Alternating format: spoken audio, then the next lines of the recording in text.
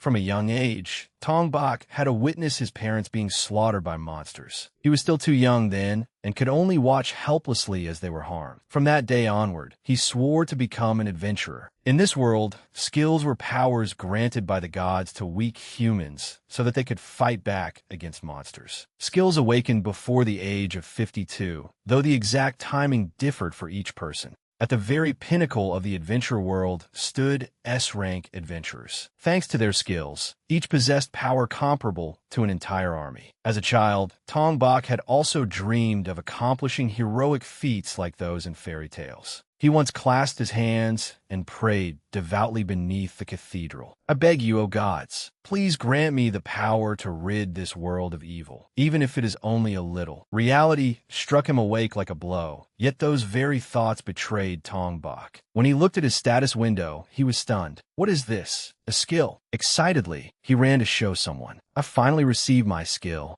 The person looked at the skill displayed on Tong Bak's screen. "Tong Bak, with a skill like this, I'm afraid it will be very difficult for you to become an adventurer." When Tong Bak formed a party with 2 other adventurers to go on an expedition, the man walking ahead shouted at him, "Tong Bak, watch where you're going." Tong Bak did not dare offend him. "Saw thee, Nyat-ten." The man continued berating Tong Bak. "We were generous enough to hire a skill-less loser like you. Don't make us any more annoyed." Indeed, Tong Bak's skill was resurrection. Resurrection allowed him to come back to life once after dying, but only once. For adventurers, skills were their most important weapons. What used was a skill that could only save their life once after death. Tong Bak lived as an F-rank adventurer. He did the only work he could do, odd jobs. Even though being an F-rank adventurer was laughable, he was still proud to contribute to the protection of his country. Not Tien even mocked Tong Bak in front of their other party member. This guy's little sister has a magic skill, yet she still refuses to party up with him. The other member smiled brightly and chimed in, "Of course, just look at him." As they made him the butt of their joke, Tong Bak could only force a smile and let it pass. Suddenly, Not Tien spun around after sensing danger behind them. A monster had launched a surprise attack. He raised his sword and summoned flames. The other member coordinated with him, lifting his axe to enhance his strength. The 2 easily defeated the small monster together. Lambton said smugly, "That was easy. Only those crafty monsters are a little troublesome, since they keep running all over the place." Not Tien ordered Tong Bak in the haughty manner of someone commanding a servant. "Hey, pick up the magic stone." Tong Bak bent down and picked up the magic stone. "Yes." As the party continued scouting, he checked the map and reported, "We've gone beyond the mapped area. We should hurry."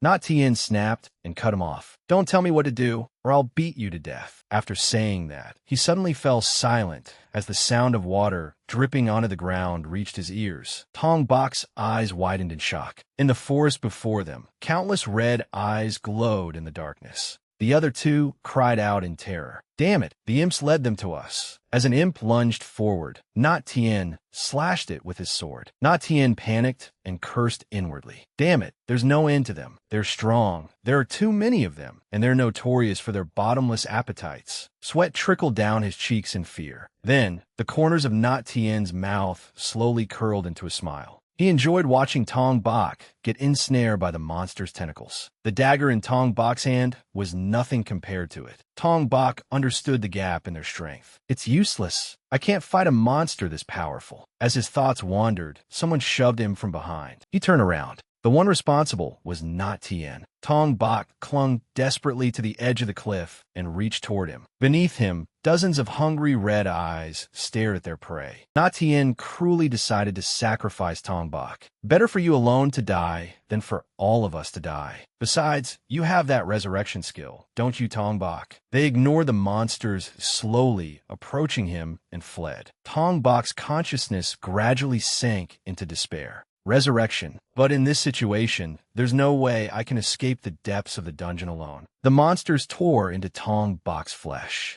Their sharp teeth clamped down on his arm. Trembling, he raised his hand. "It hurts. It hurts so much. I can't die in a place like this." In the end, Tong Bak died. His mangled body was left behind there. Then a notification appeared. Resurrection skill activated. He realized that he was still alive. So, resurrection truly brought me back from death. But what am I supposed to do now, trapped this deep inside? The first thing Tong Bak saw was a white skeletal hand. Something felt terribly wrong when he saw his reflection in the gleaming blade. Tong Bak was now in the form of a skeleton. He could not understand why he had become like this. Tong Bak tried to make a sound, but only managed a few strange noises. I can't speak. Looking at the system interface, he wondered, is this a dream? Let's check my status. Tong Bak's information appeared. Race white, level 1/5, HP 7/7, Mipe 1/1, rank E attack 3, magic power 1, skills none acquired, defense 2, speed 2. Tong Bak had to accept the fact that he was no longer level 9.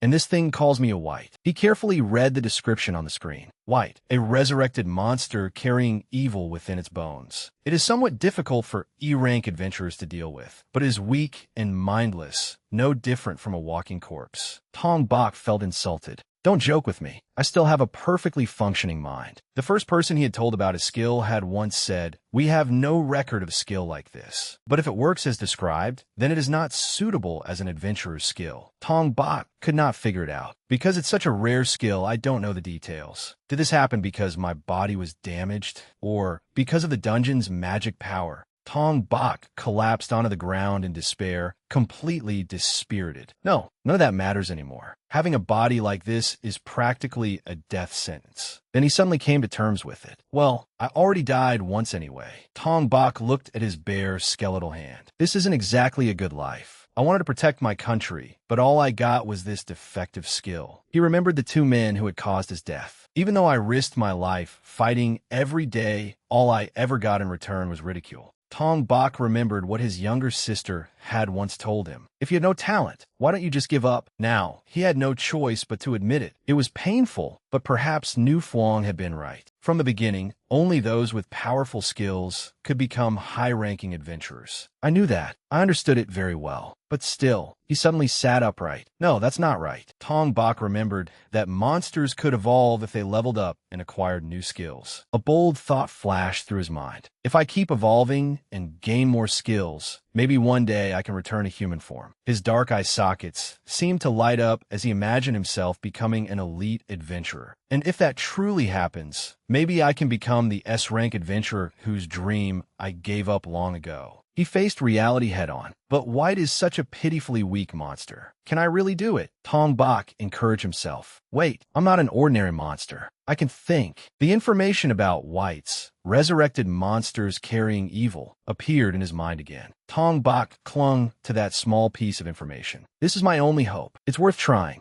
He began making his way out of that dark place. With his skeletal body, sneaking past the monsters was not difficult. Tong Bak gathered information about the terrain. What monsters look weak? What advantages can I exploit? He chose one lurking in the corner of cave. Race, Goblin. Level, 4 out of 6. HP, 9/9. Mipe, Chinch. Rank, The goblin sensed something unusual and turned around. When it saw a white skeletal hand, it shuddered. Tong Bak moved into position and successfully ambushed the goblin from behind. Tong Bak rejoiced inwardly. The bait worked. The system immediately displayed. Received 3 XP. Level increased from 1 to 3. For the first time, he felt the thrill of killing a monster. I defeated a monster with a higher level than mine. Tong Bak was proud of himself. With his body and human intelligence, once White reaches its maximum level of 5, I should be able to evolve. Tong Bak's status panel updated. His level was now 3/5, and his HP and MP were both full. He made up his mind. I've already died once. From now on, I'll level up as if my life depends on it. A long-tongued monster charged at Tong Bak from behind. He read the information displayed on the screen. Race, Goblin Slug. Level 1/5. HP, 5/5. Mipe, 2/2. Rank, E. Without hesitation, Tong Bak stabbed it with his sword. A notification appeared. Received 1 XP. Looking at the monster's body as it fell beside him, he was not pleased. That's barely any XP. Tong Bak thought. It feels like my strategy of avoiding strong monsters and hunting weak ones has reached its limit. He made a more dangerous decision. Looks like I'll have to target stronger monsters after all. If I keep this up, I can still evolve, but it may take 15 days. He temporarily set his sword against the rock wall. Then Tong Bak sat down to rest. He touched his stomach. This body seemed to need neither rest nor food.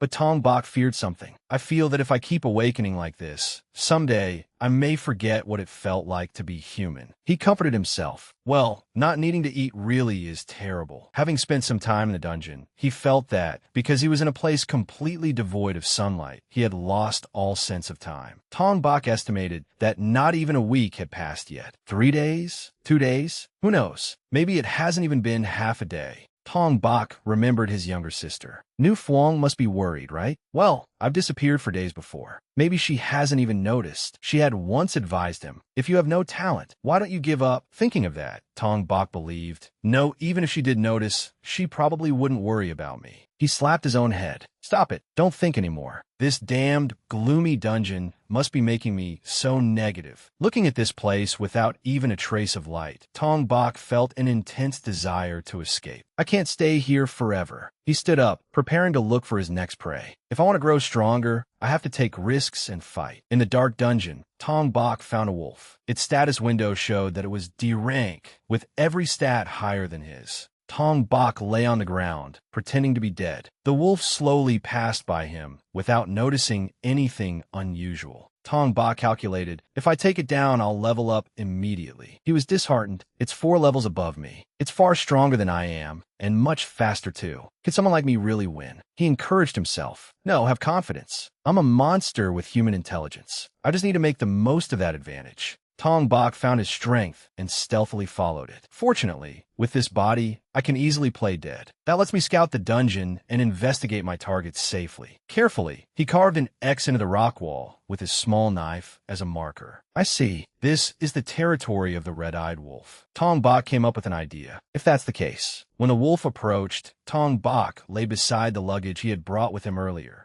The wolf approached the bag and sniffed at it. At that moment, Tong Bok seized his chance and picked up his sword. Moving as fast as he could, Tong Bok appeared behind it and drove his sword straight into the wolf's head. The wolf let out a pained howl, and hot blood splashed across Tong Bok's face. He thought, I knew you'd come investigate if you saw a corpse and luggage. As the wolf fell below, Tong Bok dropped down after it. Its heavy body crashed onto the ground. Tong Bok leaped down and delivered another fatal stab to its abdomen. He took advantage of his skeletal form. My body is nothing but bones, but that lightness is my greatest advantage. Tong Bok continued pushing his sword down. Against someone stronger than me, I'll use every means available. The wolf still had enough strength to struggle and clamped its jaws around the blade. Tong Bok was violently slammed to the ground. The wolf gripped his arm bone in its jaws and tore it off. My arm! Tong Bok used the broken end of his arm, now sharpened to a point, to stab the wolf. Determination surged within him.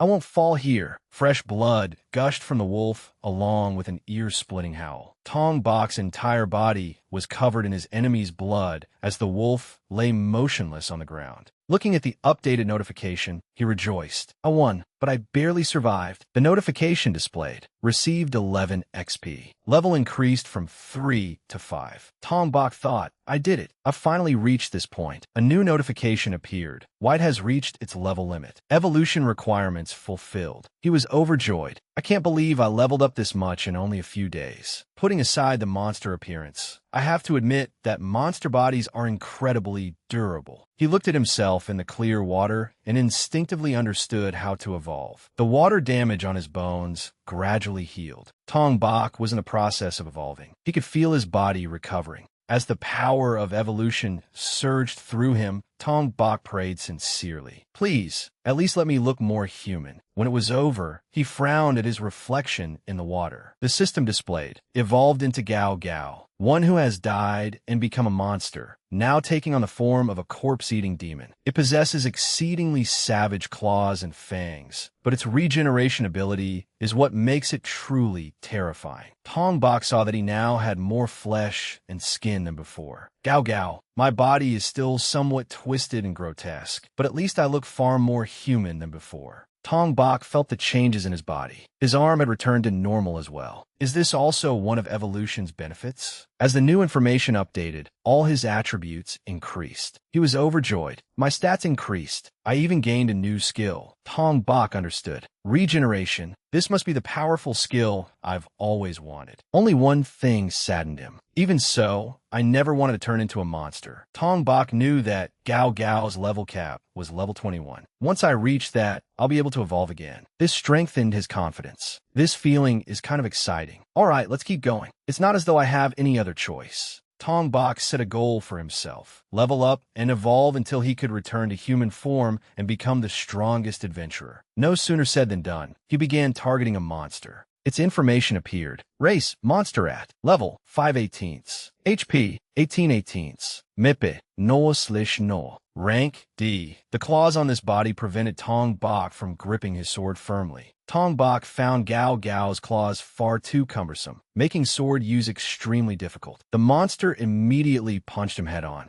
The blow sent Tong Bak reeling backward, clutching his wounded abdomen. He gritted his teeth as beads of sweat streamed down his cheeks from the pain. Tong Bak quickly hurled his sword straight at it. The monster's claws knocked the sword away, and he seized the chance to run behind it. His sharp claws carved a long gash across his opponent's back, and fresh blood gushed out. Tong Bak had learned something. With these hands, wielding a weapon would only get in his way. The status panel displayed. Received 7 XP. Level increased from 5 to 6. He felt his progress was a little slow. Even though he had leveled up, the next evolution milestone was level 20. It still felt so far away. His stats increased slightly. Race Ghoul. Level 6/20. HP 13/25. Mipe. Shapte. Rank D. Tong Bak touched the abdomen that had been injured earlier, which was now being soothed by healing energy. Regeneration activated, and the cut in his flesh gradually faded. He glanced at the monster's corpse and thought that a ghoul's body really was convenient. But then his stomach growled. He was hit by an overwhelming hunger, and Tong Bak sat down beside the monster's corpse.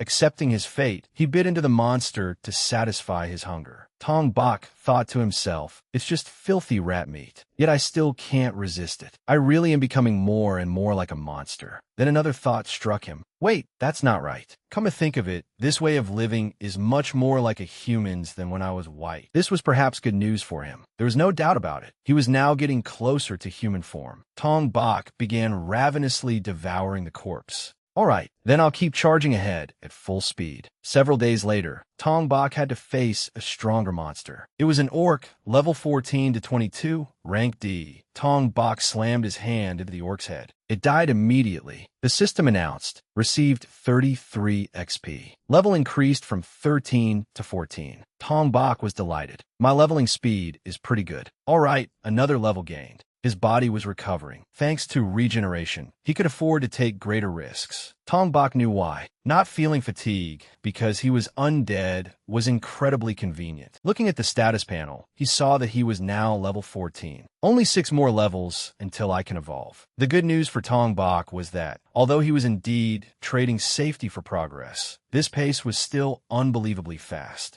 I'm much stronger than I used to be. He sat in a corner to rest, only hoping that his next evolution would make him even more human. A melancholy expression appeared on Tong Bak's face. I wonder what my little sister, Nu Fuang, is doing now. Tong Bak and Nu Fuang had once been very close, but over the past few years, she had barely spoken to him because of his skill. He could not work properly as an adventurer, and he barely earned any money. The time he spent struggling to save enough to support Nu Fuang had been truly difficult. Unlike Tong Bak, however, Nu Fuang had awakened a magic skill, one perfectly suited to becoming an adventurer. One day, when Tong Bak came to see her after learning the news, he asked, "You became a rank C adventurer?" Nu Fuang frowned, clearly unhappy to see him. Tong Bak mocked himself. "You're amazing. Meanwhile, I'm still stuck at rank D." She bluntly put her older brother down. It's foolish for someone as weak as you to stubbornly insist on being an adventurer. Nu Fuang advised him. If you have no talent, why don't you just give up? From that moment on, Tong Bak was filled with inferiority. A useless older brother and a talented younger sister. Since becoming an adventurer, she had gradually begun looking at him with contempt. He realized that they spoke less and less, until he eventually even avoided going home, because the atmosphere was too awkward. Tong Bak guessed that after so much time had passed, Nu Fuang might be wondering what had happened to him. Then again, maybe not. She had always been cold toward him. He lowered his gaze to look at his long, razor-sharp claws. If I went home looking like this, I'd definitely be destroyed on sight. Tong Bak's mouth could still only produce a few hoarse sounds. I can't even speak anymore.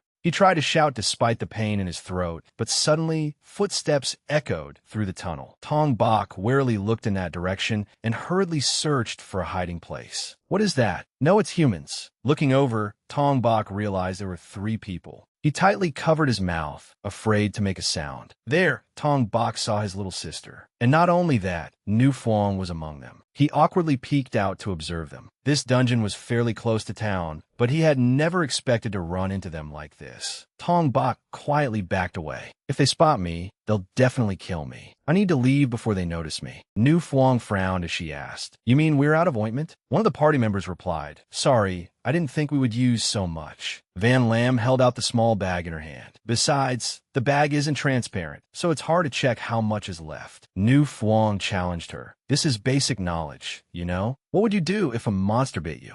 Van Lam tried to calm her down. "Come on, it's not that serious. Most wounds only need to be cleaned, then treated with a recovery potion." Nu Fuang's voice turned stern. "Listen." She turned to the other member and asked, "Do you think I can entrust my life to someone who cannot even prepare properly?" The man snapped back, "But didn't all of you agree to help me on such short notice?" Nu Fuang corrected him. "You were the only one who agreed on your own. When lives are at stake, there is no room for excuses." After hearing that, he fell silent, gritting his teeth and swallowing his anger. Tong Bak did not leave, instead staying to listen. She's still the same as always, even in a dungeon. She doesn't need to be so harsh, though she isn't wrong. Suddenly, Tong Bak's claws accidentally tapped against the rock wall behind him. Damn it! The others immediately turned toward the sound in alarm. A monster! Nu Fuang immediately raised her staff and cast ice magic. The temperature inside the cave instantly dropped. Tong Bak recognized it as Nu Fuang's skill, ice magic. Countless ice spikes shot forth from the spell. They pierced straight through the rock walls in their way. When an ice spike struck him, bright red blood sprayed out. He gritted his teeth and endured the pain as blood trickled from his arm. They had discovered Tong Bak. Q2 spoke up. "It's only a ghoul." Van Lam knew the characteristics of ghouls well. They were not particularly powerful, but they had exceptional endurance. Tong Bak sensed the approaching danger. This is bad. Things had gotten really ugly. He stepped out when he realized the adventurers had found him. Tong Bak's information was revealed. Race, ghoul. Level, 14/20.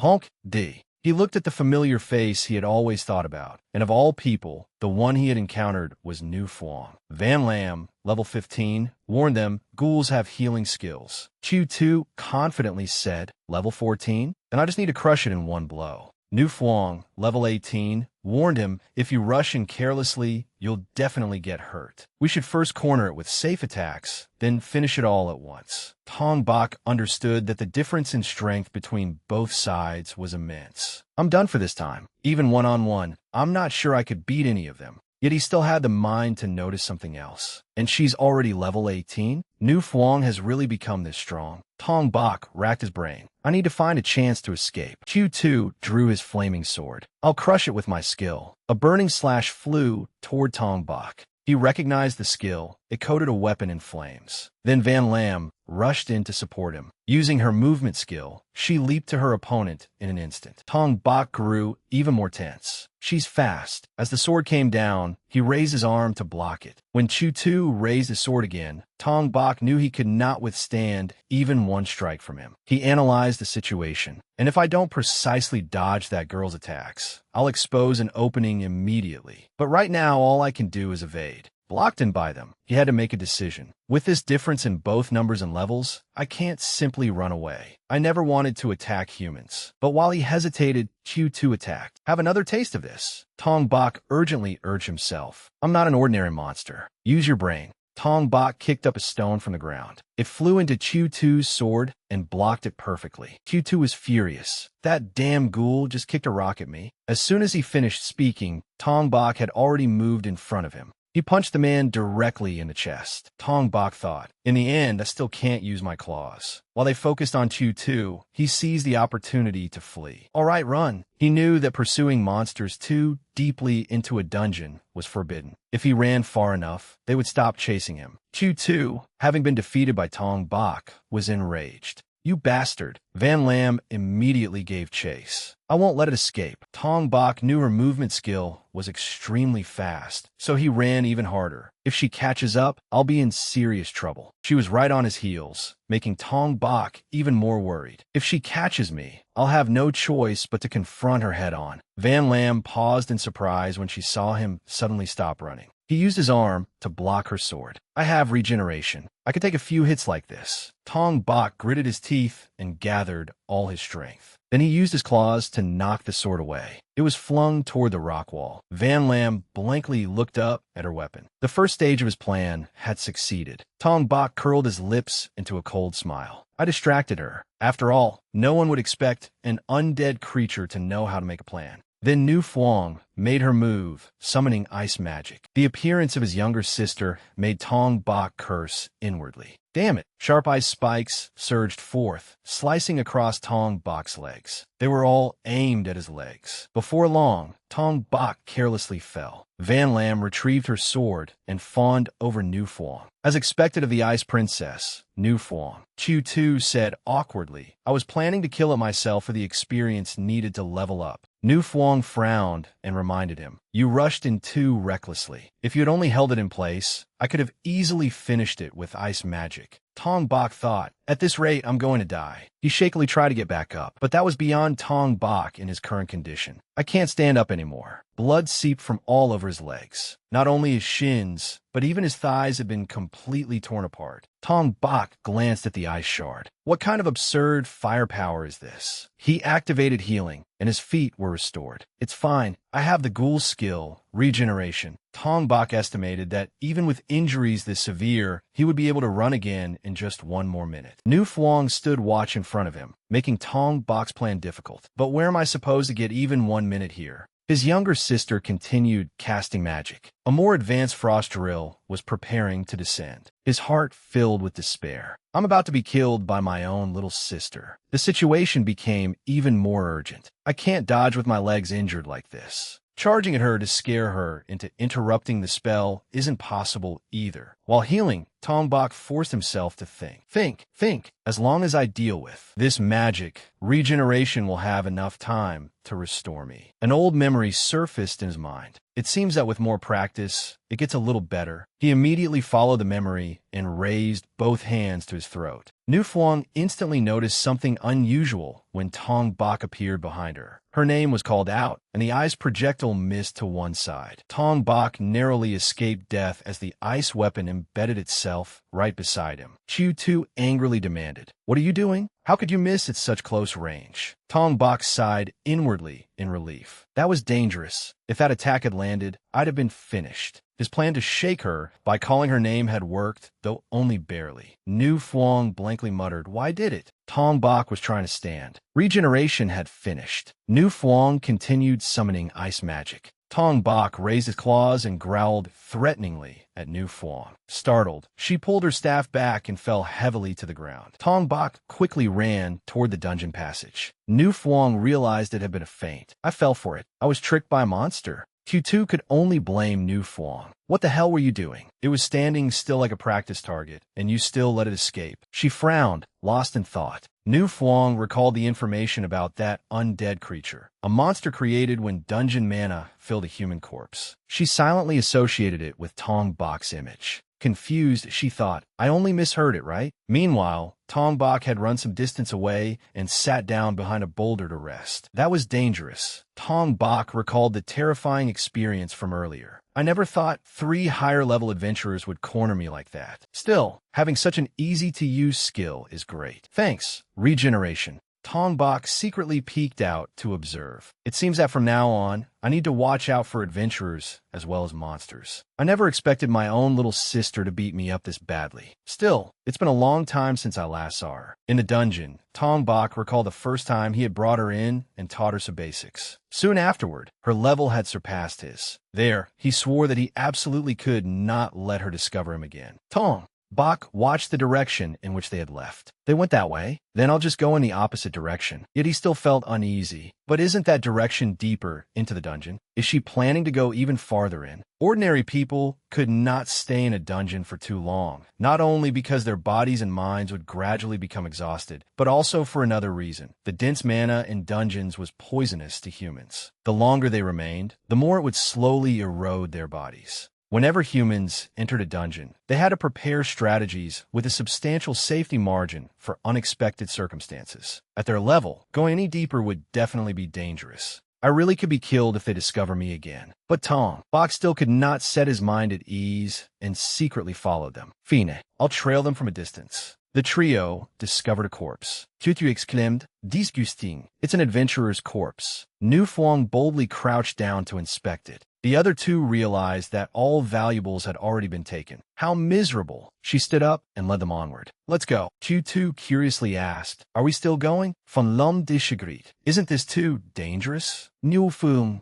replied, "I've explored as far as this countless times." Nu Fuang was confident in her own abilities. "With our skills and levels, there won't be a problem as long as we coordinate carefully. Just don't rush and recklessly like earlier." Q2 was unconvinced. So, now I'm supposed to be her background support? When she made a mistake herself just now. Tong Bok worried from behind him. Wait, she still plans to go deeper. He knew this place well. Truly powerful monsters usually live deep inside because they preferred denser concentrations of mana. Though there were sometimes exceptions, since monsters were inherently unpredictable, one always had to be prepared for unforeseen situations in a dungeon and act with extreme caution. The more he thought about it, the more something felt wrong. All this time, I thought Nu Fuang was a rational person. What on earth is she in such a hurry for? As they ventured deeper, they had to face a monster. Von Lam cursed in anger. Damn it, a giant monster is blocking the way. Race, Orc level, 22/50ths HP, 96/96 MP, 28/28 rank C. Tong Bok thought, I knew something like this would happen. Monsters above level 20 should only appear on the deepest floors of the dungeon. Nu Fuang's face had lost its former calm confidence.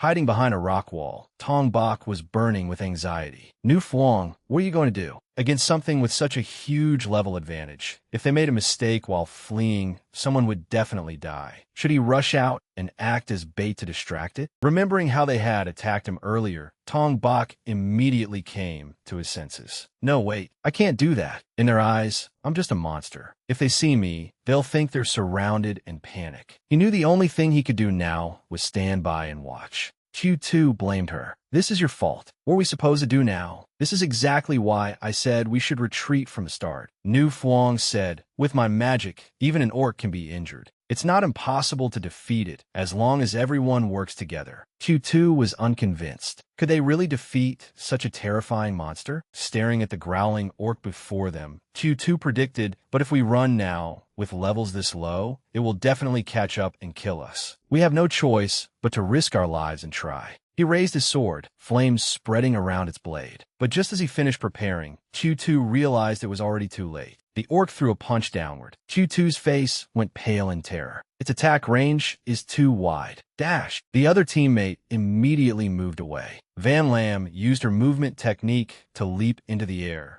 The orc immediately turned its attention to Van Lam. Meeting its gaze, she prepared herself. The orc strike swept toward Van Lam. Seeing this, Q2 cried out her name in fear. Van Lam clutched her injured arm, trembling all over. It only grazed me, yet I was sent flying. What kind of monstrous strength is this? It was Nu Fuang's turn. She used ice magic. An ice spike lodged directly into the orc's club, while another struck its waist, but neither could pierce through. The orc grabbed the palm-sized ice spike. It crushed the block of ice into fragments with brute force. Nu Fuang thought, its skin is too tough. Ice magic isn't enough to penetrate it. The more Tong Bok watched, the more worried he became. This situation is bad. Their levels were too low, and their teamwork was far too sloppy. Why would a hastily formed team dare to venture this deep? He silently called Nu Fuang's name. Nu Fuang decided, I have no choice but to use a stronger ice spell. Even if it can't kill it immediately, it should at least create an opening. She glanced at her two teammates. But that magic takes a long time to prepare before I can cast it. I need those two to create a bigger opening than before. Q2 understood clearly. It's useless. Their levels are completely inadequate. They lack speed, strength, and even magical power. He bitterly realized, at this rate, I really am going to die. Nu Fuang ordered, attack now and draw its attention. If this battle drags on too long, we won't have any chance of winning. She encouraged herself. I can't die in a place like this. We still have a chance. Tu protested en wardie. Is she seriously telling us to charge that terrifying monster? Easy for her to say when she's safely in the back line. He faced a choice. If I run now at this level, the orc will definitely catch me. I have no choice but to listen to Nu Fuang. Q2 came up with a plan, a calculating smile appearing at the corner of his lips. He called to Van Lam. He whispered into her ear. Van Lam listened intently. Tong Bok was curious. What are they doing? The orc roared and launched an attack at the two of them. Van Lam narrowly dodged a powerful blow that smashed into the rock wall. Nu Fuang thought, I want them lured a little closer, but judging by how scared they are, that probably won't happen. She summoned her magic. I can only bet everything on my ice spell hitting.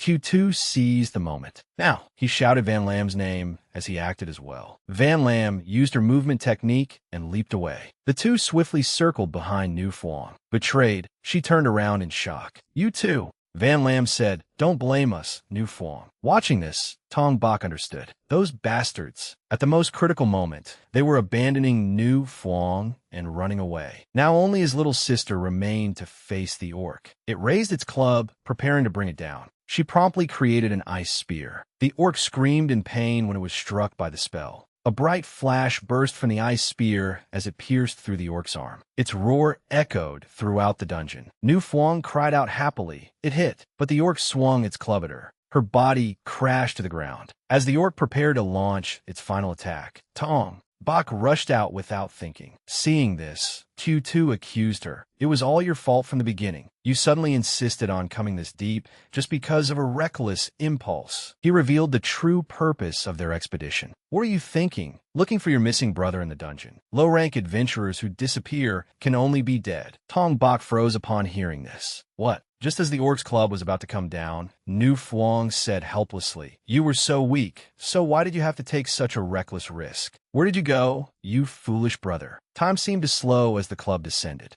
Tong Bok attacked the orc's back from behind. It recoiled in pain, pulling its arm back. Tong Bok looked back at his sister. I'm sorry for avoiding you, Nu Fuang. She had fainted from exhaustion. It was time for him to face the orc in her place. Now, let me be your opponent, you stupid big lug. His information appeared again. Race, ghoul level, 14/20ths HP, 44/51st MP, 9/14ths rank D, but the orc was in an entirely different league. Race, orc level, 22/50ths HP, 96/96 MP, 28/28ths rank C. When the club came down, Tong Bok nimbly dodged. He used his small body to duck beneath the attack. Tong Bok's eyes flicked toward the orc's severed arm. In terms of level, I'm far inferior, but has already lost one arm, and most importantly, Nu Fuang's life depends on this battle. He swung his claws at it. This was a fight to the death. Losing was absolutely not an option. Blood began to seep from the orc's waist. Tong Bok took the opportunity to grab a shard of ice. While the orc was distracted, he hurled it at its head. As Tong Bok followed his previous strategy and attacked from the side of its missing arm, the orc swung its club toward his arm. Tong Bok's forearm was injured. He realized, I thought I could turn this around just by attacking from the left where it lost its arm, but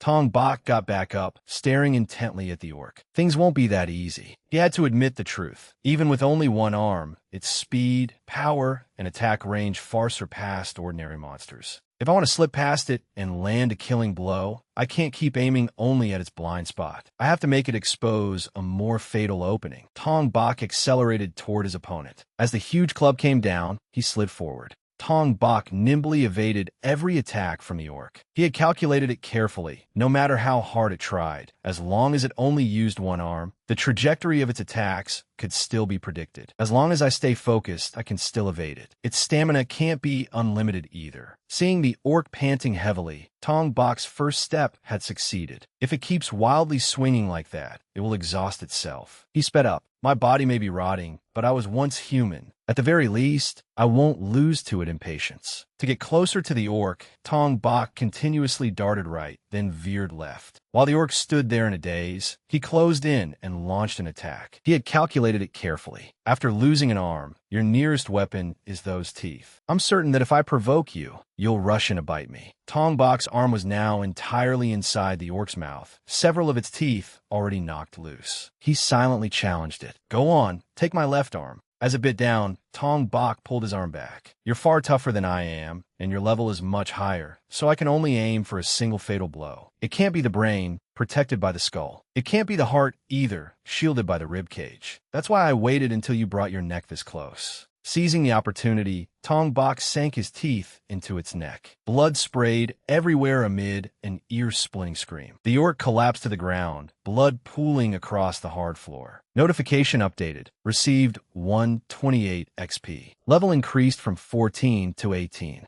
Tong Bak breathed a sigh of relief after the fierce battle. Somehow I won. He immediately activated regeneration, and the wound on his arm gradually healed. He rejoiced inwardly. This skill is incredibly useful. As long as I'm not dead, I can practically recover from any injury. Tong Bak looked at his sister. I'm sorry, and thank you, Nu Fuang. He finally understood. It wasn't that you looked down on me. You were worried about someone who stubbornly clung to his dream of becoming an adventurer, despite not even being able to protect himself. Tong Bak carried her on his back and slowly led her out of the area. He pondered, if I don't do something, Nu Fuang might come back to the dungeon again. What should I do? His attention fell on a sword lying on the ground. Tong Bak bent down and picked it up. Isn't this the sword I threw away? A plan came to him, and he began to roar. The other two adventurers heard the sound and turned around. Seeing Tong Bak preparing to attack the unconscious Nu Fuang on the ground, they shouted, "A girl is being attacked." An arrow shot toward him. He pretended to panic and ran away. Nu Fuang gradually woke up. They bent down and asked, "Are you awake?" She asked curiously, "Where am I?" Someone explained, "You fainted earlier and were attacked by a ghoul." Nu Fuang was shocked. "A ghoul? What about that orc?" She thought, "I have a feeling someone saved me, and even carried me away." It reminded her of being carried on Tong Bak's back. That feeling was so nostalgic. Nu Fuang shook her head, dismissing the thought. "But that can't be possible." Someone pointed in one direction. "Is this sword yours?" Nu Fuang picked it up. She realized, wait, this is my brother's sword. Engraved on the blade were the words, "I will definitely come back. Wait for me." Everything became clear. Nu Fuang burst into tears, calling for her brother as she clutched the sword like a precious treasure. Tong Bak ran toward the darkness. "Goodbye, Nu Fuang. We'll definitely meet again. Just 2 more levels until I can evolve again. This time, I'll surely look more human." His information was updated. Race, ghoul level, 18/20 HP. 27/64 MP, 2 out of 18 rank D, so that he could reunite with his little sister sooner. Tong Bak enthusiastically swept through the dungeon, hunting monsters. The creatures he was chasing were race, goblin bear level, 14/20 HP, 12/44 MP, 13/17. Rank D. Tong Bak focused his power and attacked them one by one. He immediately received a notification, received 15 XP. After finishing this one, Tong Bak ate its flesh. He found it utterly unappetizing. It tasted awful and smelled like wasabi. Tong Bak tore off one of its head tentacles. Their tentacles were as tough as rubber, while their skin was as hard as metal. Their insides were like a pile of rotten intestines. As he ate, he recalled, "I died because I was eaten by goblin bears, didn't I? Come to think of it, they must have eaten humans too. I hate that after becoming a ghoul, I can't stop myself from eating things like this." Tong Bak sighed. Life is full of surprises. I never imagined there would come a day when I'd be the one eating them, after they once overwhelmed me so completely. He reflected that ordinary monsters would never willingly challenge someone stronger, while humans could not remain in the dungeon for too long. A new notification appeared. Race, ghoul level, 18/20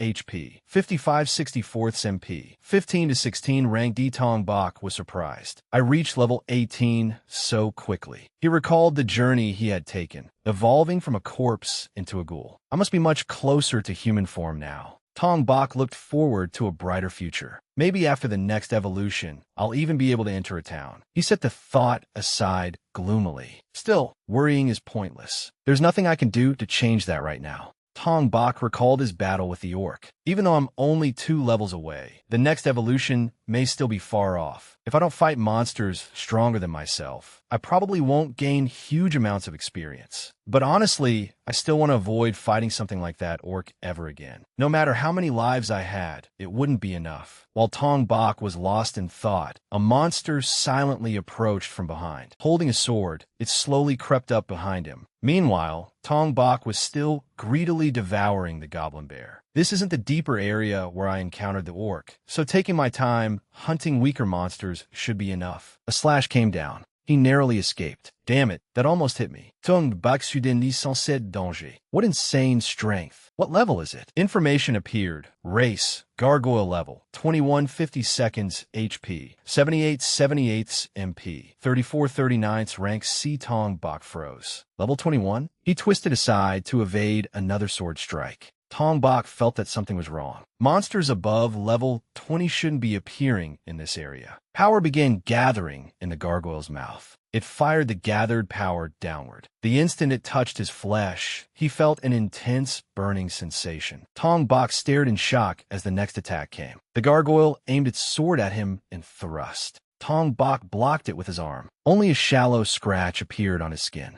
Tong Bak retreated. Its strike missed, but the shockwave still sent him flying toward the rock wall. Tong Bak realized he had barely avoided the sword, yet that elbow strike had been far stronger than expected. It breathed fire to blind me, then charged in, leaving me unable to even hear it approach. I only defeated the orc because Nu Fuang's magic had already destroyed its arm. Tong Bak quickly fled. Even though my level has increased, I can't see any chance of winning at all. The gargoyle roared and pursued him. Tong Bak glanced back as he ran. So fast, he narrowly avoided another slash. Tong Bak sped up and threw a punch directly into the gargoyle's face, knocking it down. At that moment, he realized things were even worse. There wasn't even a scratch on it. Its hardness really was monstrous. The gargoyle was completely unharmed and continued thrusting its sword at him. Tong Bak was clearly at a disadvantage and could only run. Both its level and abilities were beyond anything he could handle. But he had reached a dead end. Behind him was nothing but a rock wall. The gargoyle continued, gathering power in its mouth, then unleashed a dense blast of flame. Tong Bak raised his arm to cover his nose as it fiercely charged toward him. He swiftly sidestepped. At last, the gargoyle lost its balance and plunged headfirst over the cliff. Tong Bak clung tightly to the cliff wall with his claws and watched it freefall. You've already used that move on me once. You'll never be able to corner me, because I know this terrain better than anyone. He jumped down and landed on top of the creature. Its sharp teeth bit directly into the gargoyle. Don't underestimate someone who has lived here all this time. The two of them crashed heavily onto the ground. Tong Bak drove his fist into the gargoyle's head. He thought, I've won this way. Thanks. The damage from the fall finished it off. System notification. You have received 108 XP. Level increased from 18 to 20.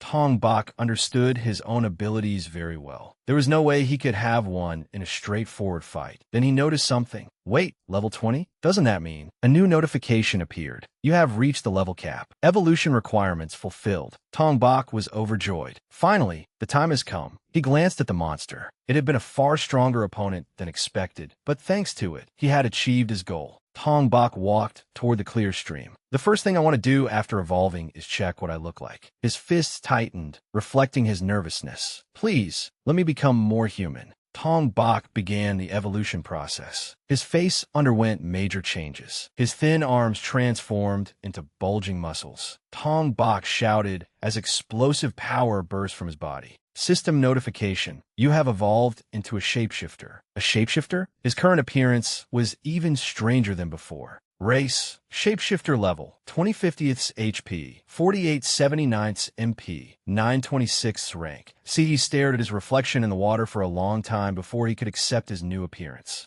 After evolving into a shapeshifter, he had suddenly grown much larger. Poor clothes. Tong Bak laughed so hard that his body trembled. There was a mask on his face that he could not remove. But this was a monster species even higher ranked than a ghoul. They said evolution brought monsters closer to their ideal form. Everything had gone completely off track. He had desperately wished to become human, but no matter how he looked at it, this was unmistakably a true monster. System notification, shapeshifter, an undead monster that specializes in imitating the forms of living people in order to attack them. It is said that anyone who sees its true form never returns unharmed. Tong Bak knew that it was a far more terrifying monster than a ghoul, imitating the forms of living people. He waited until his status window finally appeared. There it is. Race, shapeshifter level, 2050th HP, 4879th MP, 926th rank. C attack, 33 magic, 24 defense, 19 speed, 26 skills, super regeneration. Masquerade Tong Bak silently assessed the situation. His stats were far higher than a ghoul's. He compared himself with the orc he had fought before. A rank C monster was a significant threat, something an intermediate adventurer party would only barely be able to defeat. Then he noticed something. Wait, Masquerade? Tong Bak wanted to find an opening here. Could this let me turn into a human? He immediately tried activating Masquerade. Tong Bak discovered that the mask was floating in the air. His body began to transform. Tong Bak stared dumbfoundedly at his reflection in the water. I look exactly like I did before. He opened his mouth and tried to make sound. His voice was no longer as hoarse as before. It was a little rough, but it worked perfectly well. I could blend in as a human like this, as long as I cover part of my face. He looked at his trembling hand. But why does it feel like my strength is being drained away? Tong Bak realized that the skill continuously consumed mana. System information. Masquerade allows you to temporarily assume human form. Costs 1 MP. Every 10 minutes. My maximum MP is 26, so I can only stay transformed for about 4 hours at most. Tong Bak feared that once his MP ran out, he would revert to his monster form and be hunted by humans. It would be difficult to live in a city like this, but there was still hope. I just need to level up and increase my MP. The flame of faith was rekindled in Tong Bak's heart, and I can probably expect a lot from my next evolution. All right, stay calm and keep leveling up. Then, deep inside the dungeon, a sudden tremor shook the ground. Tong Bak turned in surprise as the earth began trembling more violently. He staggered and fell. What is happening? An earthquake? The tremors intensified until he clung to a rock in the corner. Eventually, they subsided. But what was that just now? Could it be a dungeon disaster? Tong Bak remembered clearly what he had heard. Deep underground lay the corpses of giant monsters. The abnormal spaces born from the evil mana leaking from their bodies were dungeons. If left unattended and allowed to accumulate mana for too long, unnatural phenomena would erupt. That was known as a dungeon disaster. Could the appearance of rank C monsters nearby be a sign of that? No, it would be too hasty to draw that conclusion from only a few cases. As he pondered, a monster appeared. Its information appeared. Race, gargoyle level, 20 to 52 HP, 76 to 76 MP, 37 to 37 rank. C. Tong Bak hurriedly stepped back. So it wasn't hasty at all. It swung its sword at him. Tong Bak bent down and picked up a stone that fit his hand. I can't attack without claws. Tong Bak used the stone as a weapon and hurled it at the gargoyle. The gargoyle stared blankly at its opponent. Tong Bak was panting. I can't draw out any strength while I'm in human form. It continued firing at him. Tong Bak instinctively raised his hand to shield his face. The gargoyle opened its mouth and growled. Its sword stabbed toward him. Tong Bak returned to his monster form and punched the gargoyle hard. The gargoyle suddenly looked behind him. Tong Bak was already used to it and quickly retreated. I knew you'd charge at me with that stone body of yours, you irritating bastard. His sharp claws sliced through the gargoyle's head, sending its stone head flying. Tong Bak landed, and the head hit the ground with a thud. System notification, you have received 90 XP. Tong Bak felt lucky. I can pass through flames thanks to super regeneration. But thinking about how easily I defeated a gargoyle that once made me run for my life. Maybe I could even take down an orc by myself now. Tong Bak was proud of his strengths. Monsters may be powerful, but their lack of intelligence is their weakness. I don't have that weakness. I can resist the dungeon's mana, and I don't even get tired. Maybe I'm closer to my next evolution than I thought. Tong Bak breathed a sigh of relief. I have nothing to fear, even if countless gargoyles rush me. Then a rumbling sound echoed again. A pack of gargoyles approached, roaring as their crimson eyes fixed on him. Two more in the pack received the signal. Tong Bak instantly ran. Forget it. There are too many. I'll still die. The gargoyles immediately pursued him. Tong Bak hid behind a boulder. They're gone. As long as I shake them off, I'll be fine. But he could not ignore this sign. The monster appearance rate was clearly getting higher. Something had definitely happened in this dungeon. Tong Bak continued fighting monsters, making use of his sharp claws. He swiftly killed the monster. System notification: you have received 90 XP. Level increased from 20 to 21. Tong Bak silently marveled. Shapeshifters really are incredibly strong. I can't believe the gargoyles that gave me such trouble when I was a ghoul are so easy to deal with now. He raised his hand and looked at it. Just a minor scratch. Tong Bak activated regeneration and watched the wound gradually heal. He pondered, I possess an exceptional physique, sharp claws and fangs, incredible endurance, and all sorts of skills. A monster's body is absurdly stronger than a human's. New information updated. Race: shapeshifter level, 21/50ths HP, 79/86ths MP, 26/28ths. Tong Bak guessed that his next evolution at level 50 might come sooner than expected. But with rank C monsters appearing in such large numbers when this area should only contain rank D monsters, this was definitely a dungeon disaster. The orc that had appeared in the upper levels earlier had probably been a sign as well. Once a dungeon disaster begins, high-level monsters emerge in great numbers. They crawl out and begin ravaging the surrounding area. The only way to stop a dungeon disaster is to defeat the dungeon's heart. In other words, its boss. What a pain. I don't know what will happen if this dungeon disaster continues. Then footsteps sounded again from within the darkness. Tong Bak cautiously listened in silence. Monster footsteps? As the other party approached, Tong Bak realized that it was not a monster, but a human. The man was Tu Vu, level 20. He was convinced that, with the recent earthquake and gargoyles appearing everywhere, a dungeon disaster was imminent. Vu Huan, who was with him, spoke up. What terrible timing. Looks like we need to head back and report this. Deep Lin suddenly said, What are you talking about, Vu Huan? We should defeat the boss before anyone gets hurt. Hidden behind the boulder, Tong Bak regretted his carelessness. I should have run away immediately. Their levels are a little higher and more even than Nu Fuang's party. If we fight, I'll be in serious danger. Vu Huan asked, Why should we take such a huge risk? Tu Vu explained, The longer a dungeon disaster continues, the more uncontrollable it becomes. Since we discovered it this early, we have a great opportunity. Vu Yuan Foned. You mean we should fight now? Don't you think that's naive? If a dungeon disaster occurs, the boss's level will rise, and its form will change. Challenging the dungeon lord directly without any information is too reckless. He spoke casually. So what? The boss's mana stone will definitely sell for a fortune. Vu Huan knew perfectly well that he was simply. Tu Vu analyzed the situation. If this area becomes a monster nest, commerce will be severely affected. The damage will be far greater than you imagine. It will not just be monster attacks. Unemployment and famine will surely follow. As adventurers, isn't it our job to stand up and fight to protect the people of the city? Those words reminded Tong Bak of the sight of his mother being seized by monsters. His heart sank, and he continued listening in silence.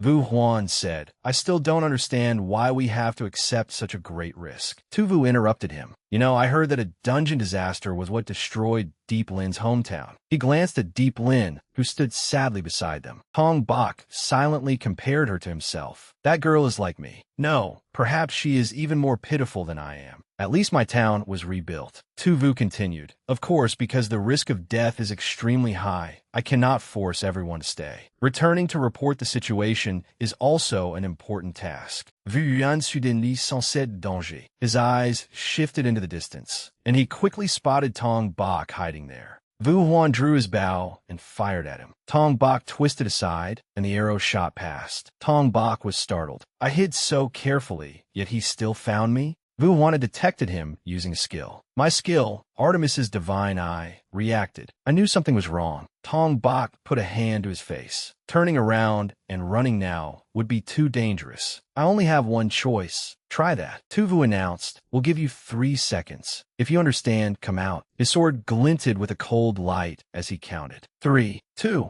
When he reached 1, Tu Vu attacked. Tong Bak silently activated Masquerade. Tong Bak's hand had turned human as he raised it. His whole body was tattered, and he looked frightened. Wait, I'm just an adventurer. Tu Vu withdrew his sword. Oh, you're human? Sorry about that. Vu Huan still did not let down his guard. Why were you sneaking around here? Tong Bak explained. I didn't know whether you were adventurers or bandits. And even if you weren't bandits, encountering strangers in a dungeon rarely leads to anything good. Vu Huan thought, this guy is really strange, and far more guarded than necessary. Worst of all, he looks incredibly suspicious. Tong Bak put on an innocent, harmless expression. Vu Huan hesitated over whether he should shoot him anyway. Tu Vu, however, thought, his clothes are in tatters, and he is clearly on guard against us. No matter how I look at him, he doesn't seem like an ordinary adventurer. Tong Bak realized that simply transforming into a human might not be enough to fool them. Seeing the cold expressions on the two men's faces, he knew the situation had not improved at all. Tong Bak observed their attitudes. I changed my appearance immediately with Masquerade, but they still seemed deeply suspicious of me. Vu Huan had yet to lower his bow.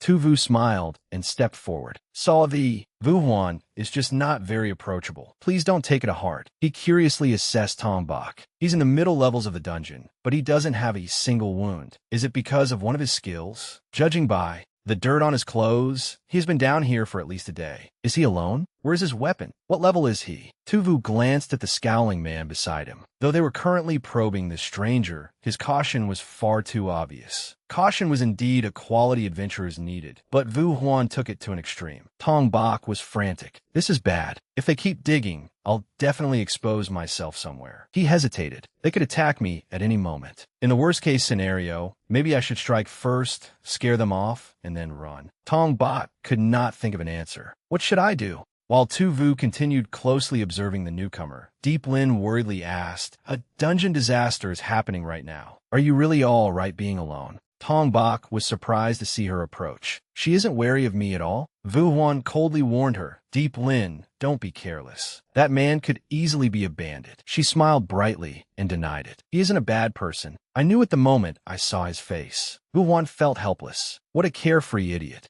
Deep Lin asked, did you come all the way here alone? Where are your companions? Then she offered, if you're in trouble, we're willing to help you get out. Tong Bak hurriedly avoided her. I'm Fine. Tu Vu was telling Vu Huan that there was no need to keep his bow drawn. Deep Lin looked into the darkness and asked worriedly, he's gone. Do you think he'll be all right? Vu Huan angrily scolded her. Idiot, as if we would help such a suspicious person get out. She pouted. Do you have to be so harsh? He was a little strange, sure, but there's no way he was a bad person. If we leave him alone, he might die in the dungeon disaster. Tu Vu reasoned. He is very suspicious. I think there's a high chance he's an exiled criminal. Even if he isn't, chasing after someone who is wary of us would only lead to a fight. Deep Lin insisted, but I still feel that he isn't a bad person. Tu Vu said, fighting someone else in a dungeon is dangerous for everyone involved. He may indeed be a criminal, but since he chose to leave on his own, there is no need to pursue him. Vu Huan frightened him too much earlier. His gaze shifted toward the person responsible for the situation, then to Deep Lin. It had been an extremely dangerous situation, and neither side could act carelessly. Yet Deep Lin's kindness had allowed Tong Bak to leave safely. Thanks to her calming the atmosphere, they had been able to part peacefully. Tu Vu appraised him. This level of vigilance and composure was certainly a fine quality for an adventurer. However, Deep Lin's faith in people might also be a virtue. All right, forget about him. Let's discuss what to do next. So what now? Retreat or continue toward the boss? I'll let you decide, Vu Huan. Vu Huan lowered his eyes and thought for a moment before speaking. It's not because I sympathize with your ideals, nor because I feel sorry for Deep Lin. But dealing with this now would indeed be much easier. If you truly want to, I can come with you. I'm the rear guard, after all. At worst, I can still run away. Moved by his words, Deep Lin called out, Vu Huan. Tu Vu happily slung an arm around him and praised him. Well said, you fake good guy with a sour face. Annoyed, Vu Huan reminded him, it's only because I can use you as a shield if something happens. Take your hand off me right now. Deep Lin reassured them. We'll be fine. After all, we're one of the association's strongest teams. I'm sure that if we work together as usual, we can handle this enemy. Deep Lin thought to herself, a dungeon disaster. She remembered the savage appearance of the monsters that had slaughtered everyone where she used to live. Deep Lin made a vow. As long as there was something she could do, she would never let that kind of tragedy happen again. Meanwhile, Tong Bok finally dared to stop and rest. In the end, all I know how to do is run away. He curiously looked back. Did I really seem that suspicious? Why didn't they chase after me? Tong Bok remembered when Deep Lin had asked him, are you really all right being alone? Her words warmed his heart. It had been a long time since anyone had spoken to him so kindly. After all, it had been more than a week since he had turned into an undead. Even his former teammates had treated him coldly. But then he remembered what they had said earlier. They said they were going to challenge the boss. Are those people really planning to do that? They do look like a high-level team, but I still can't help worrying about them facing the boss of a dungeon that's gone out of control. Tong Bok shook his head. No, worrying about them is pointless. Vu Huan's wary attitude made him understand clearly that even if he managed to explain things to them, it would certainly lead to a fight afterward. Tong Bok sat down to rest. They dared to head into that battle because they had confidence in their strength. With how suspicious I seem right now, I'd only get in their way. He looked at his trembling hand. Worse still, I can't use my power while in human form, but I can't reveal my true form either. So I can't do anything at all. Tong Bok recalled Tu Vu's cheerful introduction. We are adventurers. Isn't it our job to stand up and fight to protect the people of this city? His expression turned grave. The scene shifted to the three of them. Vu Huan sensed an immense pressure of magical energy in the dead end. So that guy's the dungeon boss. Tu Vu warned his team, don't lower your guard for even a moment. We may be facing the strongest monster we've ever encountered. Before them stood a gigantic monster. It was the ruler of the dungeon. It let out a thunderous roar. Deep Lin stared at its level in alarm. Level 30, that's even higher than I expected. But even if they wanted to retreat now, it was too late. Tu Vu swiftly gave orders. I'll take the front. Deep Lin circled around to its flank. As an experienced adventurer, he knew that against an enemy of higher level, they absolutely could not prolong the fight. They had to go all out from the very beginning. He immediately slashed out a blade, Aura. The boss blocked the strike. Tu Vu thought it stopped my attack, but he changed his target. Your arm is exposed. He brought his sword down, and the collision burst with a flash of light. Tu Vu was stunned. What? Its body is unbelievably hard. There wasn't even a scratch on that arm. Deep Lin rushed in to support him. She nimbly ducked beneath a slash. Deep Lin realized its level is certainly surprising, but it isn't very fast. I won't lose to a monster in a sword fight. Deep Lin gripped her sword tightly. Seizing an opening, she swung upward and slashed across the boss's abdomen. Yet reality left her disappointed. It feels like I didn't do any damage at all. An arrow shot toward it from the side. It shattered upon striking the boss's shoulder. Vu unréaliste, useless. My arrows have no effect at all. Tu Vu had already figured it out. So it's slow, but has extraordinarily high defense. Still, its body is far too huge. He quickly analyzed the situation. If they could not pierce that stone hide, their best choice was to target its eyes. However, getting past the two swords that the monster wielded was nearly impossible. The boss raised its sword again. Tu Vu immediately blocked it. The force behind the blow made him visibly struggle. Think, there must be a way to win. Then the boss unleashed a new skill. Red energy appeared around its body, while a magic circle formed beneath Tu Vu's feet. He cried out in alarm. It even has magic skills. A blazing vortex erupted from the boss. The flames engulfed Tu Vu, leaving obvious burns on both his arms. Tu Vu glanced at his teammates. Deep Lin seemed safe, but she had completely lost hope. His hand gradually tightened around his sword hilt. If I waver now, as the team leader, the entire team will collapse. No matter how hopeless it is, I have to keep attacking. Tu Vu gathered his strength and swung his sword at it. The boss's body blazed with fire. He stamped his foot and charged forward. I have to close in and attack it immediately. Ignoring the scorching flames, Tu Vu narrowed the distance. You can't. His sudden assault caught the boss off guard. A powerful blade, aura, came crashing down. Let's see if you can block this. Take my strongest attack. A crack appeared atop its head. Tuvu immediately called out, Vu Huan now. Vu Huan drew his bow and fired an arrow. You're taking too much of a risk. The arrow struck the eye on its abdomen. Tuvu breathed a sigh of relief. At last, we landed some solid hits. Its counterattack is definitely coming next. The moment he looked up, he was startled to see the boss's entire body unleashing tremendous power. It swung its sword down. Tuvu's sword was knocked from his hand, and his body was thrown backward. Blood began seeping from his body. Vu Huan called out in concern. Tuvu is down. We have to retreat. Deep Lin. The boss looked toward the opponent it had just defeated. Deep Lin unwillingly called out, Tuvu. She rushed forward and stood in front of the boss. Vu Huan gritted his teeth and cursed. Damn it, Deep Lin, you stupid idiot. After an unknown amount of time, Vu Huan had also been defeated. Deep Lin, barely holding on, struggled to remain standing. She blamed herself. If only I could carry two Vu on my back and fight at the same time. But there's no way I can take him with me and escape from here. I know that, but Deep Lin said apologetically, I'm sorry. We drag you into this, Vu Huan. At least you should be able to escape, Vu Huan reminded her. Don't talk as if I have no other choice. Exhausted and on the verge of passing out, he said, Deep Lin, I've never let others make decisions for me. Staying here and continuing to fight is my own choice. Deep Lin turned back and called out to him worriedly, Vu Huan. At that moment, the boss prepared to attack her. She shut her eyes tightly and accepted her fate. Tong Bok seized the moment to pick up Tu Vu's sword. He blocked the strike in Deep Lin's place. The pain she had expected never came. She opened her eyes and saw that she was still alive. Deep Lin saw a pair of bare feet. Tong Bok was the one who had blocked the sword. I can't keep running away like a coward forever, he shouted with force. Come on, then. I'll be your opponent, you damned stone statue.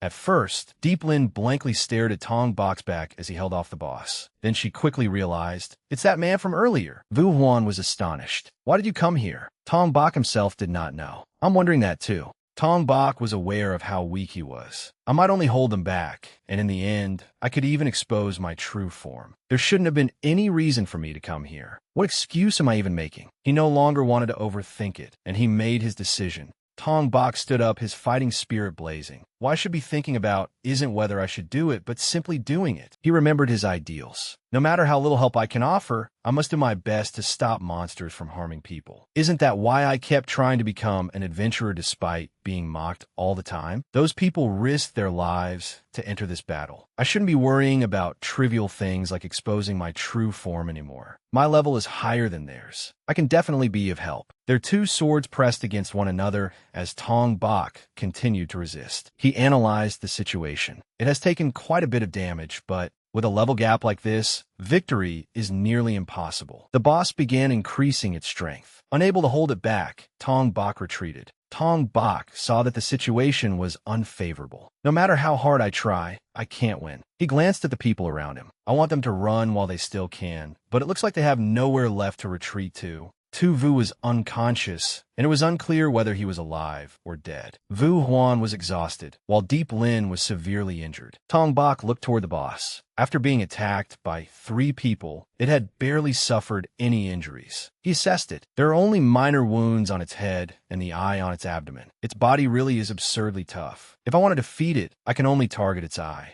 Its blade swept toward him again. The boss's face filled with viciousness. Tong Bok stepped back, but he was a moment too slow. Blood burst forth in a spray. Dai Ling Wachet An Si Oli. He took a heavy blow. Vu Huan forced himself to stay conscious as he observed the battle. He seems somewhat capable, but it looks like this is his limit. A bright blue light flashed in Tong Bok's eyes. The boss was startled by its opponent's actions. That strike was only a superficial wound to him. Tong Bok raised his sword and slashed. You left yourself open. Sorry, but I'm much tougher than I look. Sword light cut across the eye on the boss's abdomen. Enraged, it wildly swung its swords. Tong Bok immediately retreated. Tong Bok instantly used super regeneration. I have this skill, and I also possess an undead body's resilience. There's no way I would die from a wound like that. Once his stamina recovered, he continued. Now, the real battle begins. The boss unleashed its trump card, Flame Vortex. Tong Bok watched carefully. It's setting its own body on fire.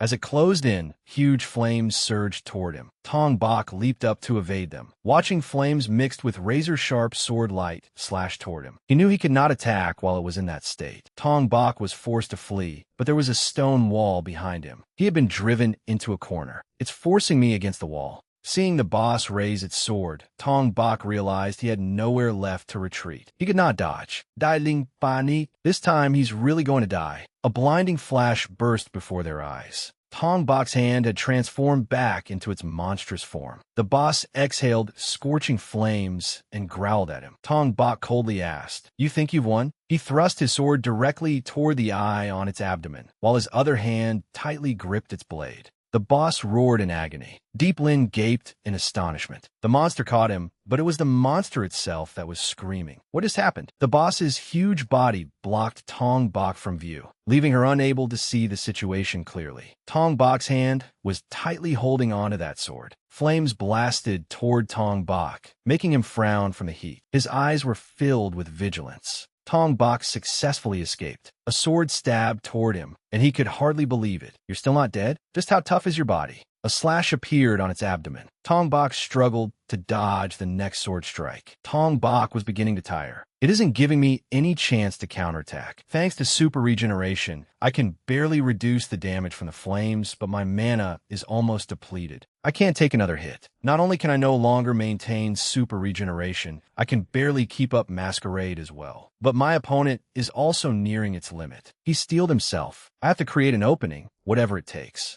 Tong Bak was in grave danger, surrounded by flames. He racked his brain. Its attack range is too wide. I can't get close. It already knows about my body now, so I can't ambush it again. Tong Bak looked to the side. "First, I have to get away from this wall." The boss anticipated this and swung its sword down to block him. He grew even more tense. "It looks like it has no intention of letting me escape." Deep Lin worriedly watched him. "If this keeps uphill," Vu Huan reached for his bow. "I have to do something." His hand managed to grasp it. Vu Yuan firait dans la roue. "I won't just stand by after a passerby. Save my life like this." The arrow shot toward the ceiling of the dungeon. Tong Bak was surprised. That archer from earlier, did he miss? The arrow embedded itself in the stone, creating a crack. A large rock fell onto the boss's head. Tong Bak was surprised when he understood Vu Huan's plan. The stone had struck the crack on the boss's head. Seizing the opportunity, Tong Bak raised his sword. "The crack in its forehead is spreading. This is my only chance." His sword pierced the wound he had made earlier in its eye.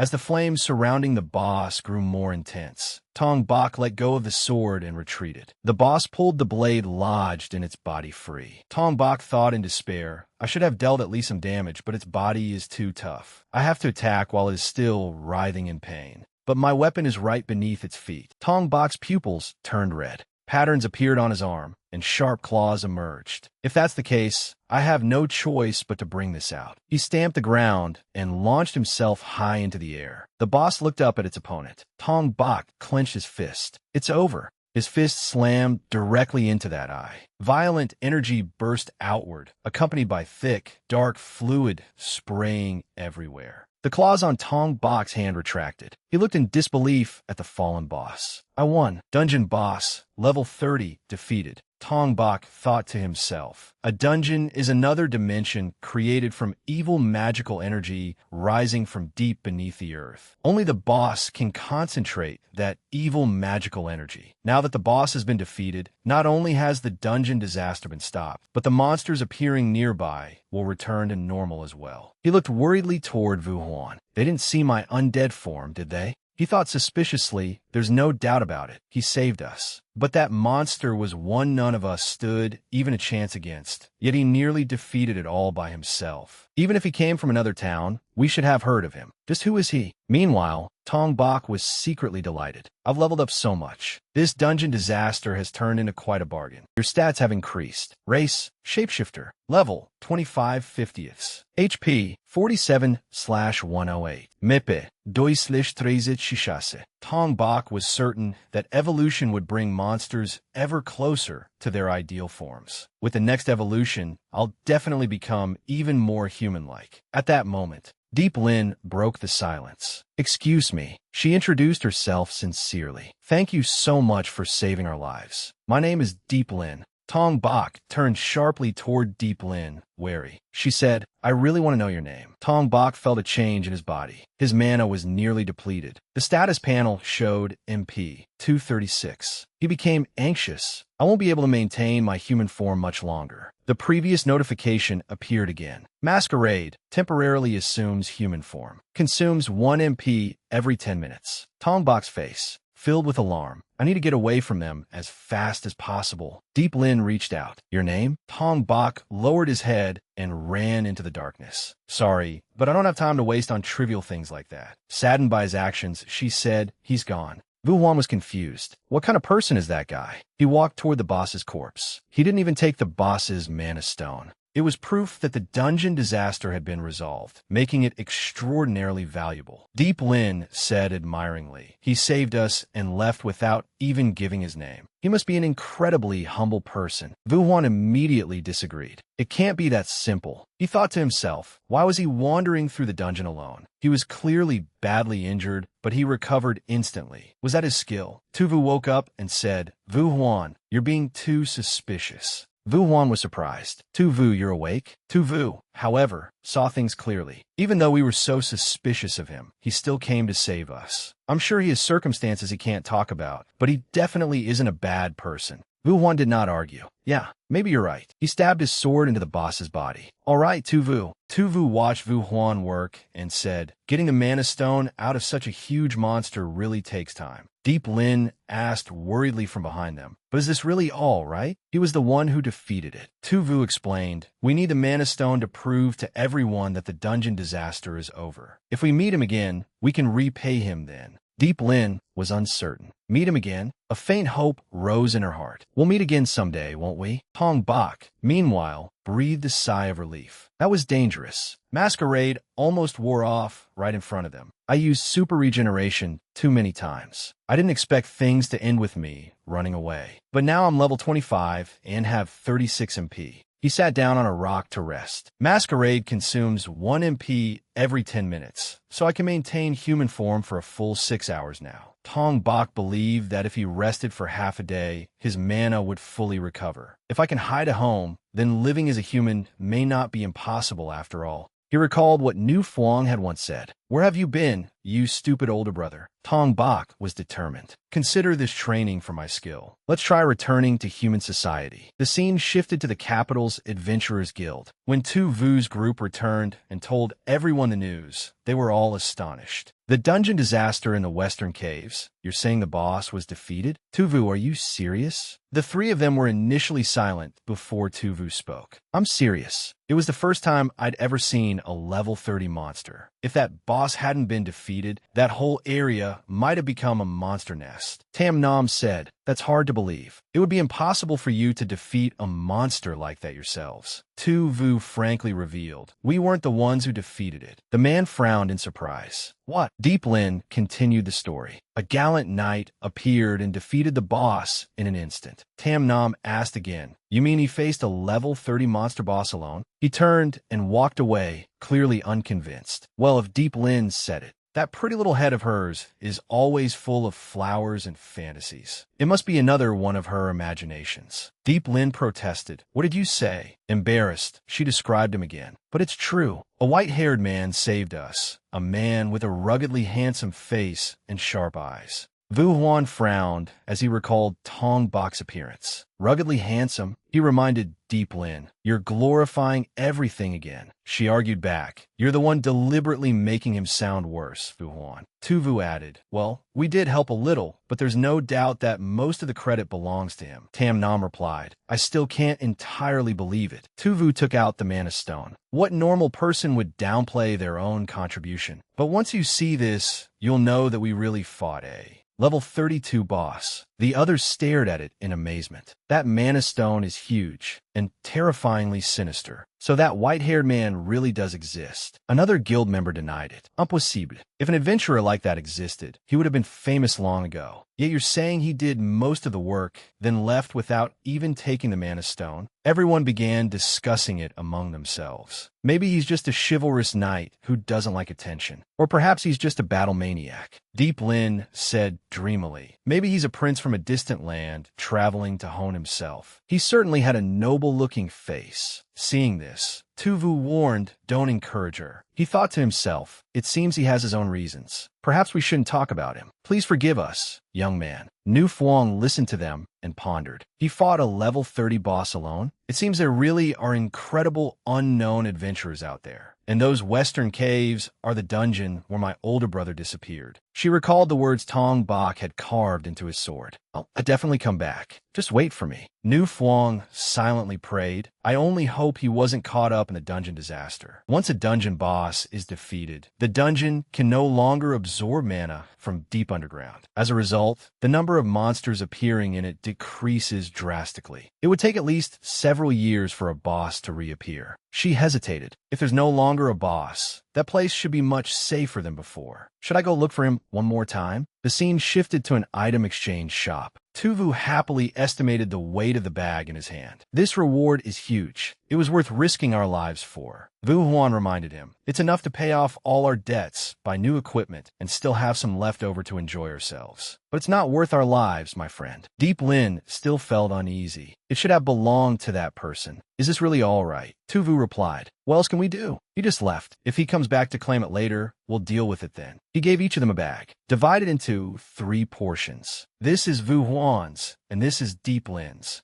Tuvu handed her another small bag, then took some more from his own share and gave it to Deep Lin. She raised her voice. "Tuvu, I can't accept this much." He smiled brightly. "Don't be so polite. You're going home for the first time in a long while, aren't you?" Tuvu became serious and warned her, "Just be careful. Things in town are really bad now." Deep Lin lowered her head. "Tuvu, I'm sorry, and thank you so much." She promised, "One day I'll repay this kindness tenfold." "All right," he replied cheerfully. "I'll be waiting." Deep Lin beamed and waved goodbye to Tuvu. He waved back. Vu Huan complained. "That girl plans to donate nearly all of it to the church that raised her. Throwing money away just to keep that place running is idiotic. I'm sick of Deep Lin's naivete and your hypocritical morality." Tuvu changed the subject. "It seems the mana deep underground is growing stronger every year. According to some renowned scholars, within a century, this entire kingdom will be swallowed by dungeons. Maybe risking our lives and giving the money we earn from the dungeon disaster to orphans is truly meaningless. But humans are creatures who cannot stop doing something, no matter how ineffective or pointless they know their actions are. Isn't that why you agreed to fight the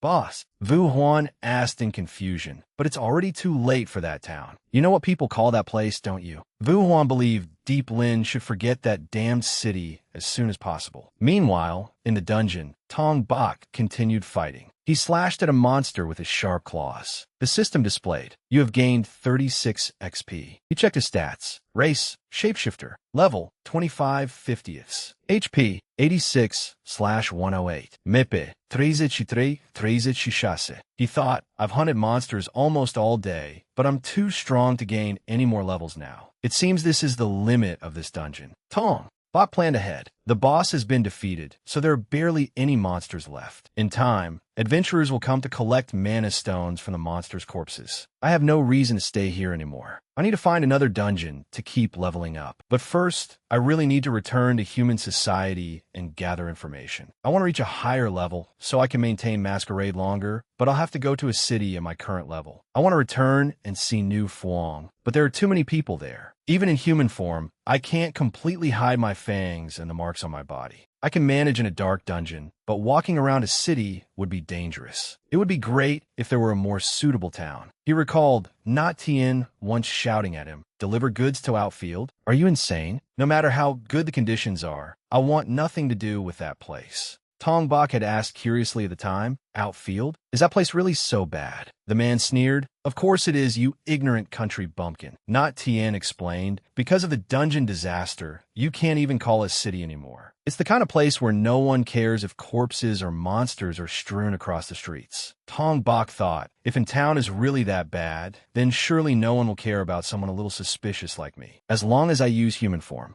I can get some clothes and wear a hood to hide my fangs and skin color. Tong Bak headed for the dungeon exit as dazzling light shone in. Meanwhile, he continued calculating. If I stay an inn, I can recover mana from Masquerade. As for money, I just need to sell the mana stones from the monsters I hunted. Tong Bok stepped outside. Let's give it a try. I'll sneak into the ruined city of Outfield. He felt sunlight he had not seen in a long time. Tong Bok had arrived in the town, which was steeped in a gloomy atmosphere. He assumed human form and looked around in surprise. So this is the rumored ruined city, Outfield, the town the kingdom abandoned after the dungeon disaster. He glanced at the townspeople on the street. They really do look shabby, just as people said, but they still seem fairly normal. Tong Bok thought happily, this is just a test to see whether I can use masquerade to enter a town and find a dungeon. But being among humans again feels wonderful. He felt somewhat self-conscious about his tattered appearance. But I don't like the way people are looking at me. I need to buy clothes that cover my face better. I need to hide my fangs. Right now, I can only maintain masquerade for around 6 hours. I need to find an inn where I can safely rest in monster form. But first, I need money. Tong Bok went to an item exchange shop and placed 3 dark red mana stones on the counter. Mana stones from monsters over level 20. And there are 3 of them?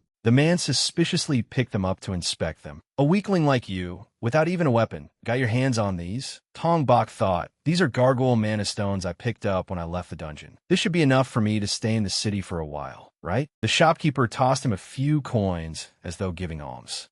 About 500 gold. Tong Bok angrily protested. Are you joking? You counted wrong, didn't you? In the capital, I could sell these for more than 10 times that amount. The man replied indifferently. That may be true. The shopkeeper repeated, but this isn't the capital. This is Outfield, the city of those abandoned by society. The shopkeeper immediately concluded, what I mean is, these are obviously stolen goods, aren't they? Tong Bok denied it. No, they aren't. The shopkeeper assessed him. At this guild, we don't ask for your name or adventure card. We don't ask where you came from, and we don't care how you obtain mana stones. Even if your clothes looked like they were drenched in human blood, I wouldn't bother blaming you. He even offered a kind warning. You could take them somewhere else to sell, but you'd better be careful if you want to leave this city alive. Tong Bok irritably took the small bag of money and left. Damn it, this place is far worse than I thought. With this much money, I'll be broke in 2 or 3 days. He could immediately tell I'm unfamiliar with this place. There's no point bargaining when I know nothing. Suddenly, a man blocked his path. I've never seen you around here, kid.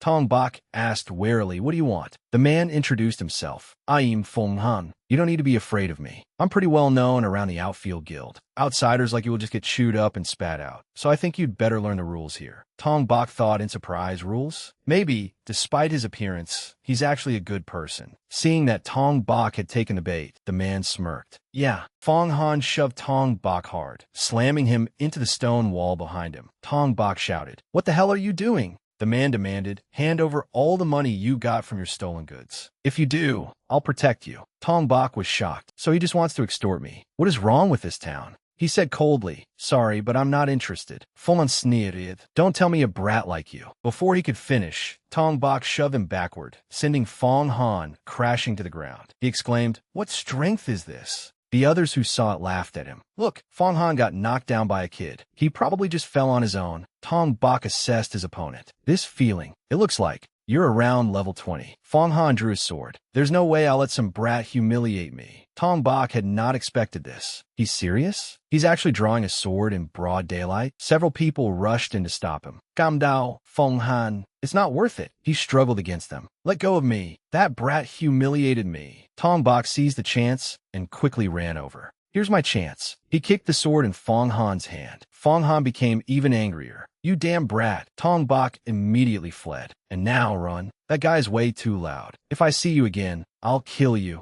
Tong Bok stopped only after running far enough. I could probably beat him, but that would only make me stand out more. I just got to the city, and I've already been cheated out of money and extorted. That's a terrible omen. At night, he rented a room to rest. Tong Bok wondered, why do I feel even more tired than I did in the dungeon, where I risked my life every day? He looked over the things he had bought. I bought a knife for self-defense, a cloak to conceal my face, and a room, so now I'm completely broke. Rusty dagger, cheap stolen goods, 240 gold. Old cloak, also stolen, 60 gold. In room, 110 gold. Tong Bok found his situation absurd. I can't even rent a shared room to save money, because I need to deactivate the skill to recover mana. It had been a long time since I had returned to a human settlement, so I wanted to stay a little longer. But I needed to gather information about the dungeon and leave before anyone discovered my identity. Still, I had confirmed that I could use my skill to enter human cities. The scene shifts to the next day. When Deep Lin brings a bag of supplies to Father Vong's son, he asks worriedly, "Is it really okay to give us so much? You're not exactly well off yourself, are you, Deep Lin?" Holding a child in her arms, she smiles. "Please don't worry, Father. I may not look like much, but I'm a promising rookie in the capital now. This money will help a lot. Being able to leave this place and earn a living on my own is already more than enough for me." He advises her, "It would be better for you if you could forget about it." Deep Lin cuts him off. "No, I could never forget. I will never forget the church that raised me after I lost my parents in the dungeon disaster. Besides, I still have so many younger brothers and sisters here, don't I?"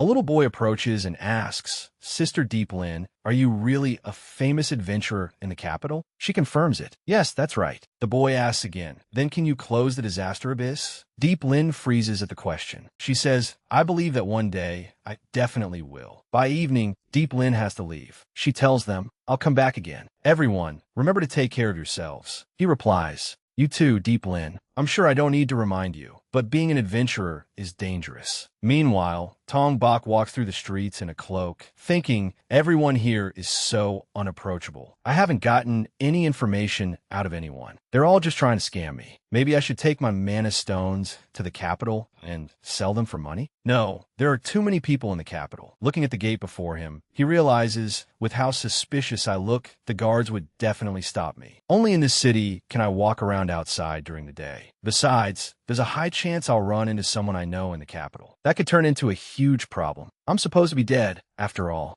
That makes Outfield a much safer choice. By coincidence, Deep Lin is on the opposite side of the street. She recognizes him immediately. Tong Bok never expected to run into someone he knew. Deep Lin takes the initiative. "You're the one who saved us that day." He thinks, what kind of coincidence is this? Unable to hide her delight, she says, "I thought I would never have another chance to meet you. Who would have expected us to reunite so soon?" He gives an awkward smile, thinking, I'm just as shocked. Deep Lin becomes even more excited. "Meeting my lifesaver again in my hometown. It feels like fate brought us together." Tong Bok tries to recall. If I remember correctly, her name is Deep Lin, level 18, a fairly reliable mid-rank adventurer. While hiding behind the rock, he had read Deep Lin's information, level 18. Tong Bok wonders, if she's already an established adventurer, why is she in this city? The three of them didn't seem like criminals, but if I keep talking to her, I could easily slip up. And it would be terrible if she asked to inspect my status for some reason. Deep Lin continues, "I told myself that I had to at least come and thank you, so..." Tong Bok starts running away again. "Sorry, you have the wrong person." She calls after him, "Please wait." Deep Lin recalls what Tuvu once said. He looks really suspicious. He must be some kind of criminal who was kicked out of town. She understands. Someone as powerful as him must have had a reason to come to Outfield. But Deep Lin chases after him. "I'm sorry. I won't pry into your past or anything else. I just want to thank you." Tong Bok speeds up. Why does she keep following me? Could she have discovered that I'm really a monster? Deep Lin cannot catch up with him. I lost him. He runs so fast. His level must be really high. She hesitates at a crossroads. Which way did he go? Unbeknownst to her, Tong Bok has run into terrible luck. Damn it, it's a dead end. He looks at the towering wall in front of him, then behind himself. Wait, with a shapeshifter's physical abilities and claws, I can. Luckily, there's no one around. Tong Bok's hand transforms. As long as I get over this wall, I'll definitely lose her. His sharp claws grip the wall. He is about to reach the top, just a little more, but his sword accidentally falls. Tong Bok shouts, "My precious 240 gold." He dives after the falling sword. Tong Bok lands and clutches his back in pain. My back. There wasn't even any reason for me to dive like that. Deep Lin arrives just in time. "What are you doing?"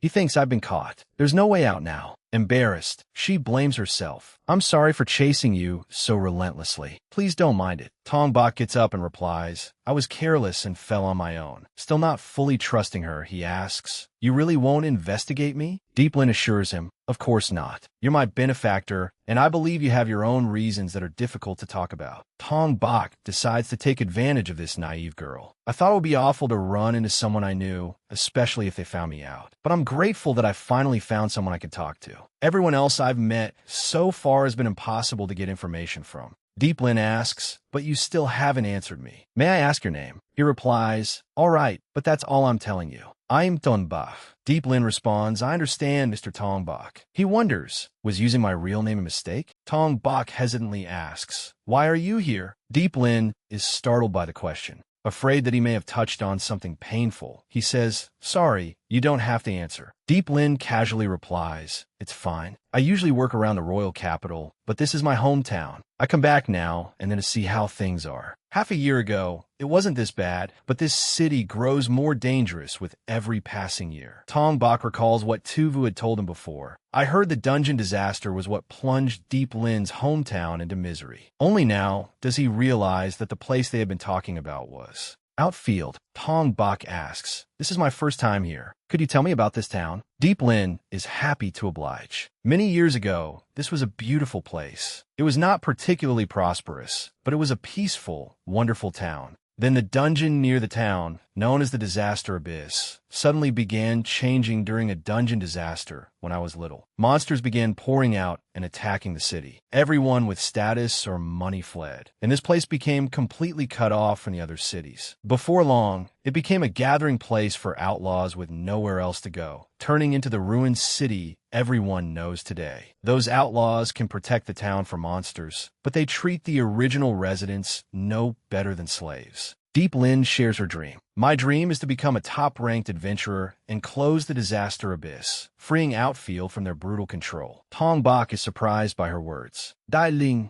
The scene shifts to the church. A boy says to Father Vong's son, when I grow up, I want to become an adventurer and travel with Sister Deep Lin. The boy forms a small fireball. I even have a skill, so I'll definitely be able to help her. Then we'll earn lots of money and make sure the church never lacks anything. Vong's son encourages him. I'm sure Sister Deep Lin will be very happy to hear that. Just as they're enjoying themselves, someone approaches. He thinks, footsteps, but nobody ever comes here. The boy runs toward the tightly shut gate. Sister Deep Lin must have forgotten something. The gate opens, and light from outside streams in. The boy stares blankly at the two men before asking, who are you, sirs? Fenghan speaks. I never expected the kind-hearted priest to still be in this town. What a pleasant surprise. A red emblem is embroidered on their cloaks. The priest realizes who they are. You're the Black Dragon Gang, the ones ruling this town. He states their purpose. Our expansion has been going well, but we're a little short on manpower. We want more slaves to order around as we please, so the boss sent us to search the town and take anyone we find, even brats like him. You won't refuse us, will you, father? The boy, too high, thinks this has never happened before. Why will my hand stop shaking? Du he glut vong shon zobe. But I have a skill. I'll grow strong like Sister Deep Lin and protect everyone in the church. The other man, Lam Tai, says, brats are always so stubborn and troublesome, but I'm sure they'll obediently follow us if you tell them to. Father Vong's son drops to his knees and begs, please, spare the children. I'll become your slave. I'll do anything, so please. Fenghan says disdainfully, you foolish old man. What use would we have for a frail old man like you? Tu Hai can no longer endure it and rushes forward. Forming fire magic in his hand, he says, I won't let you do whatever you want here. Vong's son warns him, it's useless, Tu Hai. Ignoring him, the boy launches a fireball from his palm. Fenghan becomes intrigued. You can use fire magic too? Lam Tai casually swats away the fire magic. Pathetic. Tu Hai is stunned. How could it be so easy? He creates lightning magic. Let me teach you a lesson. This is how you use a skill. This is the lightning. Strike. Electricity spreads across the nearby wall, instantly blasting a man-sized hole through it. Fenghan immediately flatters him. Your skill is amazing, Boss Lam Tai. Tu Hai is filled with despair. He's too strong. I can't do anything. Fenghan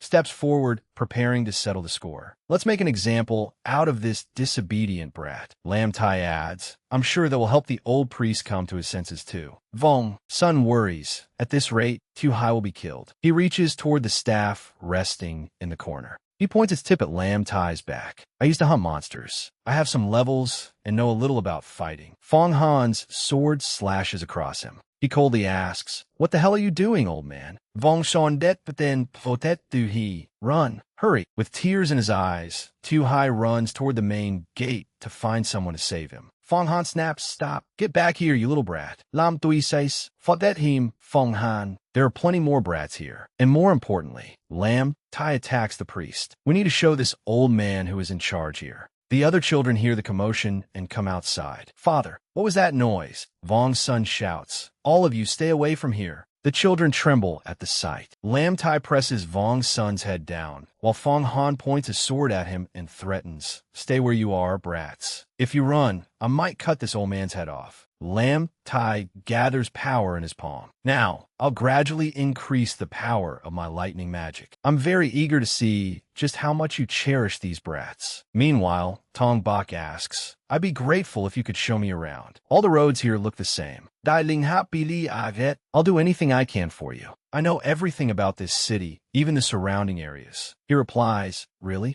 Then she remembers something too Vu said earlier. What else could we do after he just left it there? "Dailing apolit aquadili. I'm sorry. We sold your mana stone without asking. I need to go to Father Vong's son's place to get the money back. From Tu Vu and Vu Huan as well." He shakes his head. "No, I really don't care about that." Tong Bak looks at the small money pouch in his hand and asks, "Come to think of it, could I have 200 gold now to rent an in-room?" Deep Lin hurriedly searches her pockets. Tong Bak continues, "After that, I'd also like you to tell me about the nearby dungeon." Suddenly, someone calls out, making her stop. Sister Deep Lin. She sees Tu Hai running toward them in a panic and calls his name in concern. "Du He, it's not safe around here. You shouldn't be out alone." Tu Hai tells her, "Some scary people came to the church. They're going to kill Father." She is initially shocked, but Deep Lin immediately tells him, "Mr. Tong Bak, I'm sorry, but it looks like I have to leave right away." Tong Bak sans danger. That sounds bad. He decides, "I'll go with you." Tong Bak does so partly because Deep Lin is his only reliable source of information in this city. But he recalls how, when he and his brother were young, they had been cared for by a priest. Tong Bak thinks, "This feels personal to me too."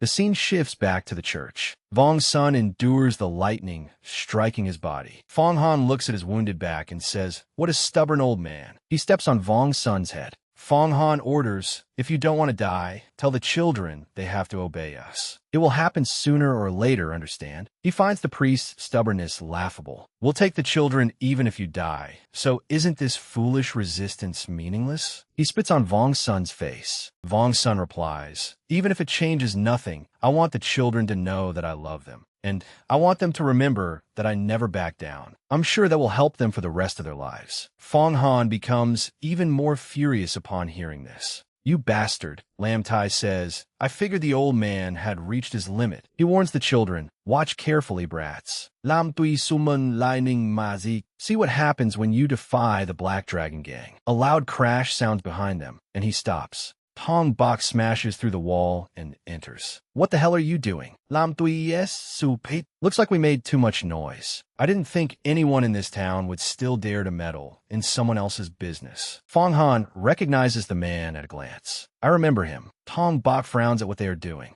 Deep Lin recognizes the Red Dragon. That is the symbol of the Black Dragon Gang, the gang that rules this town. Lam Tai gathers lightning in his palm. "So you know who we are, yet you still dare to stop us. Then you must be prepared to die." The two men coldly stare at the newcomers who have interrupted them, while Tong Bak and Deep Lin burn with anger at their actions. Vong's son lies on the ground and softly calls, "Deep Lin." Fong Han suddenly bursts into laughter. He points straight at Tong Bak. "You look familiar. So you're the brat who tucked his tail and ran away that day." Tong Bak naturally remembers the extortionist from the Adventurers Guild. He recalls this man arrogantly shoving him against a wall. Fong Han steps forward to settle the score. "This time, there's no one here to stop me, you coward." Vong's son can only pray that Deep Lin and the unfamiliar boy will escape. "Please, run away. The Black Dragon Gang is cruel. They will target both of you." He sneered at Tong Bak's sword. "What the hell is that rusty piece of junk?" He bent down until he was eye to eye with Tong Bak. "You've got guts, but your body's stiff as a board. This is your first fight to the death, isn't it?" Tong Bak thought to himself, "I've been through more life-or-death battles than I can count. My opponents were powerful dungeon bosses."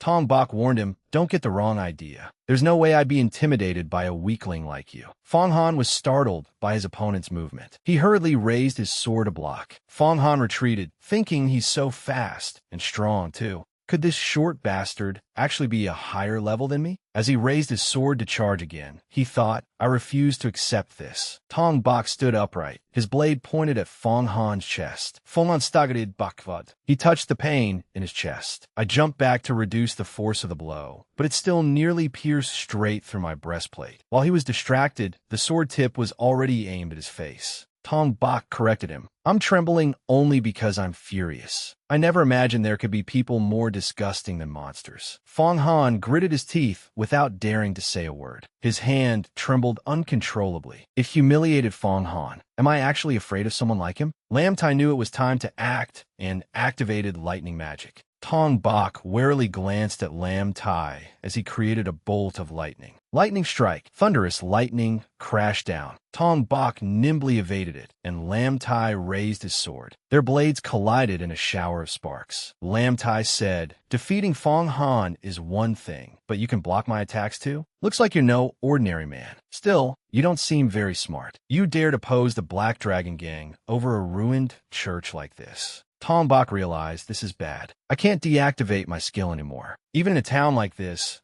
guy is highly skilled. At the very least, he's stronger than my human form. The two faced each other again, their swords clanging repeatedly. Standing to the side, Fong Han was stunned. He can actually hold his own against Boss Lam Tai. Fong Han seized the opportunity. Your back is completely exposed, idiot. He lunged at Tong Bok's back. An explosion erupted, releasing a blinding flash. Deep Lin had stopped Fong Han. His plan had failed by a hair's breadth. She warned him, I'll be your opponent. Fong Han glowered resentfully. You bastards dare look down on me? You'll regret this. You bitch. He brought his sword down. The immense force made Deep Lin's legs buckle. She leaned back, narrowly avoiding the blade. He's fast and powerful. His level must be higher than mine. Fong Han noticed something strange. What is this feeling? My level is clearly much higher than hers. And this seems to be her first serious fight against another human. She must be an adventurer who has only fought monsters, so this should be easy. As their swords met again, he was certain that both level and experience favored him. There's no way I can lose.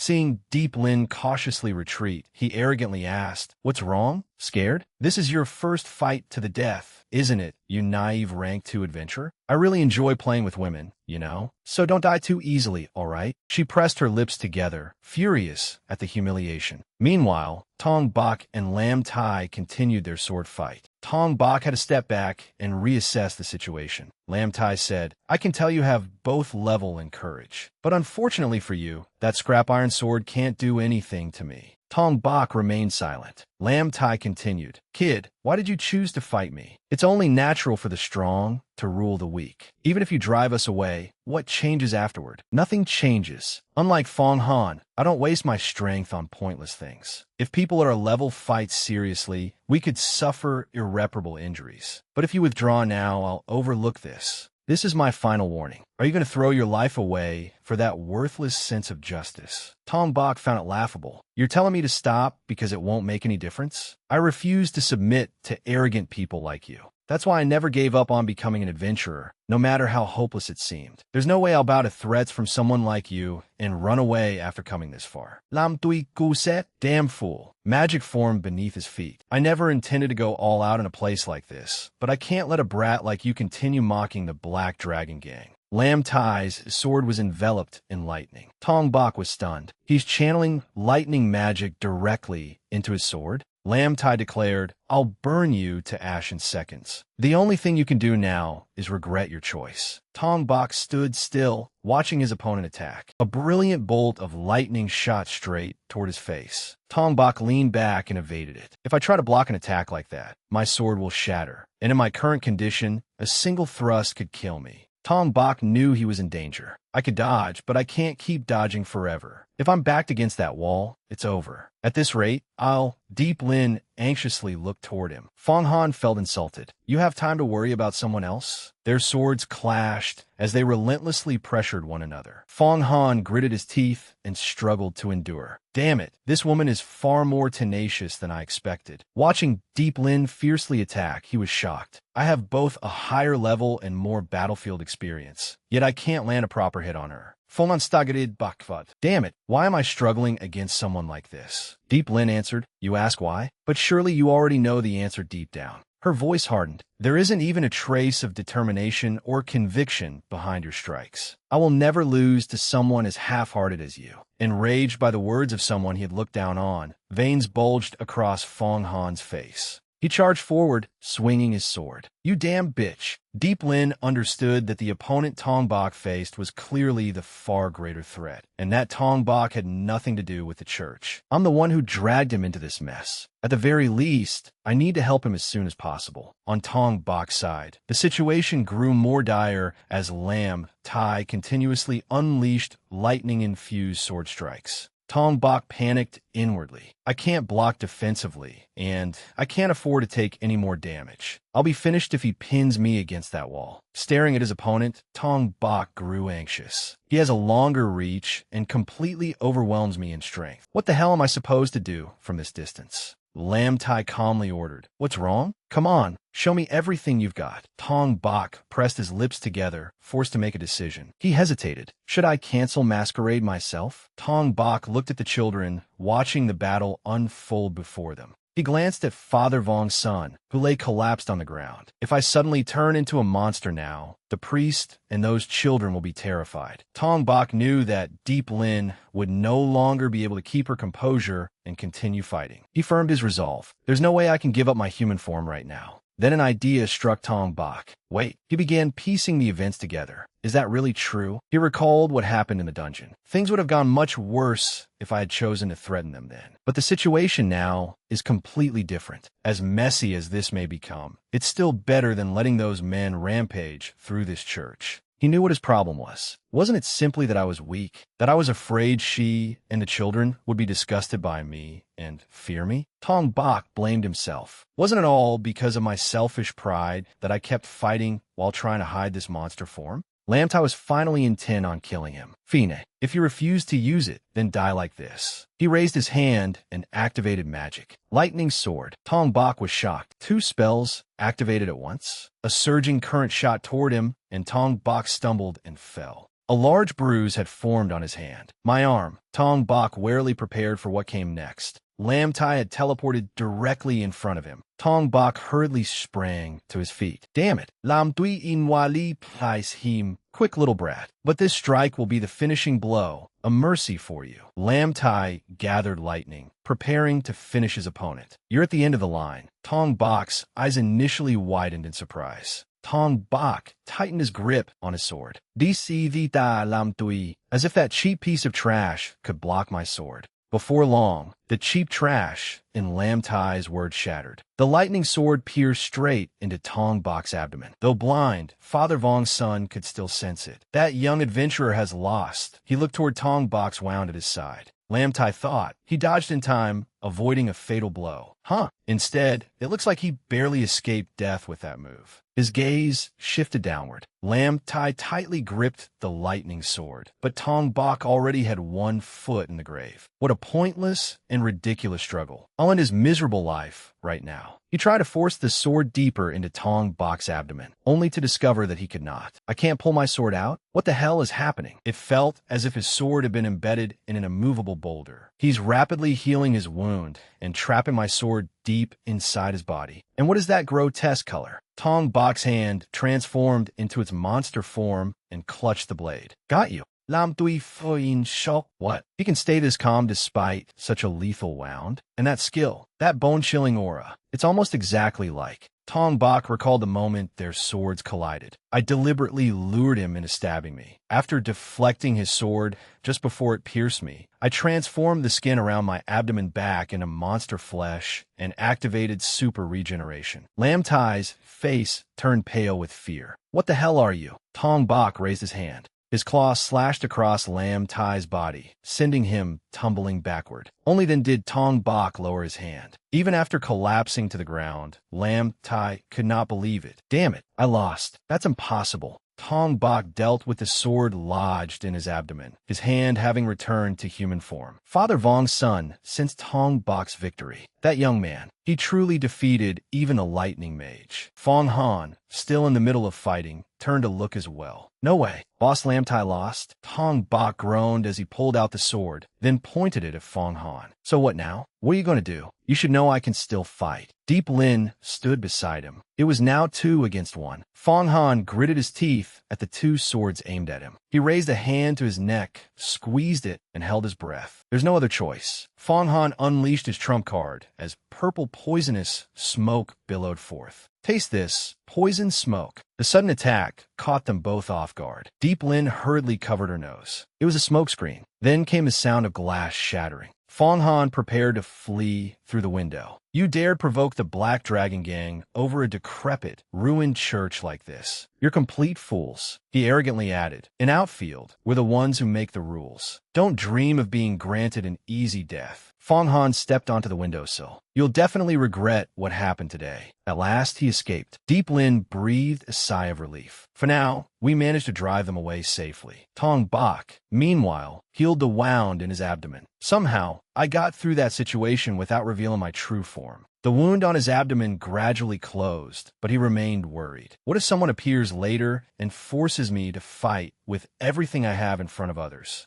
And what if I can't defeat them while in human form? What am I supposed to do then? Still, sitting here and thinking about it won't change anything. Father Vong's son was helped into a chair. He smiled gently. Thank you so much, Deep Lin. Father Vong's son turned to Tong Bok. And you as well. Your name is Tong Bok, correct? Heaven only knows what would have happened to us if you had not arrived when you did. The children looked at Tong Bok with admiration. Father Vong's son asked, Are your wounds all right? That stab wound looks rather deep. Tong Bok answered, Yes, but I have a recovery skill. Tong Bok thought, Using super regeneration means I no longer have enough MP to maintain Masquerade. I need to finish things here quickly and get back to the inn. Deep Lin anxiously urged, Father, you can't stay in Outfield any longer. Things have gotten far worse in the short time I was away, and those Black Dragon Gang bastards may return. You have to move to the royal capital. Father Vong's son said sadly, You know I can't do that. Living in the royal capital would certainly be better, but we simply cannot afford the high cost of living and taxes there. Besides, we are very far from the royal capital. Taking all these children, there would be an incredibly difficult journey. Deep Lin tried to persuade him. But father, just look at the cruelty of the Black Dragon Gang. You can't remain here any longer. I'll help however I can, so let's leave this town together. Father Vong's son remained firm. Come now. I will prove to both of you that we can take care of ourselves. What is more urgent is that you two leave town immediately. From now on, the Black Dragon Gang will surely target both of you first. Deep Lin was still saddened, but she understood that Father Vong's son had a point. Before leaving, Fong Han had declared, Don't even dream of getting an easy, painless death. Father Vong's son was certain that those bastards cared greatly about their pride. They would definitely come back for revenge at any cost. Tong Bok fell silent in thought after hearing that. As they walked outside, Deep Lin sincerely bowed to him. Thank you so much for what you did today. I'm truly sorry that in the end, I wasn't able to be of much help to you.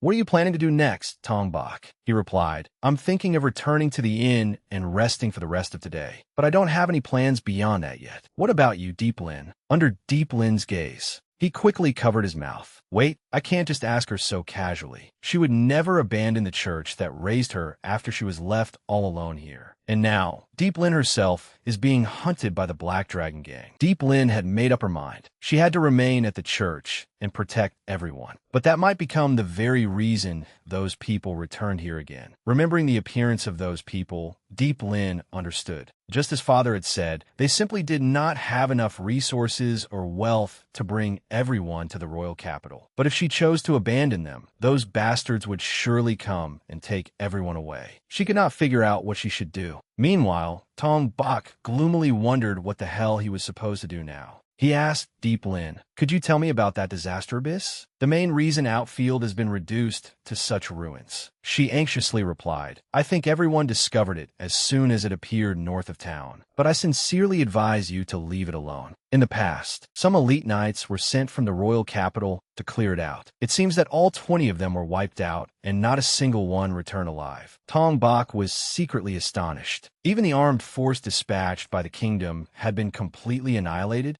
Tong Bak listened as Deep Lin continued. Since then, the country has completely abandoned this city and no longer pays it any attention. Tong Bak reflected on it. Everything was now clear. I know what I should do. I'll conquer that disaster abyss and put an end to this dungeon disaster. At the same time, I'll free Outfield entirely from the Black Dragon Gang's rule. My original purpose in coming here was simply to find a suitable place to grind levels. To level up as quickly as possible, I need monsters at a much higher level than myself. A dungeon capable of sending an entire squad of royal knights to their graves certainly meets that requirement. And if I keep allowing a criminal gang like the Black Dragon Gang to run rampant, I cannot count on them to deal with any monsters that flood into the city. But if I personally end this dungeon disaster by defeating the dungeon boss, I'm sure the kingdom's knights will return and suppress them. Tong Bak believed that his endurance and resilience were already like those of a monster. I can definitely grind levels successfully in the deepest part of that dungeon. His heart burned with determination. It was all to save Outfield and evolve himself into his next form. Meanwhile, Fong Han had returned to report to his superior. Lord Rad, I have something to report regarding the Black Dragon Gang's base. Someone dared to interfere while we were conducting a slave hunt. He even defeated Boss Lam Tai. The one responsible was a gloomy-looking brat named Tong Bak. Let's take the entire force back there and punish him. After making that request, he smirked smugly to himself. Tong Bak. He seems to be a fairly capable brat, but this will be the end of his life. He'll regret ever daring to oppose me. Rad exposed him. So you ran away with your tail between your legs as soon as your boss was defeated, didn't you? Full-on fros. What? Igriagis. Rad gripped his weapon and rose to his feet. With a cold smile, he asked, Tell me, Fong Han, what do you think of me? How do you see Rad, the leader of the Black Dragon Gang? The question made Fong Han stammer.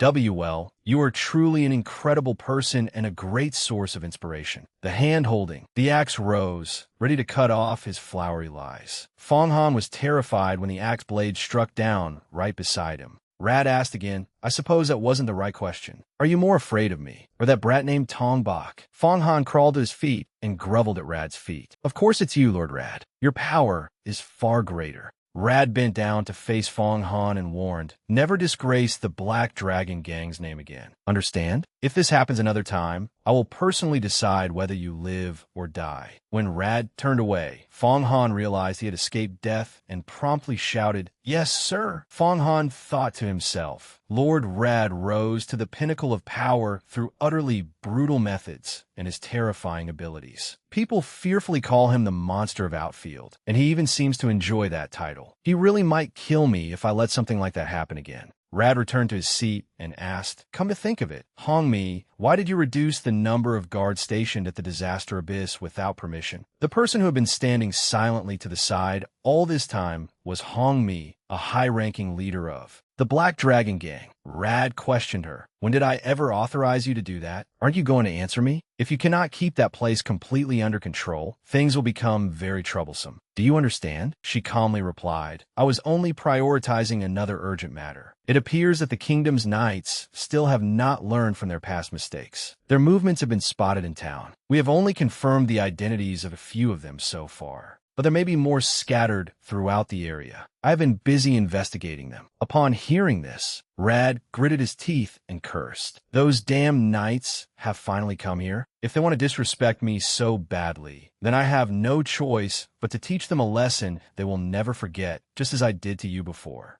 Hami agreed. I fully understand your feelings, my lord, but throwing all our forces into an all-out fight with them now would not be wise. She carefully analyzed the situation. Are they targeting us, or are they investigating the disaster abyss? Please be patient a little longer until I determine their true intentions. The scene shifted to Tong Bak, standing atop a roof. He gazed toward the north of the city.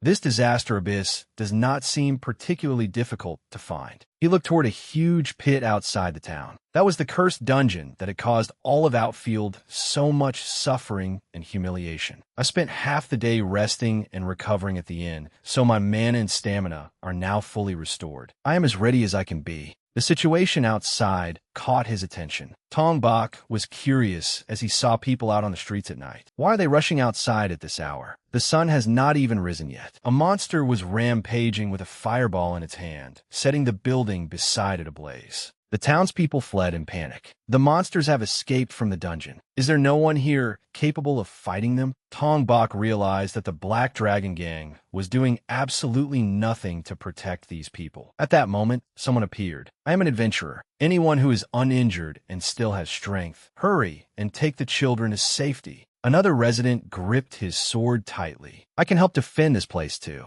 The monster turned its flaming palm toward him. The blaze blinded the resident, but a defensive spell, Holy Shield, blocked the fireball. The adventurer drew her sword and slashed at the monster. It appeared frightened of her. Lack and Hung ordered the brave resident. You will not be of any help here. Get back now. From the rooftop, Tong Bak thought, it seems they have not noticed me yet. Then a monster sensed his presence. Tong Bak swung his sword at it. The commotion drew Lack and Hung's attention, and she turned around. He politely said, let me help you deal with it. Seeing the deep wound across the monster's chest, she thought in surprise, he actually inflicted such a severe wound on a monster that came from the disaster abyss? Are there still adventurers this powerful in this town? Her eyes shifted toward Tong Bak. He does not look like one, but perhaps he is a member of the Black Dragon Gang. She said, focus on the monster in front of you first. Tong Bak obeyed and raised his sword as he charged toward the creature. Its hand blocked his blade. At the same time, Lack In Hung activated her holy sword. Tong Bak realized it was the holy version of the magic lamb Tai had used before. The image of Lam Tai's lightning-charged sword flashed through his mind. Tong Bak realized that the holy attribute seemed to be exceptionally effective at countering the monster's evil mana. The monster trembled in fear when it saw the holy sword. A single slash cut straight through its body. Pieces of the monster thudded to the ground. Tong Bak thought in amazement, what incredible power. The holy attribute is truly extremely effective against monsters, especially beings with tainted mana, such as demons and undead evil spirits. If I approach her carelessly, I might get purified as well. The other townspeople exclaimed in admiration. That woman dealt with everything in the blink of an eye. What terrifying strength. Someone stepped forward and asked her, I've never seen you around here before. Are you a female traveler passing through from afar? Lack and Hung frowned, thinking, this is very strange. She glanced at Tong Bak beside her. There is always a faint, invisible attraction between holy power and evil mana, and the mana hidden within her sword seemed to be reacting slightly to the man before her. Tong Bak felt relieved that the matter had been temporarily resolved. At any rate, I'm glad this did not turn into a major disaster. It seems no one was seriously injured. At that moment, Lack In Hung placed her hand on her sword hilt and silently made a decision. Now let's test it. Meanwhile, Tong Bak was still thinking, we defeated them. Those were clearly rather high-level monsters. He glanced at the monster's corpse and continued pondering. Things are becoming far worse than I expected. If high-level monsters like these can freely wreak havoc throughout the town. The residents curiously watched. Tong Bak recalled hearing rumors that the Black Dragon Gang protected the people from monster attacks, but there was not even a trace of them now. Dark purple blood flowed from the monster's body. Lack and Hung sensed something unusual. Wait, something feels wrong. Nothing in that man's words or behavior gave me any reason to suspect him. He even took the initiative to help defeat the monster. Something impossible had happened. There's no way pure, holy power could react to an ordinary human. And hardly any high-level adventurer with self-respect would visit this ruined, desolate city. She cautiously gripped the hilt of her sword. I must personally investigate and confirm this clearly. Meanwhile, Tong Bak was still thinking, I'm truly glad no one was hurt. It's something has been lingering in my mind, making me uneasy. Someone enthusiastically patted him on the shoulder from behind, startling him. Brother, you did an incredible job too. If you two had not appeared in time, this place would surely have been completely consumed by the flames. I sincerely thank you both from the bottom of my heart. I gathered everyone here so they could thank you too as well. Tong Bak hurriedly waved his hands. You really do not need to go this far. He thought, revealing myself in front of such a crowd is already extremely risky, and there are so many people here. Then the man's daughter ran over. Dad, you're safe. He hugged the little girl tightly. He introduced them to the two adventurers. Dad is fine, and it is all thanks to these two. They bravely defeated that monster. Children, let us all thank these young heroes. Chunu looked at them admiringly. You two are so amazing, big brother and big sister. Tong Bak felt deeply embarrassed. Heroes? That title was so awkward. Lak and Hung called out to him. Hey you, Tong Bok curiously asked, what is it? The monster suddenly opened its eyes. A fireball condensed in its palm. The man stared in shock. What? That monster is still alive. Lak and Hung thought in horror. Oh no. I was so distracted by that man's mana that I did not even notice that the divine revelation confirming the monster's death had not been granted. That does not change the fact that this is merely its final futile struggle. She immediately formed a holy shield. Lak and Hung planned to block its fireball with the shield, then instantly pierce its eye with her sword. The monster changed targets. As everyone fled in panic, little Chu Nu stood frozen in place. The monster sneered, having found its target. The flames in its hand aimed toward the little girl. Chu Nu let out a confused sound. Lak and Hung rushed forward to stop it. Knowing it had no path to victory left, it wanted to use its last remaining strength to drag that child down to death with it. Tong Bok anxiously gave chase. This is bad. At this rate, I won't be able to rush over and save her in time. He hesitated over his choice. If I fight in my true monster form, I can definitely do it, right? But should I really remove my disguise here, in front of so many people? The human mask I have maintained all this time will be completely shattered. If I can no longer remain in outfield, I may never get another chance to see that little girl again. Tong Bok blamed himself. I really am such an idiot. The image of his mother being seized by a monster resurfaced in his mind. He removed his mask. Haven't I always wished to make this country a better place? No matter how small my contribution may be, wasn't that the reason I became an adventurer in the first place? As the flames in the monster's hand grew fiercer, the worried father called out to his daughter, Chu Nu. The blazing fire shot toward the little girl. Chu Nu squeezed her eyes shut and raised her arms to shield her face. A violent explosion erupted, scattering blazing light everywhere. The monster froze at the sight before it. Tong Bok crossed his arms, burns appearing on his hands. The girl opened her eyes and stared blankly at the person who had saved her. He stood before Chu Nu in his monster form. A low growl emerged from Tong Bok's throat. The father gaped in shock. What the hell is going on? Tong Bok immediately lunged at the monster. It began to panic. A single claw strike split its body in two. Notification: received 38 experience points. He proudly stepped on the monster's corpse. The townspeople fearfully backed away. What kind of freakish monster suddenly appeared? We're still in danger. Their wariness made Tong Bok's back stiffen. Lak and Hung frowned as she studied Tong Bok. Time seemed to stop at the moment he killed the monster. The people behind him stood frozen in utter shock. Then they came to their senses and fled in panic. Tong Bok thought, I do not regret this choice. But this time, I have truly ruined everything. He turned around, looking for Chu Nu. What happened to that little girl? When he saw that she had not run away and was still standing there watching him, Tong Bok breathed a sigh of relief. She seems fine. Thank goodness. The father ran over and pulled his daughter protectively into his arms. Stay away from my daughter, you disgusting monster.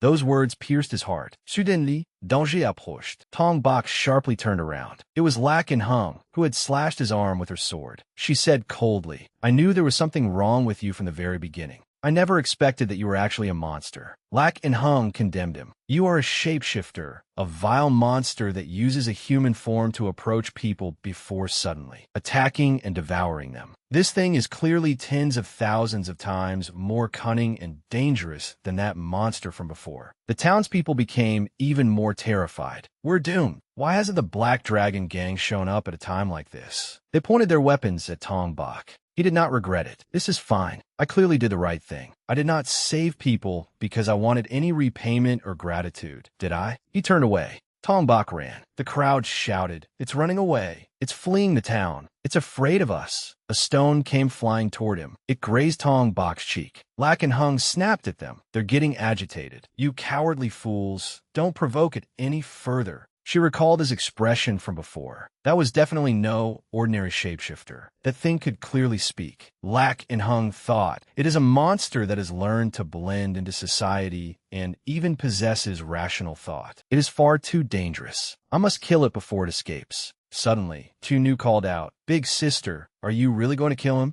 Lack and Hung reminded her. That thing is a monster that eats people, understand? The girl's father also urged her. She knew he was a terrifying monster from the very beginning. Do you understand, child? But the girl spoke up. This is strange, father. And everyone else, too. I mean, he did look frightening, but he bravely fought that monster to protect this town. Her father insisted that it was merely a coincidence. Chu Nu added, and afterward, everyone saw the way he looked at me, didn't you? It felt like he just wanted to make sure I was all right. At her words, they avoided meeting her gaze. Someone walked up to Lack and Hung and placed a hand on her shoulder. The person behind her asked, "What do you think you are doing?" Lack and Hung. He sternly reminded her, "I gave you strict orders to keep our movements concealed and not attract attention. Did I not?" Lack and Hung reported, "Captain Xian's son, I had a legitimate reason for doing this." He interrupted, "That does not matter. Return at once. The Black Dragon Gang will surely catch wind of our presence if you continue drawing public attention like this." She protested, "But there is a monster here," Xian's son reminded her. "If the Royal Knights move too close to the disaster abyss on their own, it will certainly make the Black Dragon Gang more vigilant. Needlessly provoking them now will only hinder our mission. After all, our mission party must act in secrecy. Is that clear?"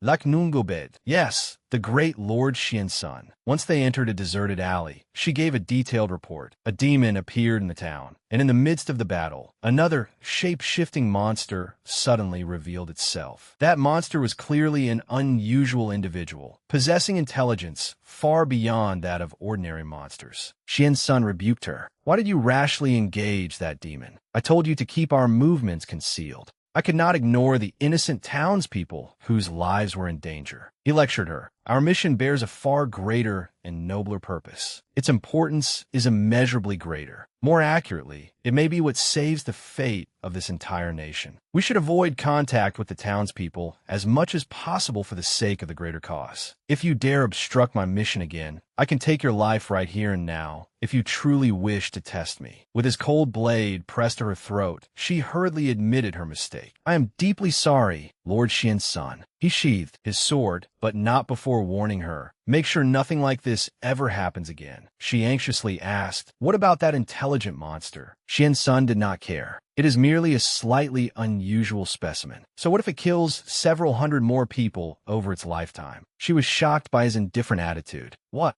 Xian's son revealed. "This place is already a ruined city, land that the kingdom has completely abandoned. Even investigating the Black Dragon Gang is of little value compared with our current mission. What matters most now is identifying the man suspected of being directly connected to the monster disaster. Follow the clues regarding the appearance of the man in red. Remember this well. You must never forget it." "Understood." Lack and Hung clenched her fists and answered with restraint, "Yes, my lord." He frowned, displeased by her attitude. The scene shifted to Tong Bak, who had reached the entrance to the dungeon. He stopped and looked at what lay before him. "So this is the disaster abyss, the source of endless suffering for all of Outfield. Now that they have recognized my true face, I will never be able to return to Outfield again. That does not matter. I will still clear out this disaster abyss. It will free Outfield from its fear of monsters and prevent the Black Dragon Gang from further expanding its influence and seizing more areas of the city. And while I am at it, I will grind levels and evolve myself to a new height. I will surely gain a new form or new skills, then return to the royal capital with my head held high." His status appeared, race, shapeshifter, level 25/50ths. The scene shifted to the church. In the darkness of night, Father Vong's son softly called out, "Deep Lin, wait. You are acting far too recklessly." She replied, "I am truly sorry, Father, but I have made up my mind."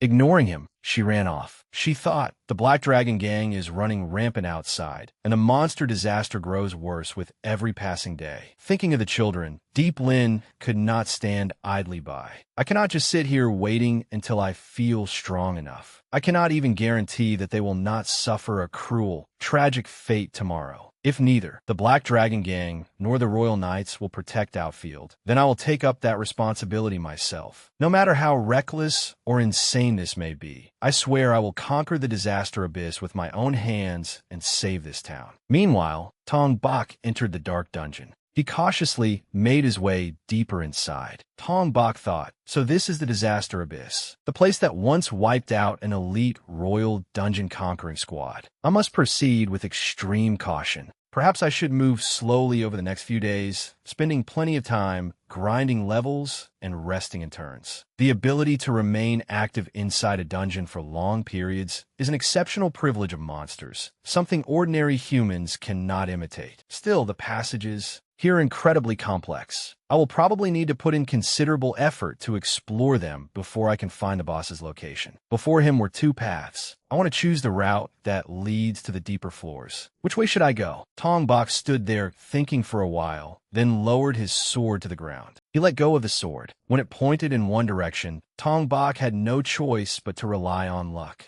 It felt pointing this way. I really hate leaving decisions to chance, but I have no information to make a decision right now. He bent down, picked up the sword, and tucked it into his belt. Then I will rely on you this time, Lam Tai's sword. Without hesitation, Tongbok headed toward that passage. A faint aura suddenly appeared beneath his feet. Like a rope, it wrapped around Tongbok's legs and knocked him hard to the ground. Seeing what had ensnared him, Tongbok was startled. What the hell is this? He guessed spiderwebs. Tongbok immediately dismissed the idea. That cannot be right. How could there possibly be a spider large enough to spin webs this thick? But reality proved him right when several spiders crawled over. Their information appeared. Race, Demon Spider. Level, 23/30. HP, 76/76. MIPE, 32/32. Race, Demon Spider. Level, 22/30. HP, 72/72. MIPE, 31/31. Tongbok sighed inwardly. Just my luck. And they showed up immediately. As the two spiders began gathering magic, Tongbok tried to run, but the spider's silk around his legs would not break. This is bad. I cannot dodge in time. This web is incredibly sticky. The spiders activated earth magic. Stone bullet. Palm-sized rocks shot toward Tongbok. He could only raise his arms to block them. So that is their plan. They patiently wait until their prey is fully trapped, then attack from afar to wear them down. His hand touched his sword hilt. It is only spider silk. I can definitely cut through it myself in an instant. Sticky silk shot from the spider's mouth and wrapped around his wrist. Tongbok became irritated. These bastards have such a filthy, annoying way of fighting. He sensed danger beside him. His other wrist was also bound by sticky silk. He cursed inwardly. Damn it, they ambushed me from both sides. Both his arms were now tangled in spiderwebs. Watching the spiders continuously spew silk, an idea suddenly flashed through Tongbok's mind. Wait, this situation might actually make it easier for me to attack. He began winding up the spider silk. Tongbok pulled the webs toward himself. Taste this. The two spiders were dragged toward him, both lifted into the air. Their bodies slammed into one another, leaving both spiders dazed from the collision. Their bodies continued crashing against each other, and the webs around Tongbok's wrists came loose. He thought contemptuously, "You have left yourselves wide open, you fools." A claw strike swept through both spiders. As they were killed, a notification appeared. Received 108 experience points. Received 138 experience points. Tongbok exhaled in relief. All right, I leveled up. He noticed it.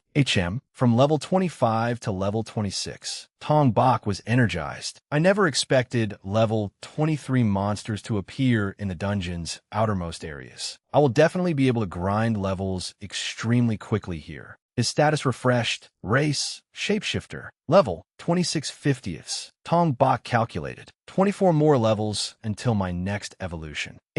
This may happen more quickly than I expected if I push myself. I really want to evolve before confronting the boss here. If possible, things may not go that smoothly. I can still level up by constantly fighting monsters around the same level as those two. It really does work. If my opponents are even slightly higher level than me, the gains will be much greater. I would not mind at all if some higher-level monsters showed up soon. Tongbok quietly ventured farther inside. A sound caught his attention. In the darkness, a pair of glowing green eyes appeared. Notification, Race, Giant Demon Spider. Level, 37/50. HP, 198/198. MIPE, 66/63. A much larger spider blocked his path. Helplessly, he thought, all right, but I didn't mean a level that insanely high. The spider's eerie green eyes stared fixedly at Tongbok. It charged at him viciously ramming straight ahead and shaking the ground. Tong Bak fell aside, narrowly dodging the attack. That was dangerous, way too close. Despite its enormous body, it possessed incredible speed and agility. Before it launched a second attack, he prepared to flee. I have to get out of here while I still can. Wait, Tong Bak realized that this level 36 monster was even stronger than that spider. His footsteps became hurried. No matter how many lives I had, it would never be enough to take on that monstrosity right now. He realized that arrogance was exactly what could get him completely wiped out, just like the royal knights before him. The spider was close behind him, relentlessly pursuing him. Tong Bak could only hope that monsters of such absurdly high levels did not appear everywhere in the disaster abyss. At least, I hope not. He headed toward the passage ahead. First, I need to find somewhere to shake it off. If I cleverly turn into a narrow passage, it definitely won't be able to follow me with that huge, cumbersome body. Tong Bak immediately slipped into the tiny entrance. But the moment he got inside, he saw thick webs covering the passage ahead. What the hell is this? Something felt wrong. This was completely a dead end. There was no way out. Don't tell me that monster deliberately herded me here. Behind him, the spider stopped, pressing its face against the narrow opening. It tried to squeeze inside. Tong Bak despaired. So this is it. There's nowhere left for me to run. He steadied himself. In the end, I planned to defeat stronger enemies to level up quickly from the very beginning. Otherwise, I'll never be qualified to conquer the disaster abyss. He rose to his feet, gripping his sword tightly and preparing to fight. This was a battle to the death. I'll take it down with everything I have. Tong Bak's life seemed to depend entirely on this battle as he watched the spider outside. It leaned backward to gather momentum, then slammed its entire body against the entrance. Broken bits of stone flew toward Tong Bak. A sharp-jointed leg came crashing down. Tong Bak immediately raised his guard. That leg thrust inside and stabbed into the ground right beneath his feet. Tong Bak thought, its speed is fast, but not so fast that I can't read its attacks. Its huge body must be why its attacks can't be completely precise. Tong Bak stepped onto one of its leg joints. The two of them were now locked in a standoff. Tong Bak leaped high into the air and slashed down across its back. He realized that attack had hurt it.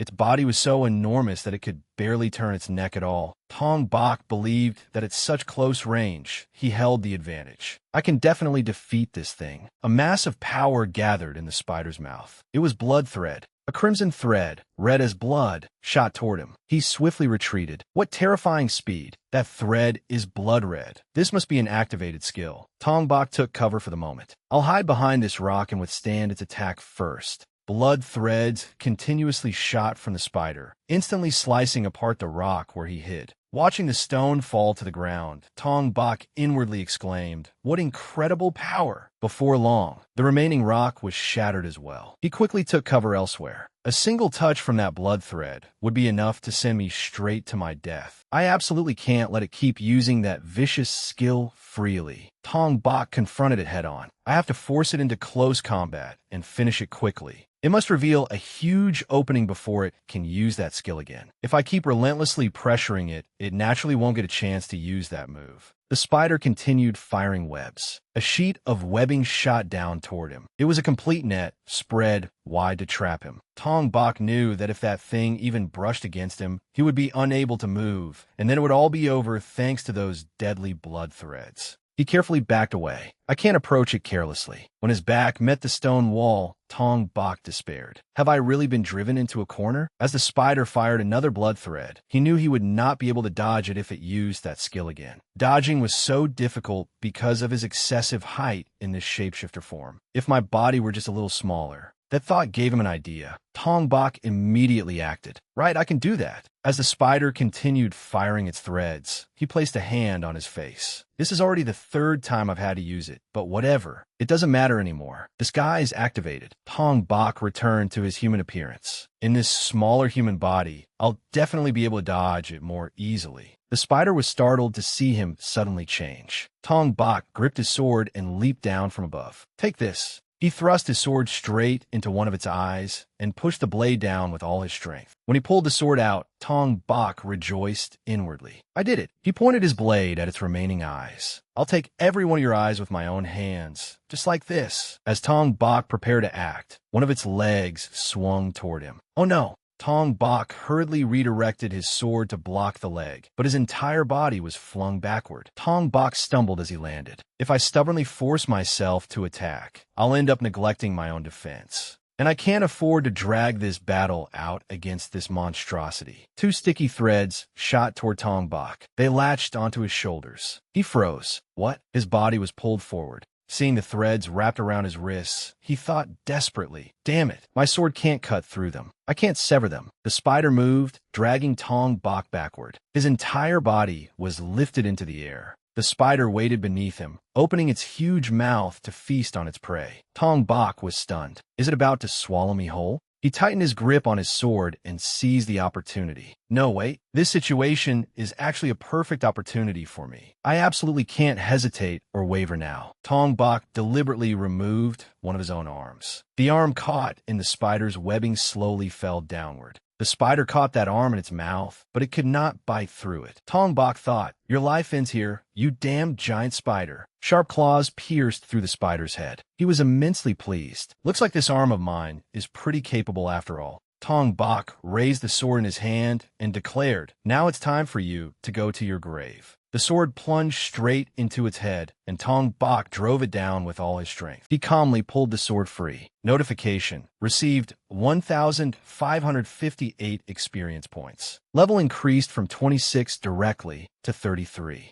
Tong Bok exclaimed joyfully, I actually won. His hand still lightly gripped the sword hilt. Even he was surprised. How had I managed to win this battle? It seems I was simply lucky with the terrain and the way our fighting styles countered each other. Gaining 7 levels all at once was truly a wonderfully unexpected miscalculation. New notification, race, shapeshifter, level 33/50ths, HP 38/137, Mepe, /4/6. Tong Bok pulled his arm out of the spider's mouth. He fell silent when he saw several bite marks pierce through it. Tong Bok reattached the arm to his shoulder, then activated super regeneration. Healing energy gradually reconnected the wound. He sat down to rest and reflected on the battle. I took more damage than expected. I shouldn't have acted so rashly. I'll need about half a day to rest and recover the mana I used. How ironic. Why do I feel so much more comfortable and at ease deep inside this dungeon? Here, I don't have to worry about anyone discovering my true identity. Looking toward the deep, dark passage ahead, Tong Bok encouraged himself. Once my mana is fully restored, I'll keep moving forward. As he ventured deeper, Tong Bok slaughtered monsters without restraint. He used his sharp claws to scratch marks into the walls. Tong Bok felt his way through the darkness, and his sword even broke during one of his monster hunts. Afterward, Tong Bok marked the wall again and picked up his pace. Is this already my third search loop? As he rested, Tong Bok thought, it has probably been more than a day since I first entered this dungeon. At this rate, I'll never reach the deeper levels. I'm glad I gained a few levels while exploring, but if this keeps up, I'll be trapped here forever. Notification. Level increased from 33 to 37. Tong Bok felt that his stamina and mana were now incredibly abundant. Tong Bok's information has been updated. Race, shapeshifter, level 37/50ths, HP 149/161, Mepe 15/4/15. His stomach began to growl with hunger. Looks like I have to eat more of that demon spider meat to fill my stomach. Inside the silent cave, Tong Bok nibbled on a piece of meat. It tasted like a mixture of wall paint and rotten blood. Still, satisfying his hunger felt rather pleasant. Suddenly, an unusual sound caught his attention. Tong Bok looked toward the passage ahead. Footsteps. He guessed wildly. Is it an evil eye? No, wait. Is it a soul reaper? Both are powerful creatures and extremely troublesome to fight. Yet the more Tong Bok listened, the stranger the footsteps sounded. No, it isn't either of those. Could it be some special monster I've never encountered before? Actually, the sound feels a lot like human footsteps. But how could that possibly be?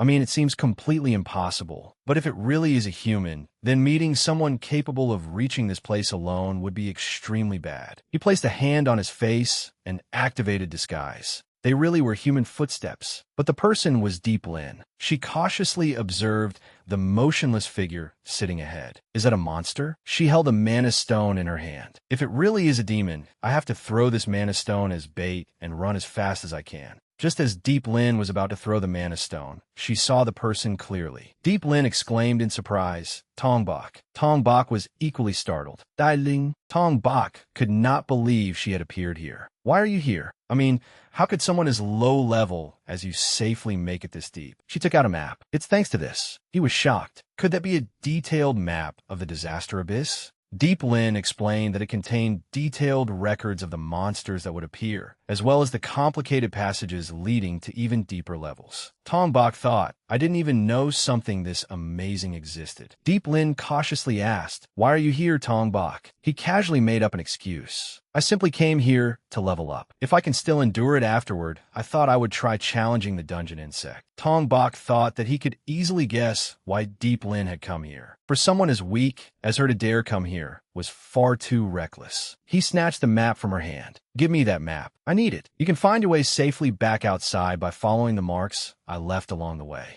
Is that right? Deep Lin keenly sensed that he seemed much colder and more distant than when they had last met. Yet his gaze looked so worried. He was terrified that she might get hurt, and he was truly a terrible actor. He had come here alone to conquer the disaster abyss, and now he was trying to drive her home with blunt, harsh words only because he was worried for her safety. Her hand clenched tightly. Deep Lin refused. I'm truly sorry, but I can't go back now. In the past, the disaster abyss completely wiped out an entire elite division of the kingdom's knights. There's no way a lone adventurer, even one as powerful as you, can clear this place alone. Tongbok reminded her, that is all the more reason for you to leave immediately. Staying here will only get in my way. She pleaded, Tongbok, I'm begging you. Please let the two of us conquer the disaster abyss together, all right? Tongbok firmly refused. Just as I said, even if you stay, Deep Lin interrupted him. I promise I absolutely won't get in your way. The poor people of Outfield have already discovered every fatal weakness of the monsters here, all for the sake of defending ourselves.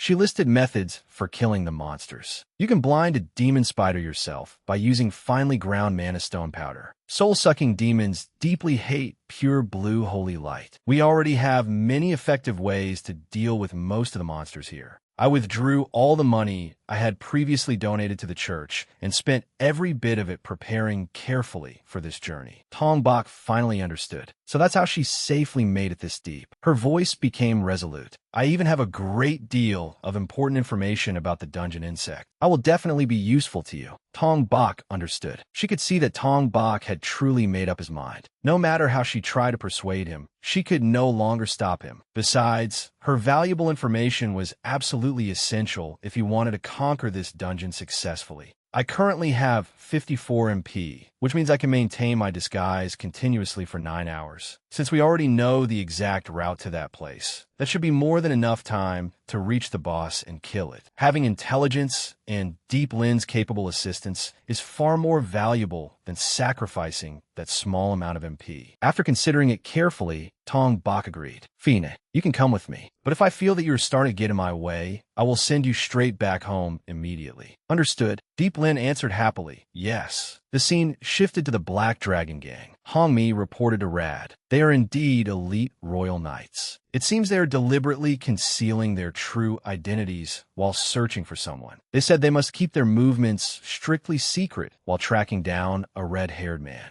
Rad pondered. A red-haired man? So their target is not us. He let her continue. Also, I just learned that a lone female adventurer has dared to enter the disaster abyss by herself. What a pitiful, desperate fool. How could a lone adventurer possibly survive in such a dangerous place? Rad asked coldly, You dealt with that girl yourself, didn't you? She denied it. No, my lord. I did not think it was necessary to waste my effort on that. Enraged, he gripped Hongmi by the throat and lifted her into the air. Rad reminded her, Have you forgotten my highest order? Absolutely no one is allowed to set foot inside the disaster abyss. That person might even be a knight disguised as an adventurer. We must immediately eliminate every unpredictable variable from that place. I will personally head to the disaster abyss. Gather every guard you can mobilize at once. No matter what they are, I will never allow anyone to interfere with my private paradise. I will make them suffer a fate worse than death before feeding their bodies to the monsters outside. Inside the dungeon, they faced a swarm of spiders. Tong Bak clicked his tongue and shielded Deep Lin behind him. Fighting so many enemies while also protecting her was truly troublesome. However, the person he was worried about rushed forward. Tong Bak cried out in alarm. "Hey, Deep Lin," holding a potion bottle ready to throw. She said, "I'll use this to blind them." Deep Lin hurled the potion powder at the spiders. The pouch flew toward one spider and burst open moments later. The powder made the spider's eyes sting painfully. Tong Bak was surprised. Its eyes have completely changed color.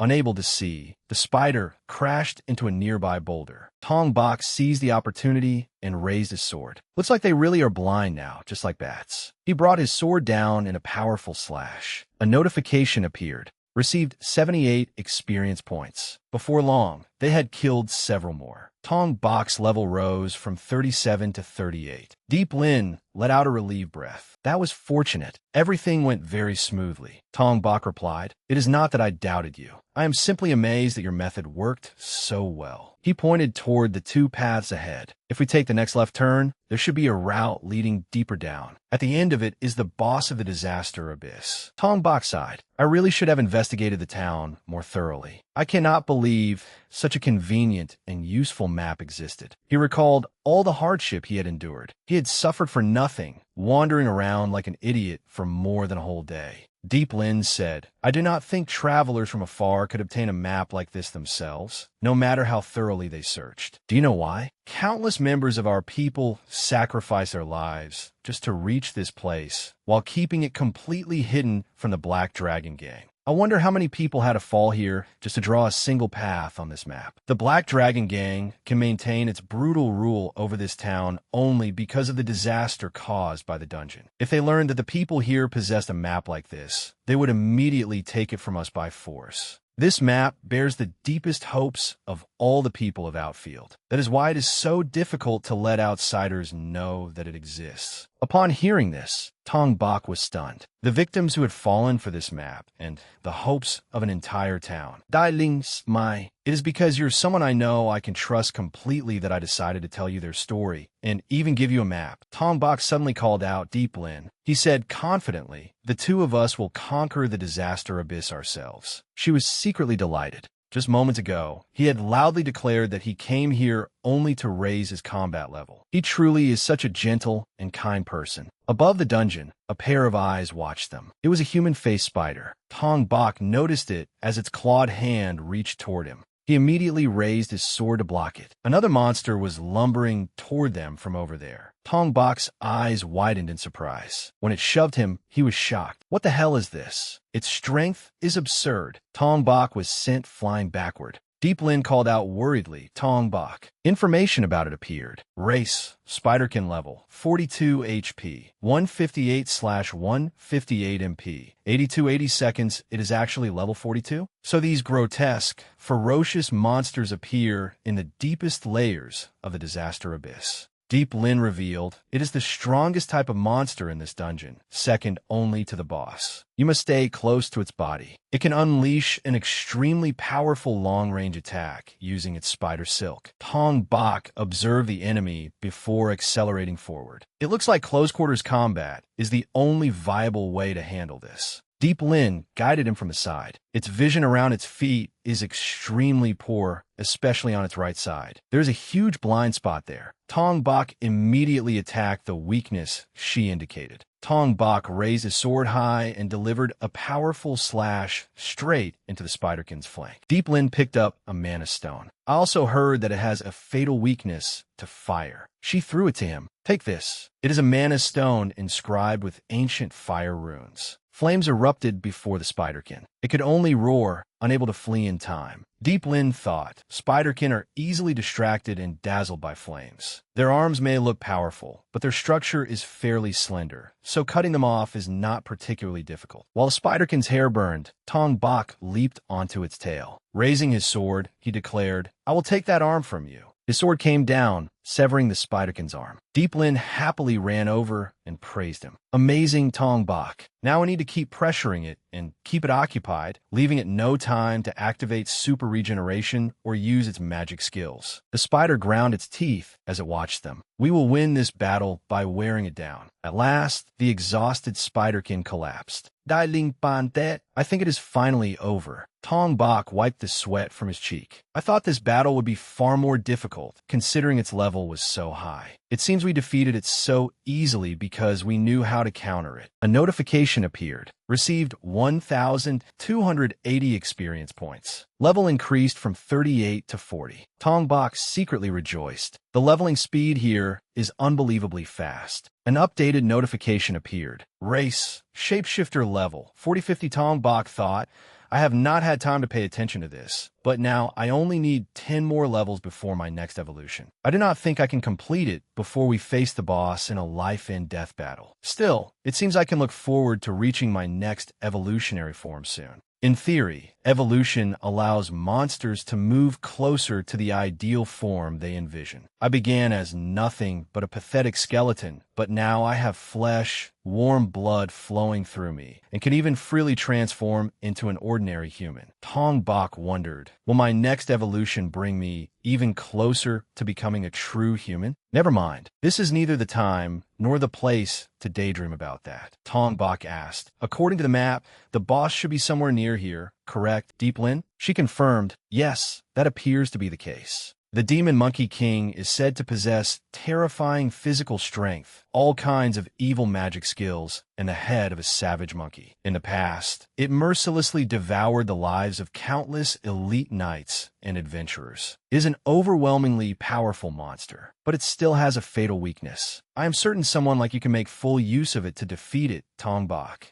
The Demon Monkey King. Tong Bak thought, right now, I only hope that I could defeat it while maintaining this human disguise. He sat down to rest. Let's take a short rest and recover our strength before we face the boss. Deep Lin was deep in thought. We are now so close to saving all of Outfield, freeing this place from the dungeon disaster and the Black Dragon Gang's brutal rule. It has been far too long. We have endured so much pain and humiliation. This terrible nightmare is finally about to end. Outside the dungeon, Rad's group had arrived. His squad of 5 stood in orderly formation as Rad swung his axe downward. He said furiously, because of your utter negligence and carelessness, a female adventurer has dared to sneak into the disaster abyss. That should have been completely impossible. We must make certain that she has absolutely no chance of defeating the boss. Otherwise, this city will regain its normal functions, and our gang will lose this ideal hideout. I will never allow even the slightest chance of that happening. We will tear that dungeon apart until we find that girl's rotting corpse. And even if she is still fortunate enough to be alive, I will personally toy with and torture her body until she dies. It seems that girl is an important figure with great influence among the townspeople. They even praise her as this place's only hope. Once I display her corpse before everyone, those lowly slaves will lose the last bit of hope in their hearts. Back with Tong Bak, Deep Lin pointed to a spot on the map. The deepest level of the disaster abyss lies in this direction. That is also where the dungeon boss resides. The Demon Monkey King. Tong Bak thought, to a dungeon, its boss is like a heart, circulating magical power throughout the entire place. If we defeat the boss, the monsters will no longer be able to pour out of the labyrinth, and Outfield will no longer suffer under the dungeon disaster. I still have plenty of MP left. His information appeared. MP 3660. Its disguise does not consume much mana after all.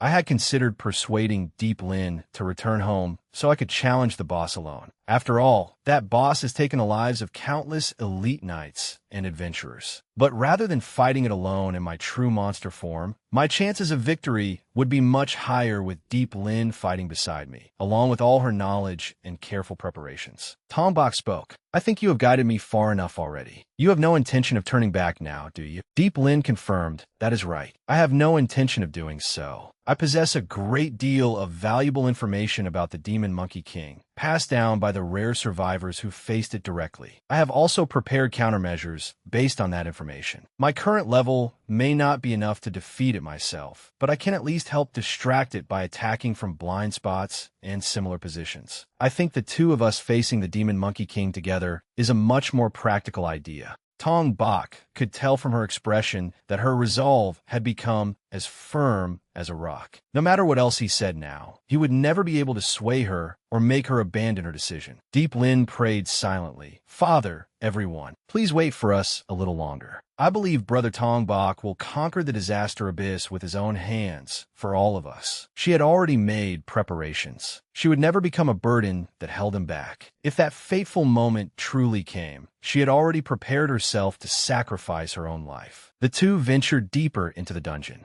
A tremor shook the ground, forcing them both to stop. Something enormous was approaching. Tong Bak exclaimed, "It's over there." Its information appeared. Dungeon Supreme Boss Race. Demon Monkey King level. 52 to 55. HP. 284/284 MP. 112/112 rank. See, this was Deep Lin's first time seeing the boss. So this is the Demon Monkey King. The monster that has brought so much suffering and humiliation upon the people of Outfield for so long. Tong Bak could not believe it was such a high level. Its claws moved with lightning speed, and the force behind them was unimaginably terrifying. That was exactly what Deep Lin had warned him about. If I fight it head-on in this human form, it could kill me in an instant. Still, they had prepared various ways to counter it. Deep Lin had previously warned him, "We have no chance of winning if we confront the Demon Monkey King directly. Its movement speed is terrifying. I heard it can cross a vast distance in the blink of an eye. Many elite adventurers have died here beneath its sharp claws." Tong Bak continued, "That means its strength is overwhelmingly powerful. Does a monster like that really have no fatal weakness?" She explained, "The Demon Monkey King is only fast when moving in straight lines. Its feet are actually very small compared to its enormous body. If we force it to keep changing directions by running in zigzags, its speed will decrease significantly." Tong Bak charged forward, thinking, run straight at it while moving in a zigzag pattern. He approached the Demon Monkey King's rear in a zigzag path. It growled and glared at Tong Bak.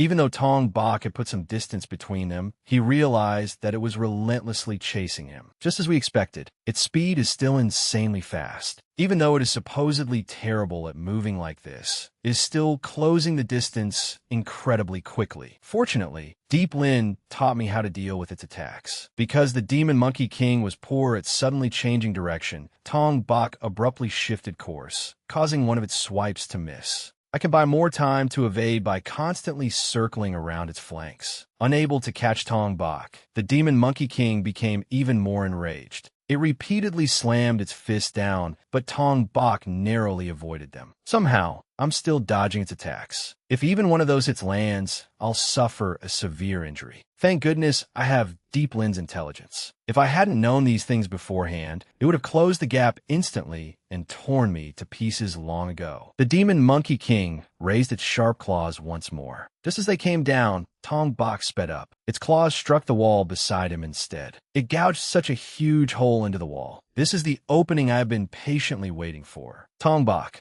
gripped his sword and turned to attack the Demon Monkey King. He knew their target was the very foundation of its overwhelming power, but it was also its greatest fatal weakness. He raised his sword. "Your legs, that is your weakness." His sword slashed across the Demon Monkey King, making it stagger backward. Tong Bak looked up warily. Only a small wound had appeared on its leg. How can its body be this tough? I could barely even scratch its skin. Deep Lin had said before, the Demon Monkey King's stance is inherently unstable. If we can injure its legs, I'm sure its movement speed will become much slower. Tong Bak was disappointed. He had hoped to reduce its terrifying speed, yet looked completely unfazed. Then I'll have to use an attack with much more force. At that moment, Deep Lin attacked the Demon Monkey King. "Hey, monster! Brother Tong Bak is not the only one fighting you." She thrust her sword above its tail, but the blade could not pierce through. Deep Lin was shocked. What is wrong with its fur? It feels as solid as metal. Enraged, the Demon Monkey King roared, and the sound waves echoed throughout the dungeon. Its first swipe was directed at Deep Lin, but Tong Bok was not spared either. His body was flung to the ground. Deep Lin cried out anxiously, "Brother Tong Bok." He answered, "I'm Fine. That blow only grazed me, even if it did send me flying." Tong Bok placed a hand over his wound and activated super regeneration. This ability consumes far too much MP.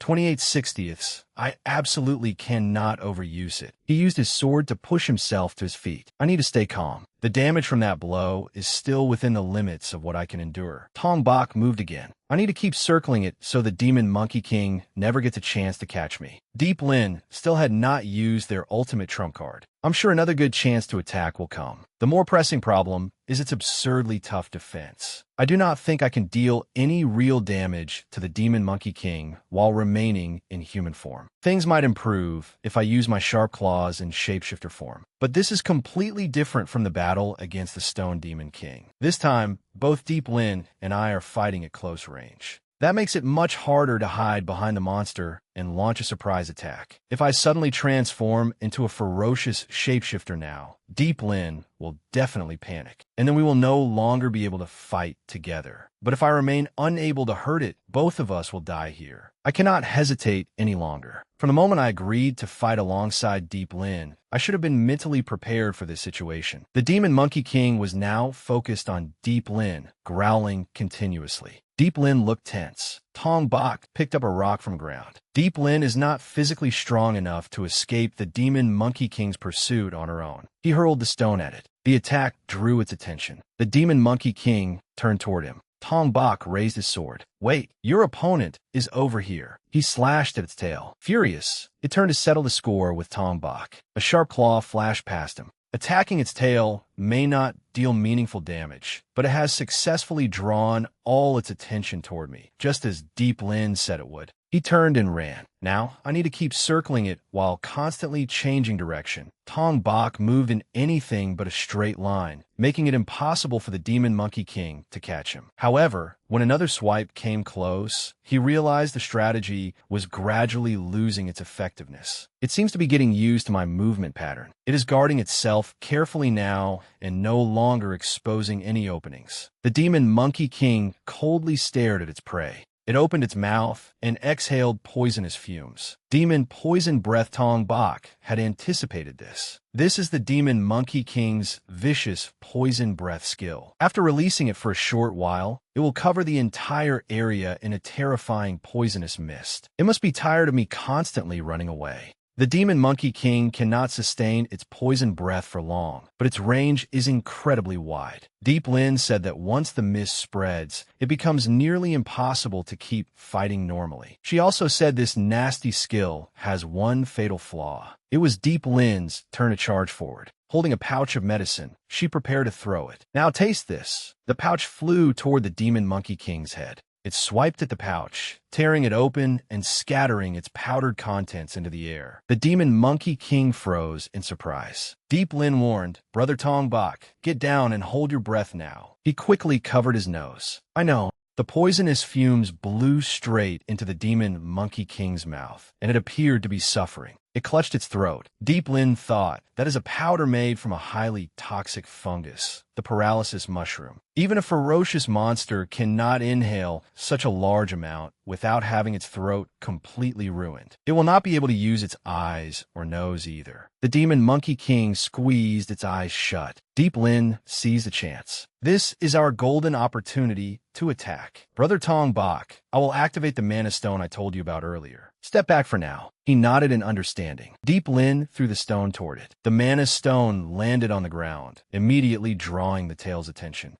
Deep Lin knew that the Demon Monkey King's tail could sense the body heat of living creatures from every direction. However, that mechanism had a weakness. If they created a heat source equal to the temperature of an organic being, the tail would sense it exactly the same way. It was trembling with rage. Once they had completely crippled its senses and provoked it this much, it would surely fall into their trap easily. The serpent-like tail approached the mana stone. It flicked its tongue and hissed in irritation. The demon Monkey King reacted violently. Dai Ling thought, from its obscured perspective, a small and defenseless creature has suddenly approached it. If it strikes at it, its already unstable stance will become even more unbalanced. The wound on its leg was exposed. Deep Lin raised her sword. I will strike directly at the wound Brother Tong Bok inflicted earlier. Her blade slashed straight into the old injury. Tong Bok rushed in to support her. Her physical strength is still far from enough to sever its leg. We cannot accomplish that with an ordinary sword alone. Let us see what this monster thinks of a shapeshifter's sharp fangs. Using his fangs carried a far lower risk of exposing himself to Deep Lin than using those ferocious claws. Tong Bok opened his mouth and bit directly into it, forcefully tearing open the wound. A chunk of the demon Monkey King's flesh was bitten off. It screamed in agony. Tong Bok succeeded, holding a piece of flesh in his hand. The demon Monkey King crashed to the ground. Deep Lin cried out excitedly. We did it. We really did it. We have taken away the demon Monkey King's greatest strength, its terrifying agility. Tong Bok thought, it is clearly much stronger than either of us. Yet we managed to force it into a corner entirely because of Deep Lin's brilliant tactics. We have neutralized the demon Monkey King's powerful poison breath, completely crippled its senses, and now even taken away its mobility. Deep Lin immediately charged in with her sword. Tong Bok did the same. All that remains is to put an end to its life. They attacked the demon Monkey King from opposite sides. Tong Bok thought, no matter how tough its body is, it cannot endure forever as long as we keep up this relentless assault. Then he noticed something strange. The demon Monkey King's wound was healing. Tong Bok froze. Wait, is that super regeneration? Impossible. You have the same super regeneration skill as I do. He knew the situation was critical. If we let it recover freely now, we will have no remaining trump cards to turn this around. We have to defeat it with everything we have, right here and now. Tong Bok poured all his strength into a downward slash. The demon Monkey King raised its hand to block it, growling as it glared at him. As the fist in its hand rose to strike, Tong Bok raised his own hand to block the blow. Dai Ling Klai An Sui Tong Bek. The impact drove him to his knees. He could feel just how agonizing that blow had been. How could a creature already standing at death's door unleash an attack carrying such terrifying power? Watching it gradually recover, Tong Bok was shocked. We absolutely cannot accept defeat here, especially not at this fateful moment. If the two of us fall now, this land of outfield will truly lose its final fragment of hope. He gathered himself. Even if he had always been incompetent and useless, unable to help much, the reason he had become an adventurer in the first place, Tong Bok charged forward with his sword, was to eradicate brutal dungeon disasters like you at their source. Do you hear me, you damn monster? He steadily closed the distance to the demon Monkey King. Deep Lin watched the brutal battle anxiously. The beast shrieked and raised its claws. It used its hand to block his sword. The demon Monkey King waited to see what other tricks Tong Bok had. He raised his sword, determination shining in his eyes. Tong Bok charged again. Both he and the demon Monkey King were preparing for a life-or-death strike. Tong Bok pierced its abdomen. Deep Lin stared at the spectacular sight as the demon Monkey King's body crashed to the ground. Sweat rolled down his cheeks. Only now did he dare believe it was really over. Did the two of us truly win? A notification appeared. Received 5,687 experience points. His level rose in one leap from 40 to 47. Tong Bok said joyfully, I've never seen such an enormous amount of experience points in my life. It really is over. It's true. Dai Ling et Go Lim. The two of us defeated it with our own hands. The disaster abyss dungeon boss. She looked toward the monster's motionless corpse. Deep Lin dropped to her knees and burst into emotional tears. Thank heavens. I'm just so happy. At last, all the poor people of Outfield have been saved. Seeing her cry, Tong Bok did not know what to do. Hi, Dai Ling. She replied, I'm sorry. These tears just came out when I realized that everything is finally safe. I thought my reckless plan to defeat the demon Monkey King would only get me killed. Whenever I thought about the terrible things that might happen to everyone at the church, I simply couldn't sit still any longer. I thought I would die here before ever seeing the demon Monkey King's face. If you had not arrived in time, Tong Bok Father Vong's son and the children at the church would surely have suffered a terribly tragic fate as well. Tong Bok replied, "That should be my line. If you had not come here, the Demon Monkey King would probably have killed me before I could do anything at all. Honestly, I'm deeply grateful to you, Deep Lin." His acknowledgement moved her deeply. Tong Bok, he assessed the situation. The disaster abyss was the root cause of why the kingdom had cruelly abandoned all of Outfield. Now that the dungeon had been cleared, they should immediately dispatch an elite force of royal knights to drive the Black Dragon Gang out of here. He touched his arm and activated super regeneration. Tong Bok assessed the situation. This disaster abyss dungeon was the root cause of why the kingdom had cruelly abandoned all of Outfield. Now that the dungeon had officially been cleared, they should have immediately dispatched an elite force of royal knights to drive the entire Black Dragon Gang out of here. He touched his arm and activated super regeneration. Tong Bok suddenly remembered, "Oh no, I forgot to check my current MP. If my mana runs out now, it will ruin this sacred moment." He imagined transforming back into a monster and frightening Deep Lin. His status displayed, MP 1776. Tong Bok estimated that the small amount of mana he had left should be enough to maintain his form until the two of them safely got out. "I have come this far. I have to finish the rest of the journey myself, and I absolutely cannot reveal my true monster form. Besides, I only need 3 more levels before my next evolution." In theory, evolution brings monsters closer to the ideal form in their minds. That may mean it reflects the deepest desires hidden in my heart. He silently prayed, "Please let my body transform into that of a real human." Seeing this, Deep Lin asked curiously, "What are you doing, Tong Bok?" Startled, he stammered, "It's nothing. I'm just really happy to see my combat level increase so dramatically." "You gain a lot of levels too, didn't you?"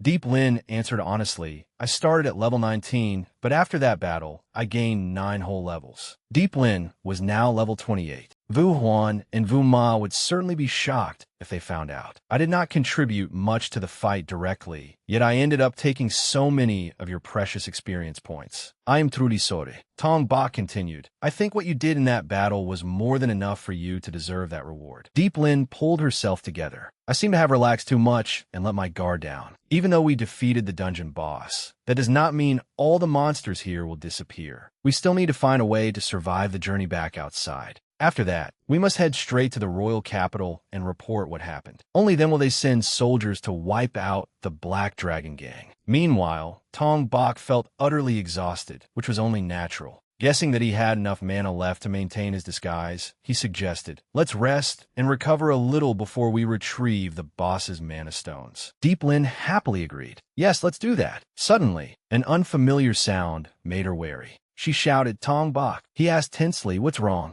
When a firebolt flew toward him, Deep Lin rushed in front of him to shield him. Her body fell to the ground. Tong Bok froze. "Dai Ling." It was Hong Mi and her people. She cursed, "Damn it. That useless girl has become an obstacle after blocking an arrow for you." She said unhappily, "My original target was that brat." Tong Bok lifted Deep Lin up and asked in disbelief, "Why are they here?" Seeing the large group that had arrived, he shouted, "Why are there so many of you Black Dragon Gang bastards inside the dungeon?" Rad stepped forward. "I simply had a very bad feeling. I could not believe my eyes when I discovered the rotting corpse of the Spiderkin along the way. I never expected a lowly adventurer like you to be capable of defeating the Demon Monkey King." Deep Lin went pale upon seeing him.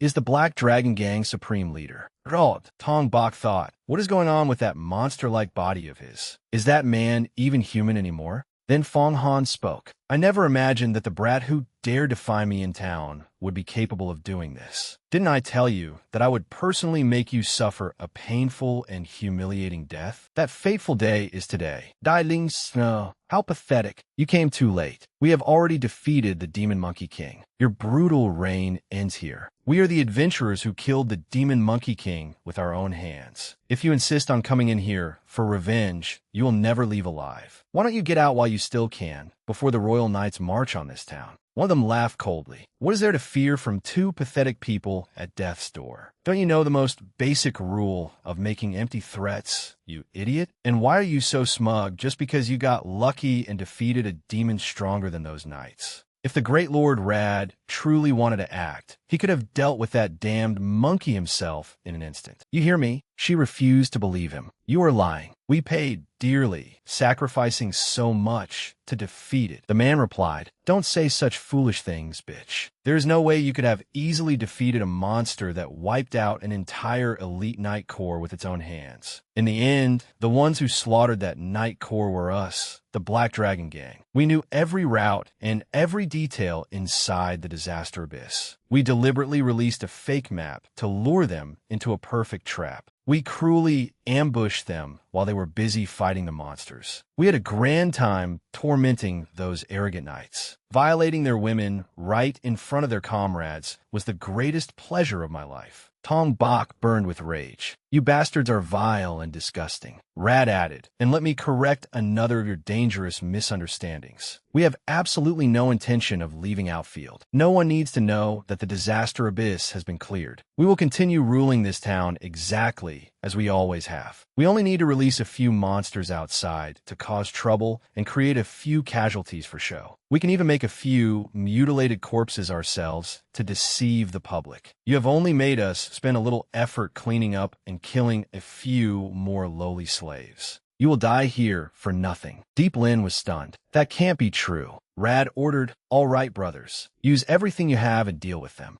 I want that brat torn apart by 5 horses into 100 pieces. As for that girl, take turns with her as much as you like. Then I want to watch both of them get thrown alive to the monsters. Rad had no intention of sparing them. These filthy maggots dared to disrupt my dominion. Anyone who beats and tears them to pulp will receive a generous reward. Tong Bak was about to face the Black Dragon Gang alone. He assessed the situation. Deep Lin could not possibly have enough strength left to keep fighting here, and he was in the same predicament. He looked at the status panel, MP 1776. Tong Bak recalled that they had loudly claimed the gang controlled the entire dungeon and could easily defeat the boss themselves if it ever troubled them. Something deep inside told him that what they said was true. Dailing Bolamet Hersai. I am truly sorry. Ton Baf. I knew all along that saving Outfield was only a distant, impossible dream. Yet I selfishly took advantage of your kindness and dragged you into this mire to die with me. Her words brought him back to his senses.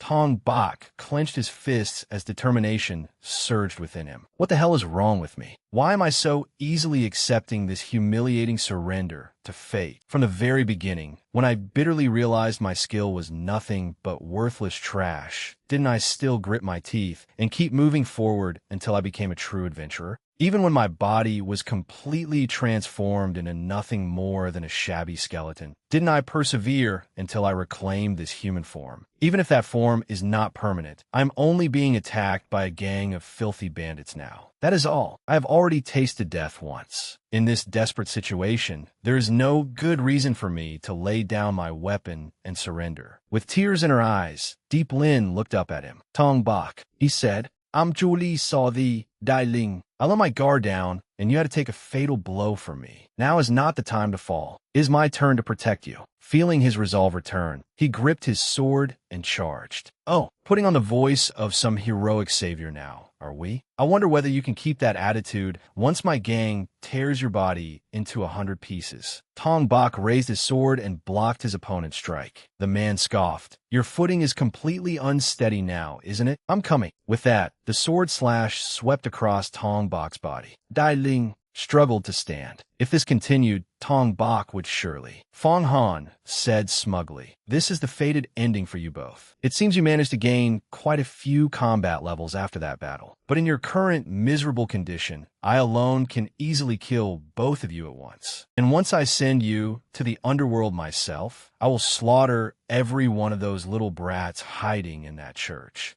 Death would still be a far better release than their miserable lives. Consider an act of mercy from me. Deep Lin had not expected him to say something so cruel. Tong Bak gritted his teeth as he listened to Fong Han gloat. All these horrors are entirely the result of your own stupid mistake, having the audacity to offend and stand in the way of our Black Dragon Gang. It's all your fault. So how does that guilt feel? Perhaps I should consider sparing that decrepit old priest in the church for now, at least until he falls into such utter despair that he wets himself. Deep Lin burst into tears upon hearing this. I'm truly sorry, Father. Everyone, Meanwhile, Tong Bok prepared to act, gripping his sword tightly. He raised it toward his opponent. Fong Han immediately rushed forward to block him. Hold on now. When did I ever say I would take you on alone? I didn't, did I? The other gang members began drawing their bows. Arrows shot toward him. Several embedded themselves in Tong Bok's body, and blood splattered across his face. Fong Han continued taunting him. Don't be in such a hurry to die in front of me. We still have to throw your bodies to those flesh-eating monsters, remember? He thought to himself, I'll start by chopping off your left arm.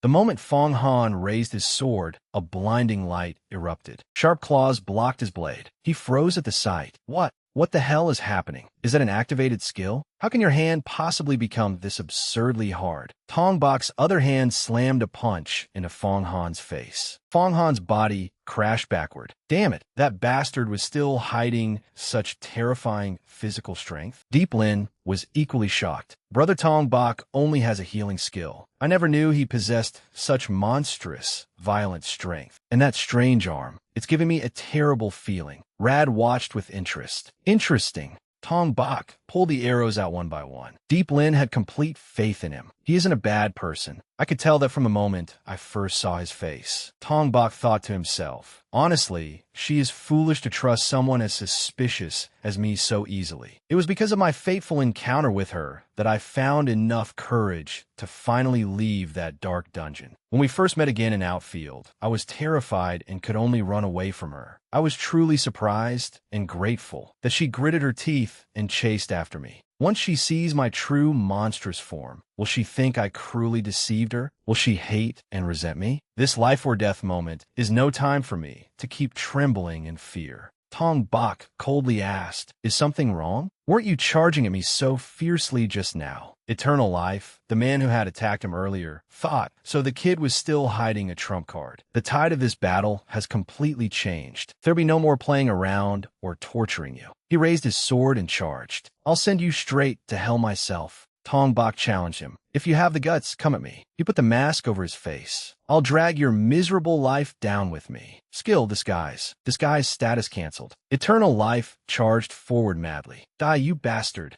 Blood burst forth as one of Tong Bok's hands sliced the man's upper body in half. His upper body fell to the ground. Notification: 567 experience points gained. Fong Han went pale with fear. A monster. He can transform freely. Hami was stunned as well. No way. That can't be some ordinary magic skill. What the hell is happening before our eyes? Tong Bok felt a primal instinct stir within him. He had never killed a human before, yet what he had just done came as naturally as instinct. This must be because his life was in grave danger, or perhaps because he had truly degenerated into a monster. The others panicked. There's no way we can capture that vicious monster alive. Go all out and kill it at once. Deep Lin stared blankly at the scene. Brother Tong Bok. Tong Bok thought to himself, I'm truly sorry for hiding my identity and deceiving you all this time. Deep Lin, please forgive me. Even if you misunderstand me, I will stop every one of these bastards here myself. No sooner thought than done, he charged at his opponents. They all stood frozen, unable to recover from the shock. Soon, they hurriedly drew their bows. It's almost dead. Hurry up and finish it. Countless arrows flew at him, but none could pierce his body. Someone realized, it's too hard. Arrows are useless against it. He threw down his bow and pointed his sword at Tong Bok. We have no choice but to use this.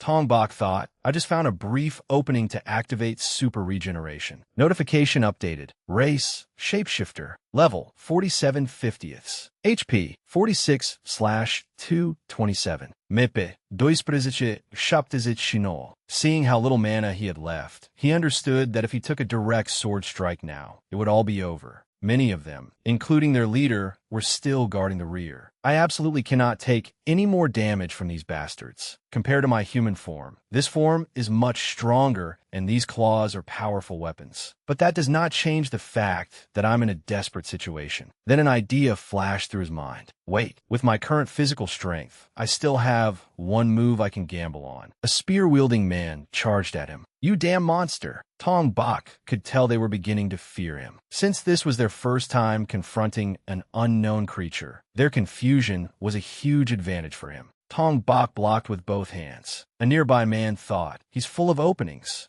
Tong Bok stomped heavily on the ground, gathering strength within himself. The nearby man grew wary and did not dare approach. Tong Bok turned and attacked him. One slash beheaded a man. His companion stood there, stunned like a wooden post. He took a punch to the face, blood gushing out. Notification displayed. 474 experience points gained. 388 experience points gained. Level increased from 47 to 48. The remaining men panicked at the gruesome sight. Tong Bok lifted his head to look at them. Seeing his power, Rad no longer looked as arrogant as before. One man cried out, "How did its speed and strength suddenly increase so drastically? What the hell is happening to that monster?" Rad realized the situation was bad. His subordinates were beginning to tremble, panic, and completely lose their will to fight. Hami fixed her gaze on Tong Bok. That monster seems to have abandoned all hope of survival. Now it only wants to drag as many of us as possible into the grave. This is serious. One of them said, "It seems we can't leave this to those small fry any longer." Magic circles appeared beneath their feet. As Tong Bok fought, he told himself, "There are still too many enemies. I have to stay calm and act quickly." While distracted, he barely avoided having his leg cut by another man. Tong Bok was surrounded by several enemies. A man standing at a distance cursed, "Damn it, I can't shoot. My own comrades are blocking the way." His view was obstructed by two allies. Tong Bok remained calm. Every movement was within his calculations. Hongmi realized, "No, that can't be. That monster is deliberately choosing its positions, so I can't fire arrows at it." Despite its savage appearance, it is truly an intelligent being. Tong Bok noticed that the two men fighting him were clearly much stronger than the initial group. At the same time, the mages behind them were concentrating their spells on his position. "I've truly reached my limit. I no longer have enough strength to defeat all of them normally." His attention turned to Rad. "In this case, I know what I need to do." Tong Bok punched one man. Notification displayed. 396 experience points gained. Taking that opportunity, the other man thrust his sword toward Tong Bok's waist. "You've left yourself open." He confidently thought, "I think we're about to take it down." But the instant he finished speaking, his eyes widened in shock. Tong Bok's clawed hand had pierced through his body, lifting him into the air. Then Tong Bok forcefully pulled his hand free. The sight shocked the mages, and Hongmi was so frightened she could barely stand. Another mage shouted furiously, "You fools, don't lose your nerve now." He condensed a fireball. "Go all out and blast this bastard away." The man Tong Bok had stabbed yelled, "Wait, don't fire recklessly." The flame shot forward, striking his back. The blazing fire burned before the mage's eyes. He stared blankly at what he had done as his comrade was consumed by flames. Notification updated. 856 experience points gained. Level increased directly from 48 to 49. The mage could not believe it. It survived that barrage. "In this tight situation, I can kill it with one spell before those sharp claws ever reach me." Tong Bok charged forward and cut him down with one slash. 674 experience points gained. Rad was now Tong Bok's target. "If I kill Rad myself, the Black Dragon Gang will fall apart like a headless snake. They may even flee this town altogether." Hong Mi anxiously Vorndrat. Only now did she realize that the rumor of him defeating the Demon Monkey King alone was not an exaggeration. As for Tong Bok, with only 4 out of 79 MP remaining, he was not confident in the little strength left in his body. "Can I truly defeat someone with such terrifying power? They have always called me the monster of Outfield," Rad said. "But you are a true monster in every sense of the word. Then let's find out which of us truly deserves that title." With that, Rad hefted his axe and charged wildly at him. Tong Bok swiftly crouched to dodge the blow. Another axe strike nearly split Tong Bok's face open. He instinctively leaned backward, narrowly escaping death. Tong Bok braced himself with one hand against the ground to steady his nearly falling body. "That strike nearly blew my head off." Tong Bok saw Rad's information, level 50. "He's even higher level than me. I don't think I have any chance of winning in a direct confrontation right now. I do not even care if we perish together. As long as I can kill this man, Outfield will finally be freed. I have to do something to tip the balance." He turned his attention to Rad's weapon. "If I can take away his battle axe, I won't be disadvantaged by his reach any longer. In fact, I might even gain the upper hand with my sharp claws." He decided to use the last of his mana to activate super regeneration. His MP dropped from 4 to 0, instantly restoring his left arm to perfect condition. "Rod attacked officially." "What's wrong, monster? You don't seem half as strong as I expected." Tong Bok directly blocked an axe strike with his arm. Rad was astonished. Rad could not believe it. He actually stopped my axe with his bare arm? Tong Bok secretly rejoiced. This is my golden opportunity. Tong Bok aimed for Rad's chest. Rad saw through it and leaned aside to evade. Whoa, that was close. But it was merely a feint. Tong Bok bit down hard on the axe handle, yanking the weapon away and flinging it behind him. Only then did Rad realize that Tong Bok had only pretended to target his body. Tong Bok knew he was nearly out of strength himself. I cannot give Rad time to regain his footing, nor let his subordinates rush in to save him. I must kill him right here, right now. Even after losing his weapon, Rad merely smiled. Amethyst armor activated. Rad's arm transformed into a weapon and smashed toward his opponent. Tong Bok could only retreat. Rad smugly said, "This skill covers my body with armor made of incredibly tough crystals. What do you think? It's a shame that even if I fight barehanded, I am still far stronger than the likes of you." Tong Bok was unwilling to accept it. What the hell is this? That's clearly cheating. He can freely make those tough crystals grow as he wishes and use them as shields. How am I supposed to break through such a solid defense? Rad approached him, thinking confidently, "I'll make that monster tremble before my might." Rad had been born to a worthless drifter. His father used to beat and curse his mother viciously. "You're more useless and worthless than a cheap whore," his mother retorted. "You're the one who gave me all these scars." His father's hands itched with rage. "You dare pin all the blame on me? I'll beat you to death, you bitch." He turned and cursed Rad. "And you too, you little brat. You're grown enough already. Get the hell out there and steal, beg, whatever it takes. Bring money back here right now. You worthless, piss-soaked piece of trash." When his father wrapped his hands around Rad's throat, Rad despaired. He had been certain that the man would take his life at that very fateful moment, both his own life and that of his poor mother. Yet he never expected that, at that moment, Rad would believe some god or someone had taken pity on him and granted him a blessing. On the very day he thought he would die, Rad successfully activated his own magical skill for the first time. Overjoyed, he shared the news with his mother. "Mom, from now on, the two of us won't have to live in fear of that bastard anymore." Meanwhile, she clutched his father's corpse and cried out in anguish, "Honey, honey." Rad stood there watching. She looked at him with disgust. "You vicious monster." Hearing that, Rad's heart shattered. Then he suddenly smiled. From that fateful day onward, Rad officially became the monster of Outfield. He killed his own mother with his own hands as well. Tong Bok struggled to support himself. He realized he could no longer grit his teeth and endure. With his MP reduced to 0 out of 79, he knew none of his skills could help him escape this desperate situation. Seeing Rad approach step by step, he refused to give up. Was this really going to be his end? Then an idea flashed through his mind. Tong Bok noticed the sword on Rad's back. He saw it as an opportunity, the one remaining path to escape. The moment Rad raised his fist and rushed at him, Tong Bok swiftly ducked and lunged toward the sword. Tong Bok seized the sword, rolled backward, and gripped it in his hand. The two now faced each other. "Rod sneered. You already have 1 foot in the grave, you pathetic monster. How could a dull sword like that possibly save your worthless life?" Despite the taunt, Tong Bok remained calm. Fong Han, standing nearby, fawned over Rad. "I had some doubts before, but now I see it clearly. Brother Rad truly possesses unrivaled strength. Brother Rad, hurry up and kill him." Tong Bok immediately hurled the sword toward Rad. Rad said disdainfully, "You can't even aim properly anymore, can you?" Tong Bok smugly thought, "Rad, you were never my target." The sword lodged squarely in Fong Han's chest. He never expected to get caught in the attack while doing nothing. "You bastard! Why did you target me?" Fong Han finally collapsed. Notification: received 101 experience points. Level increased from 49 to 50. Rad still could not understand it. Was that move merely a desperate act of resistance? But judging by Tong Bok's expression, he did not seem like someone who would do something so meaningless. Meanwhile, Tong Bok rejoiced inwardly. He could finally evolve. Notification: the shapeshifter race has officially reached its maximum level. Evolution requirements have been fulfilled. Tong Bok looked at his hand and awaited what would happen next. In theory, a monster's evolution brings it closer to the form it most desires in its heart. But Tong Bok had no hope of becoming a true human in this desperate situation. He needed strength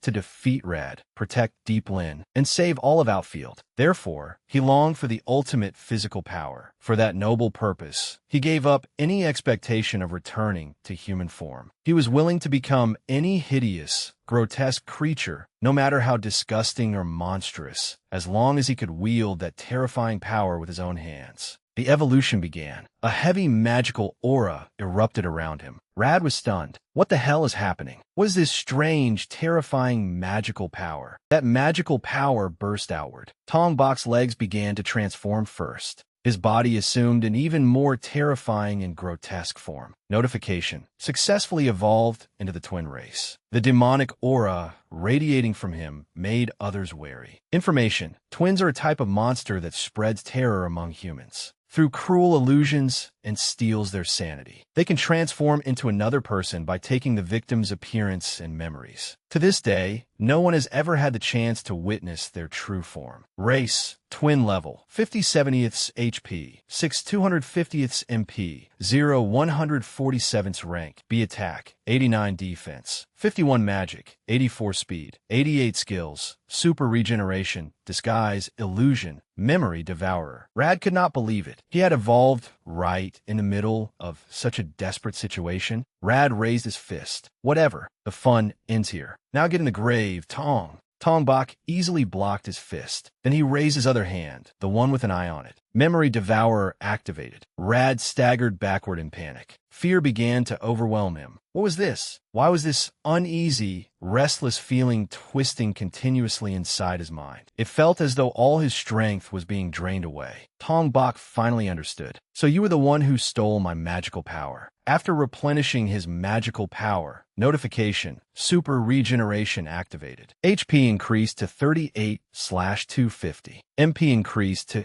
8/147. Tong Bok discovered that Memory Devourer allowed him to actively steal his opponent's MP, then immediately use it to heal himself through super regeneration. At this rate, I can keep fighting forever. Rad became cautious. What the hell is going on with this monster? I can't keep playing around with him. He cursed at the surviving men. You useless idiots. What are you standing around staring at? Give it everything you've got and kill this freak right now. An archer aimed his bow at Tong Bok. Yes, Brother Rad. Umi also activated her magic. Tong Bok thought confidently, none of it will work. The eye on his hand opened. Notification: illusion, a type of magic that manipulates the minds of those nearby through cruel visions. The more fear the target feels toward the caster, the more terrifyingly effective this skill becomes. An arrow struck Tong Bok's shoulder, and flames erupted from it. Umi said joyfully, I did it. I killed him with my own hands. But then Tong Bok's figure began to distort. She blinked at the sight. So that was just an illusion. The arrow was actually embedded in Rad's body. She trembled in fear. That can't be possible. What the hell just happened in front of us? Furious, Rad pulled out the arrow, snapped it in half, and cursed, You bitch, what are you doing? Who the hell are you aiming your weapon at? At that moment, Tong Bok's claws reached him. Blood gushed out after the slash. Tong Bok felt relieved, as he had recovered some of his fighting strength. I have also successfully stopped his subordinates from rushing in to interfere. He declared, This will be the fated end of your life, Rad. Rad felt insulted. Don't stand there looking down on me. I am still the sole monster of Outfield. His punch skimmed past Tong Bok's head. Tong Bok seized the chance and reached for Rad's chest. Rad realized that strange light must have been some sort of illusion skill. It was probably magic that destroyed people's minds through fear. As long as I am mentally prepared, I can endure it. Tong Bok raised his hand and activated illusion once more.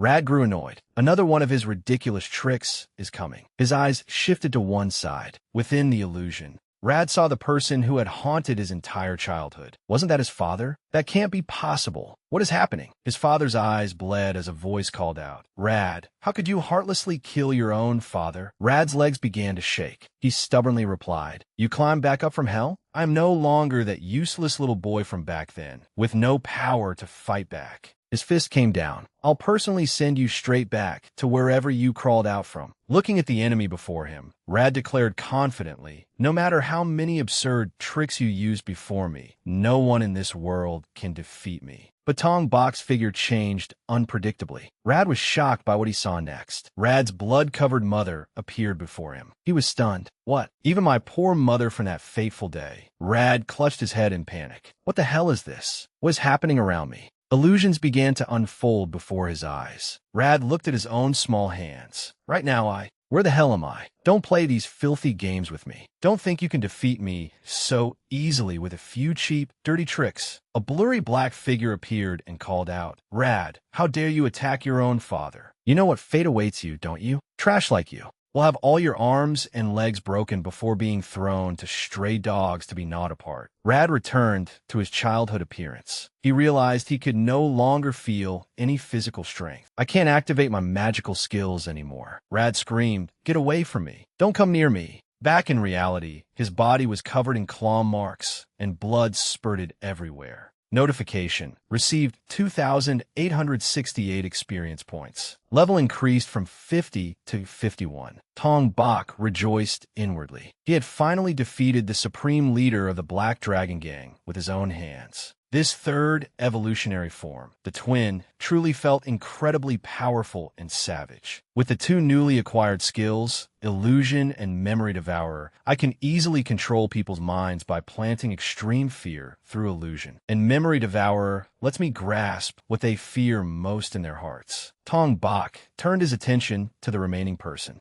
Hami cried out anxiously, Brother Rad. The remaining underlings fell into utter panic. He not only defeated the Demon Monkey King, but even our Brother Rad has been killed. Our gang is truly finished. Tong Bak released his magic. The man was frozen with fear, and they frantically backed away. Get away from me. Don't come near me. Tong Bak calmly pursued them from behind. He thought the root cause of the dungeon disaster, the Demon Monkey King, no longer exists. The supreme leader of the Black Dragon Gang has also died here. Many of their core members were wiped out along the way. Now that they have lost their leader, I doubt they still have what it takes to ambush the Royal Knights, as Rad once boasted they would. We have finally saved all of Outfield. From now on, the children at the church can live peaceful lives. Once the danger had been cleared away, Tong Bak noticed Deep Lin standing dazed behind him. Her face had turned pale. Tong Bak thought, she must be terribly confused and unable to understand what is happening. After all, the adventuring companion who had been by her side all this time was actually a savage monster. He silently walked deeper into the dungeon. As he walked, Tong Bak thought, this must have been an enormous shock to her. But perhaps it is for the best. I already exposed my true monster form in town once before. I can no longer shamelessly remain in Outfield. If she merely heard rumors from the townspeople that I am a monster, I am sure she would never believe such an absurd story. She might even stubbornly come searching for me again. That is why letting her witness everything and confirm it with her own eyes is still the best choice, isn't it? Perhaps Outfield is not the only place I can never return to. Perhaps I should never set foot in the civilized world of humans again. Maybe this is nothing but a cowardly escape. After all, I already died once. Now, I'm nothing more than a monster. I cannot keep pretending to be an ordinary human anymore. Even if I want to see my beloved younger sister, it would only lead to the same tragic ending. I have no intention of turning myself into the pitiful protagonist of some tragic novel. In the past, I was weak and miserable. Yet now, I have saved an entire city with my own hands. Isn't that wonderful enough? Deep Lin remained silent behind him, her lips pressed together. She struggled to stand. Tong Bak turned around and was startled by what she did. Deep Lin was hugging him tightly from behind. Tong Bak was utterly shocked. What is she doing? Deep Lin said, I'm truly very sorry. I feel so confused right now that I don't even know what I'm supposed to think. That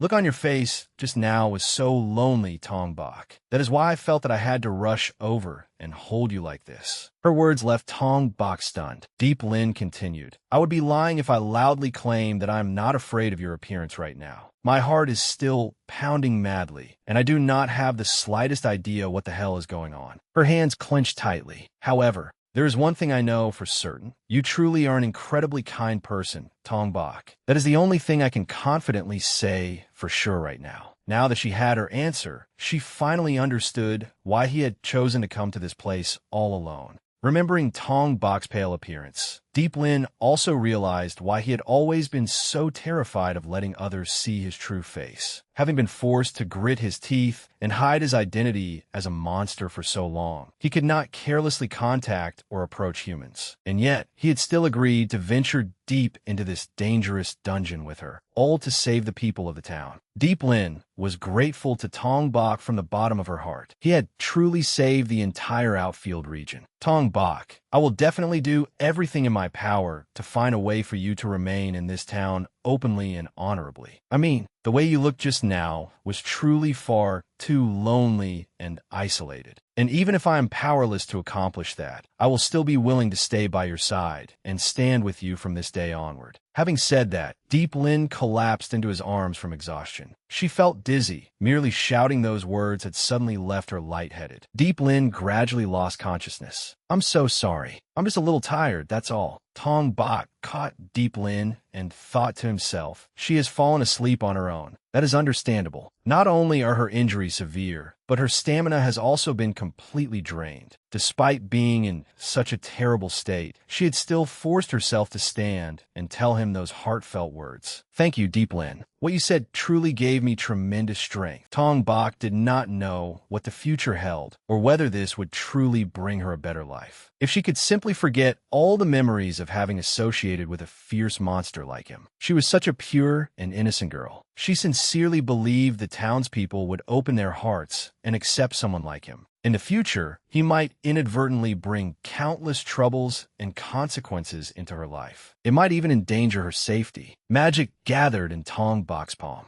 Tong Bok believed that it was merely an instinctive impulse. Memory Devourer did not just allow him to see deep into other people's memories. It could even manipulate and alter them as he wished. He could easily erase his own existence from her mind and memories. He remembered Deep Lin's words. The way you looked just now was truly far too lonely and isolated. Tong Bok fell silent at the memory. After a long while, someone shook Deep Lin awake. Hey, what just happened? She was initially confused. Where on earth am I? The person replied, you are finally awake. We heard an utterly terrifying monster roar coming from outside the town. When we hurried here to investigate, we found you unconscious on the ground. Only then did Deep Lin remember. Right, she had ventured deep into the Disaster Abyss dungeon and fought the Demon Monkey King. Then she had suddenly been ambushed by those Black Dragon Gang bastards. She suddenly recalled the most important memory. Deep Lin hurriedly asked Tong Bok, where is Tong Bok? He is a man with skin as pale as snow. The man replied, you are the only person we found in this area. Tong Bok was now somewhere far away. Things would be much better if he did not involve himself too deeply with too many people. He had not erased every memory Deep Lin had of him. No, he could never do that. How could he bear to erase all of Deep Lin's precious memories of him with his own hands?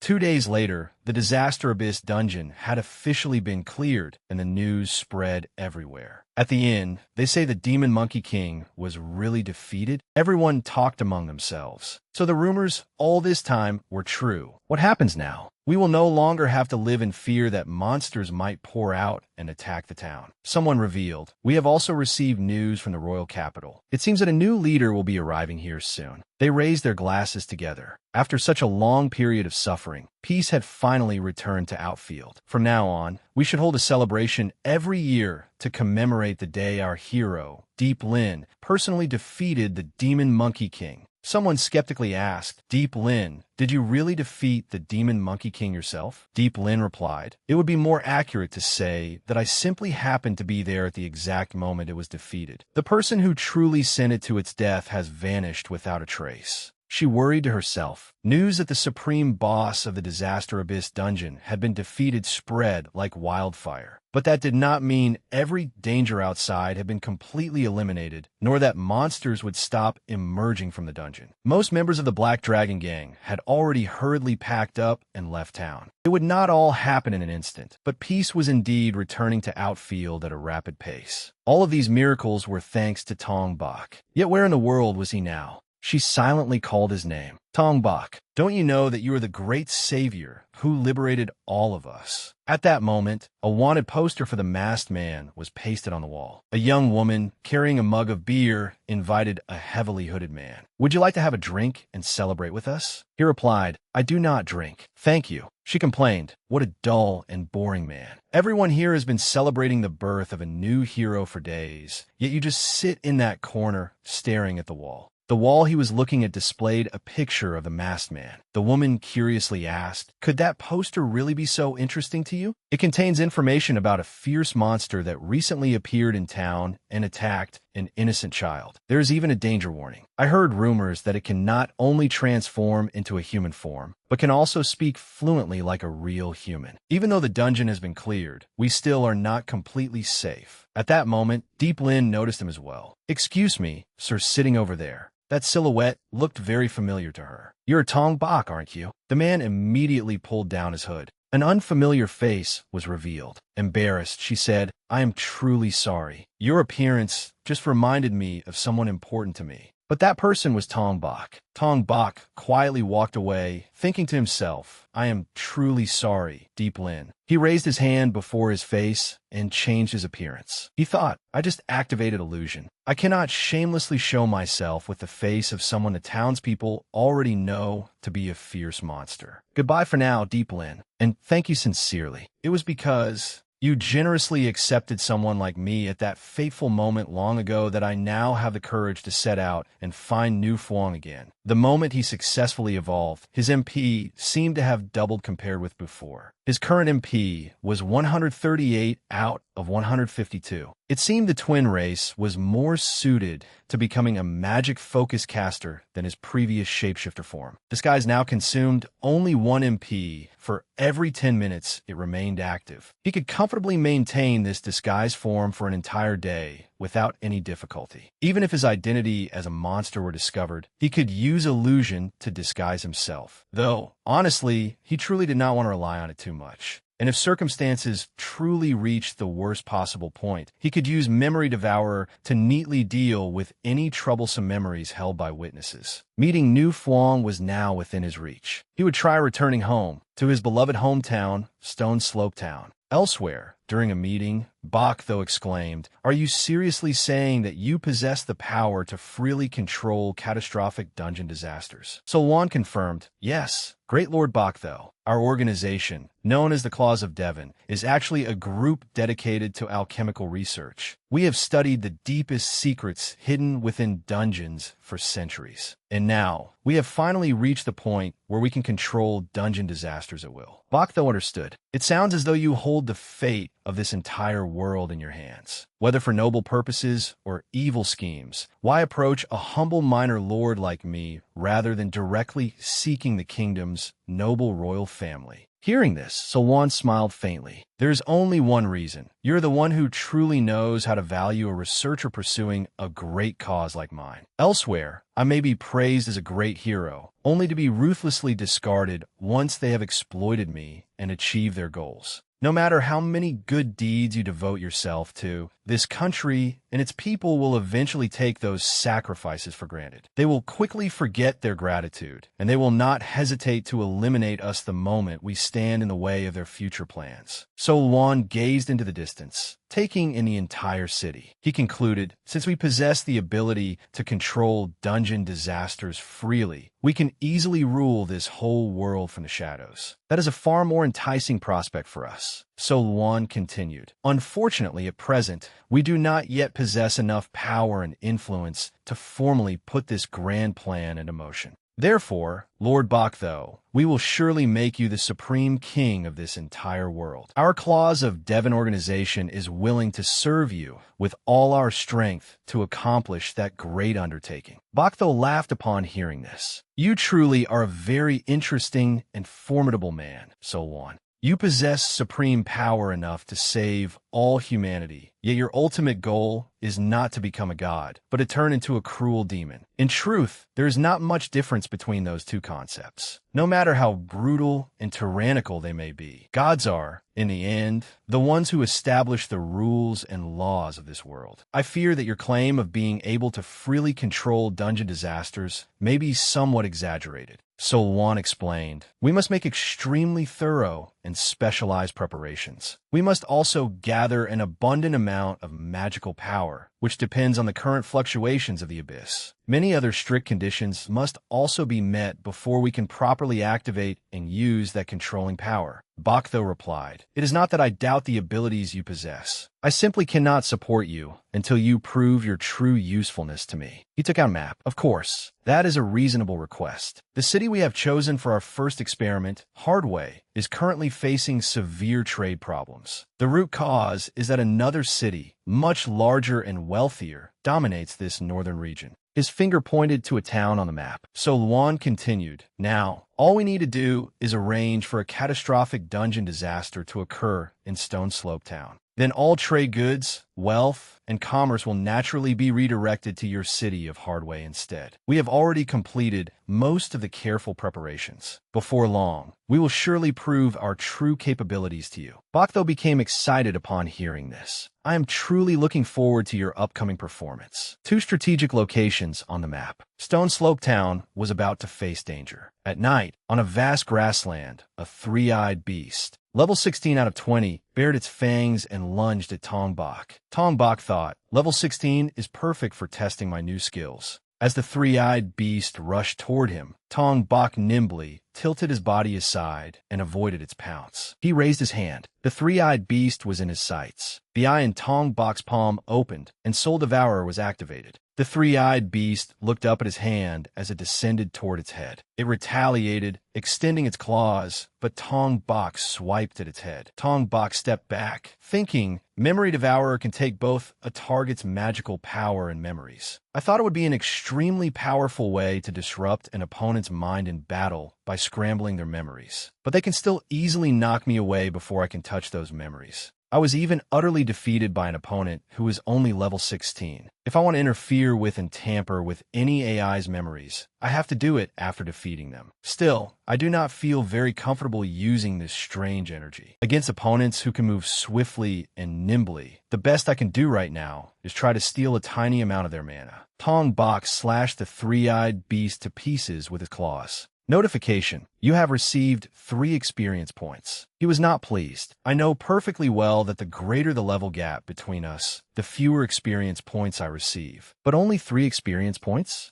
I wonder whether I still have any chance of growing stronger than this. In any case, that was an incredibly bizarre monster. I have never seen that species before, and its combat level was clearly far too high for a creature appearing so close to Stone Slope Town. I can only hope this is not some kind of bad omen. Tong Bak lit a fire and sat down to eat a piece of the 3-eyed beast. His heart fluttered. I'm already very close to the cliff. My beloved hometown is just 1 grassland away. Tong Bak calculated that he could replenish the mana consumed by Disguise himself by actively stealing MP from monsters along the way, trying to maintain his human form for as long as possible. I do not want to accidentally cause panic among the townspeople if I reveal that monstrous form. More importantly, I have always felt that maintaining that form continuously would erode and manipulate my mind. It truly gives me an extremely unsettling, dark feeling. Tong Bak clenched his fist, his resolve rising. He told himself, just wait for me, Nu Fuang. I am on my way home to you. At a tavern, someone angrily slammed down a mug of beer and cursed. Damn it. The person drinking with him reminded him, calm down. This world is not that big. It is only natural that we would run into a few setbacks while searching for and recruiting new members. Na Tien was angry because he believed they were deliberately avoiding them and wanted nothing to do with their group. I can guarantee it. Lam Tan, who was seated with him, was startled. What? The last time Nu Fuang went looking for them, the last time anyone saw my brother was when he entered the dungeon with the 2 of you. He panicked upon hearing that. What exactly are you implying? She replied, fine. In that case, I will say it plainly to both of you. You deliberately led my lower-level brother deep into the dungeon's dangerous area. Then you two ran away to save yourselves, heartlessly leaving him behind to be eaten by monsters. That must be what really happened, right? Not Tien muttered, it was that girl. I can guarantee that she is the one who has been spreading false rumors about us everywhere. That is why no one will accept our hiring offers now. That must be it. I've also felt lately that people keep gossiping and pointing at us behind our backs. Now everything is clear. It is all because of that damn girl. Lam Tan said anxiously. Not Tien. Nu Fuang has clearly been acting very strangely ever since that fateful incident happened. Upon hearing this, he slammed his mug down hard. Not Tien grabbed the other man by the collar and cursed in his face. I warned you never to mention that matter again. It was not my fault. He thought to himself, how was I supposed to know those imps had a habit of luring humans deep into their nest? It was entirely his own stupid fault for daring to go so deep at such a pitifully low level. He continued, and if the two of us had not acted that way at that life or death moment, all of us would have died there, right? So shut up and calm down. He hypnotized himself. I did nothing wrong. I am not a cold-blooded murderer. So you have no right to look at me with those judgmental eyes. That girl, I will never forgive her for spreading those false rumors about us. The scene shifted to a dungeon, where someone boldly entered. Hearing the beast roar, she exclaimed, what a magnificent sight. Before her stood the dungeon boss, Fanria. The young woman said happily, not even 100 days have passed, yet we have successfully evolved this boss into something with such terrifying power. My master truly is a great genius. The beast let out a roar.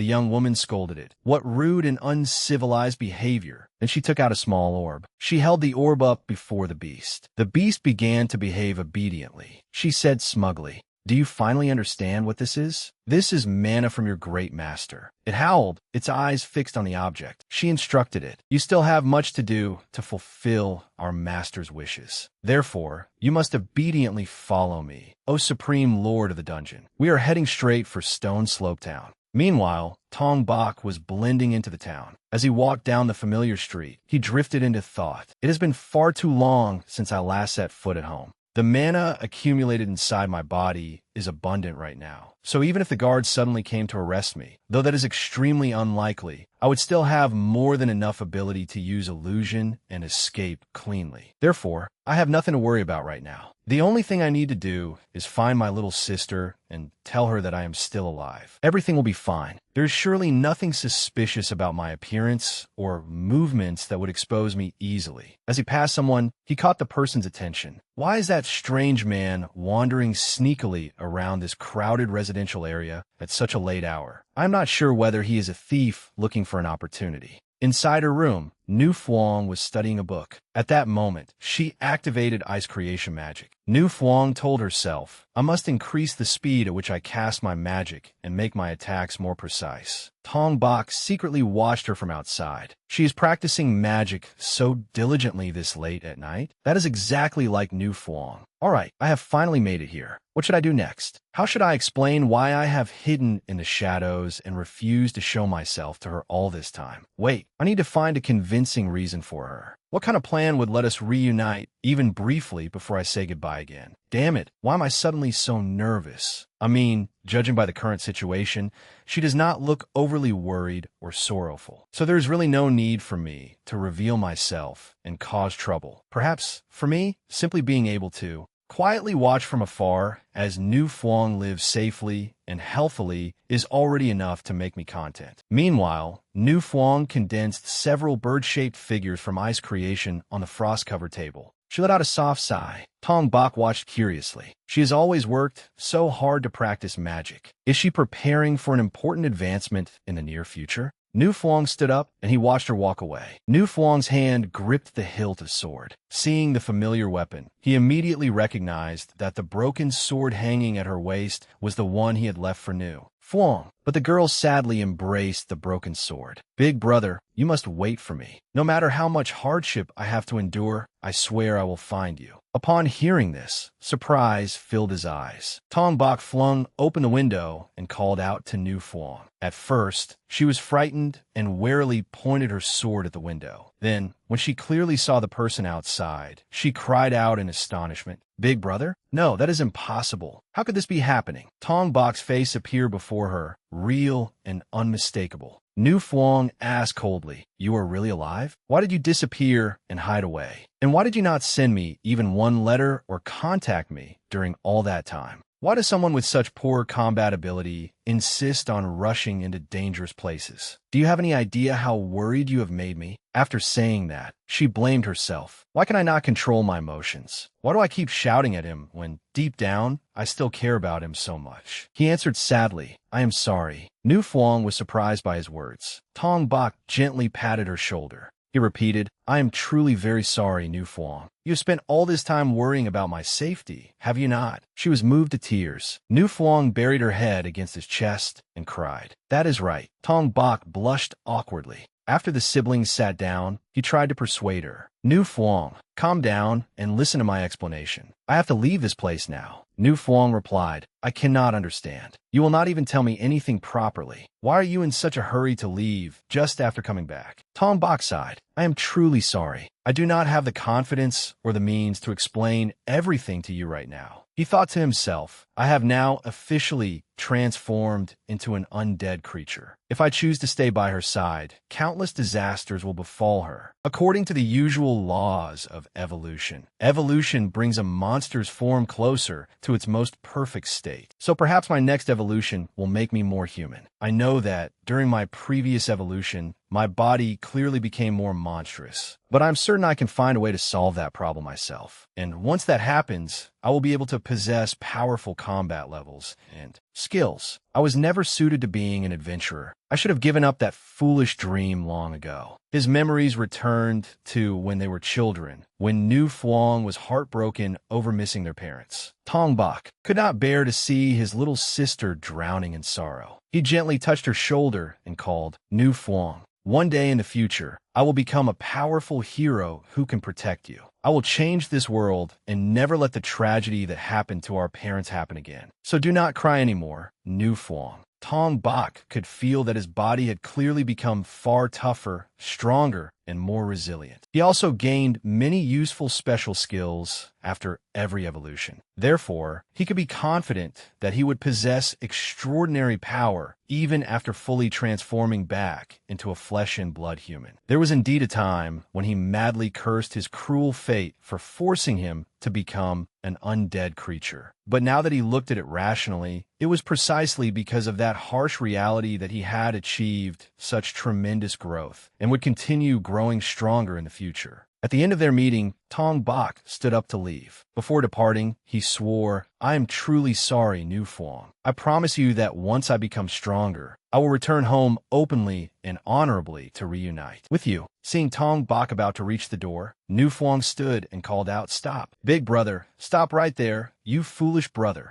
Her hand reached forward, but there was no one outside the door. Nu Fuang stood frozen in shock. That cannot be real. He was just standing here, yet he disappeared in an instant. His abilities used to be so weak, so why does he keep insisting on acting alone? She only hoped that he would not do anything reckless again and leave her living in constant fear and unease. Tong Bok, meanwhile, felt very happy. "Nu Fuang, I am so glad we could meet, even if only briefly. Now she will not foolishly venture into that dangerous dungeon to search for me anymore." Lost in thought, he accidentally bumped into a passerby. "I'm very sorry. I was distracted." Not Tien shouted angrily, "You bastard, where are your eyes?" Recognizing someone familiar, Tong Bok's eyes widened in shock. The memory of the day that man pushed him down came rushing back. Tong Bok blurted out, "You, not Tien." The other man also recognized Tong Bok. He froze. "I thought you were dead." The scene shifted to the southern watchtower in Rockrat City. The guard inside was dozing off when a surge of mana jolted him awake. He went to inspect the magic stone that powered the monitoring and measuring system. Such an enormous mana reading? This must be a malfunction, right? The supervisor hurried toward the door. What he saw outside left him stunned. In the distance, a black tide was rapidly rushing toward them. Hearing the monsters roar, he realized that a huge horde of monsters was closing in on the town. Meanwhile, Singer had appeared there.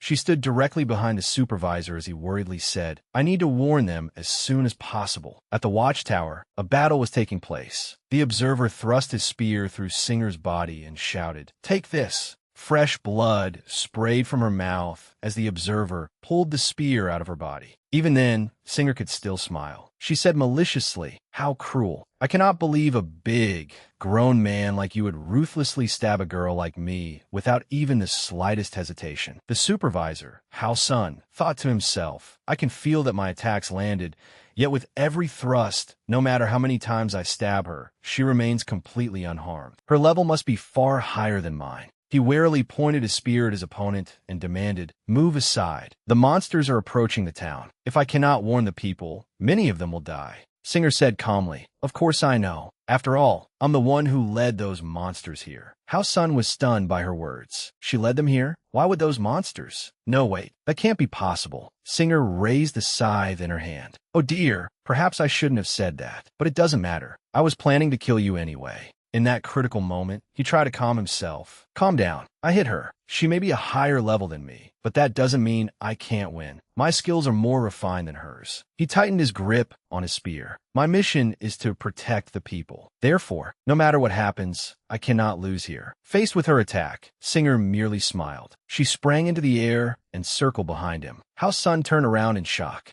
A slash came down across his back, and blood sprayed everywhere. Hao Sun realized how swift she was. If she could move that fast, then why had any of my attacks been able to hit her? Now he lay on the ground, barely clinging to life. Singer folded her arms and admired the sight. "I only went a little easy on you. That was fun, but it seems I gave you hope. Sorry about that." Once the monsters pour in from the south, how do you think the city's warriors will respond? Hao Sun realized that she wanted to deal with him first, just as she had dealt with him. Singer continued, "I'm sure you really want to know, don't you?" Damn it. She raised her scythe high. Then she drove it into his back. Hao Sun's trembling hand rose. She cut so deeply that she hit bone. I don't want to die." Singer smiled at his struggle. She healed the wound on his back. He was stunned. She was healing him? Her enemy? Why? Singer questioned him step by step. Where will the city try to make its first stand? Hao Sun had his answer now. She was toying with him, trying to force information out of him. He gritted his teeth and endured as she struck him again. "I don't want to die. I can't die yet." Singer healed him again. She continued playing with him until Hao Sun collapsed face first onto the floor, exhausted. Singer asked again, "So you don't want to die? You just can't die yet, is that it? Then tell me, how do you think they will defend themselves?" He stubbornly endured. "I can't die yet. I can't die. Not until I warn everyone. It is my duty." Singer sighed at that, finished him off, and left. What a boring man. She had already reached the door. With his final breath, Hao Sun prayed, "Is anyone there? Please hear my final wish. Protect our town. Protect Rockrat City." The scene shifted to the town. Not Tien could not believe his eyes. "You should be dead. The monsters should have eaten you. So how can you be standing right in front of me?" Tong Bak sensed that something was wrong. "This is strange. No matter how I think about it, I've run into a troublesome person. Should I change my face using illusion? No, it costs too much mana to maintain all the time. I should just be more careful not to run into anyone I know." Not Tien speculated, wait, did he truly come back to life because of his resurrection skill? No, that's impossible. Even if he escaped that situation, he could not have gotten out of the dungeon by himself. Besides, I had never seen him before today. Tong Bak decided, no matter what happened, he was the one person who had no right to blame me for anything. Tong Bak spoke, not Tien. He noticed that not Tien's face looked haggard. Tong Bak looked closer. Wait, his eyes aren't focused, and the dark circles under them are terrible. His cheeks are sunken, too. Did he take some kind of strange drug? Not Tien placed a hand on his sword hilt. He drew his sword. Tong Bak stepped back in alarm. "What the hell are you?" Not Tien was making wild guesses. "I understand now. You came back as a monster to kill me, didn't you? That must be it." Tong Bak raised his hands innocently. "That's really not it." Though he thought, well, he is half right. Not Tien brought up the past. "You resent me for abandoning you to those monsters, don't you?" Tong Bok was curious. Something is wrong with him. What happened to him? At this rate, people will start gathering around. I need to deal with him quickly and quietly. Not Tien grew even more guarded. You're drawing your weapon. I knew it. You really did come to kill me. I'll send you back to the other world. Don't think you could defeat me just because you became a monster, you useless, skillless porter. Tong Bok raised his sword and blocked his opponent's attack. I was never good at dealing with Not Tien. He gets angry easily, and for some reason, he has always looked down on me. But this time feels completely different. It is like he has lost his mind. Of all the people I could have encountered in Rockrat City, he is definitely the worst. How should I handle this? Meanwhile, Not Tien also sensed something unusual. How can he be so fast? I cannot keep up with him at all. Tong Bok lightly twisted his sword. He drove the hilt into Not Tien's chest. Not Tien dropped to his knees, shocked. Impossible. Is this really Tong Bok, the one who was always low level? Right now, my level is twice Not Tien's. I can easily defeat him even in human form. Hopefully, that will be enough to calm him down. But suddenly, Not Tien laughed. He stood up and said, I cannot accept dying in a place like this. He remembered, I was certain Tong Bok should have died then. There is no way he could have survived that situation. Looking at Tong Bok before him, he could not understand it. Then how can he be standing in front of me now? Not Tien activated his flame. The sword in his hand burst into fire. Even if you can block my sword, my flames will burn you to ash. Tong Bok swiftly ducked beneath the blade and swept his leg at his opponent. Not Tien stumbled and fell backward. Looking toward his sword lying in the distance, he cursed, Damn it! Not Tien tried to crawl toward his sword. Tong Bok spoke up. Calm down. I'm human. I would be lying if I said I don't resent you. But honestly, I only hope I never have to see you again. Not Tien refused to believe him. Don't lie to me. You only want to trick me, so you can eat me. Seeing Not Tien trembling in fear, Tong Bok knew he was no longer sane. I do not think I can convince him. I may have to use my skill to get rid of him. The scene shifted outside the city, where the ferocious monsters had arrived. The soldiers turned pale with fright. The monsters have entered the town. The sound reached Tong Bok's ears. He looked toward its source. That roar just now, it was a monster. I can't believe monsters are attacking Rockrat City, just like that terrible day 15 years ago. Not Tien was also stunned. A dungeon disaster? Impossible. There are no dungeons around here, showing any abnormal signs. Then he seemed to come to his senses. I understand. I know what happened. Not Tien placed all the blame on Tong Bok. You let a horde of monsters here. I'm certain of it. Tong Bok thought irritably. How much more nonsense are you going to say? The eye in his hand opened. I cannot delay dealing with Not Tien any longer. I'll show him an illusion and knock him out. Just then, Singer ran past him. Tong Bok saw her pass by and breathed a sigh of relief. That was close. Someone almost saw me. Not Tien spread his arms to stop Singer. Stop that weapon. You're an adventurer, aren't you? She was polite at first. Could you move aside? I'm in a hurry. Not Tien pointed at Tong Bok. This man summoned a horde of monsters here. Please help me defeat him. Tong Bok gave an awkward smile. What a nuisance. Aloud, he explained, Sorry, but this man seems to be confused. Singer glanced at Tong Bok. She scolded Not Tien. You idiot. That is impossible. He tried to persuade her. It's the truth. He died once and turned into a monster. Meanwhile, warning bells rang in Tong Bok's mind. What? This woman. I have a terrible feeling about her. Yet at the same time, something seems to be urging me to get closer to her. He shouted, Get away from her, Not Tien. There's something very strange about that woman. Not Tien snapped. Shut your filthy mouth, you damn monster. He did not know that Singer had revealed her killing intent behind him. Her side sliced into Not Tien's flesh. Tong Bok blinked. Everything happened too quickly before his eyes.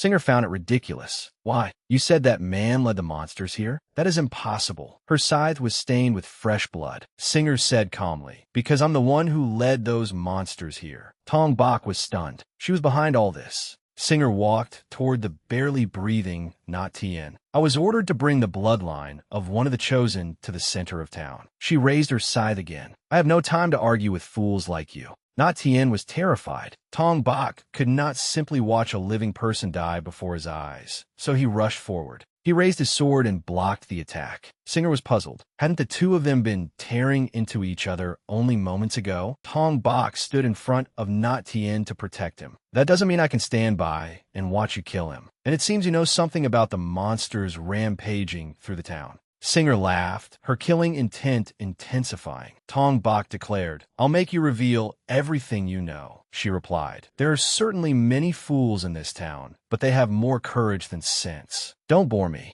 Unfortunately, I'm in a hurry. Otherwise, I would have taken my time enjoying the feeling of cutting you into pieces with my own hands." Tong Bak said, "I'm worried about the southern district, where the monsters are attacking, so I'll defeat you quickly." Singer was delighted. Great minds think alike. I'm in a hurry too, so we agree on that. Her steps quickened, and above all, I cannot allow you to do that. Na Tien watched the scene in confusion. Why is he pretending to protect me? I was sure Tong Bak died that day. No, I killed him myself, so I could escape that nest of monsters. I heard that corpses can become monsters after absorbing tainted mana. I always thought it was nonsense, but I also heard that they seek to settle the grudges from their former lives. He stared blankly at Tong Bak. Tong Bak, didn't you come back here to kill me? Meanwhile, Tong Bak was calculating how to defeat Singer. She is both fast and strong, and her weapon is absurdly large. I cannot close the distance easily. She is as strong as the leader of the Dark Dragons. No, perhaps even stronger. I estimate she is around level 50. In other words, she is as strong as the world's most powerful adventurers, the kind of people Night Orders seek to recruit. I never thought I would have to fight someone like her at a time like this. But at least she has shown an opening. Singer was surprised to see him rush forward, and she swung her blade at his abdomen.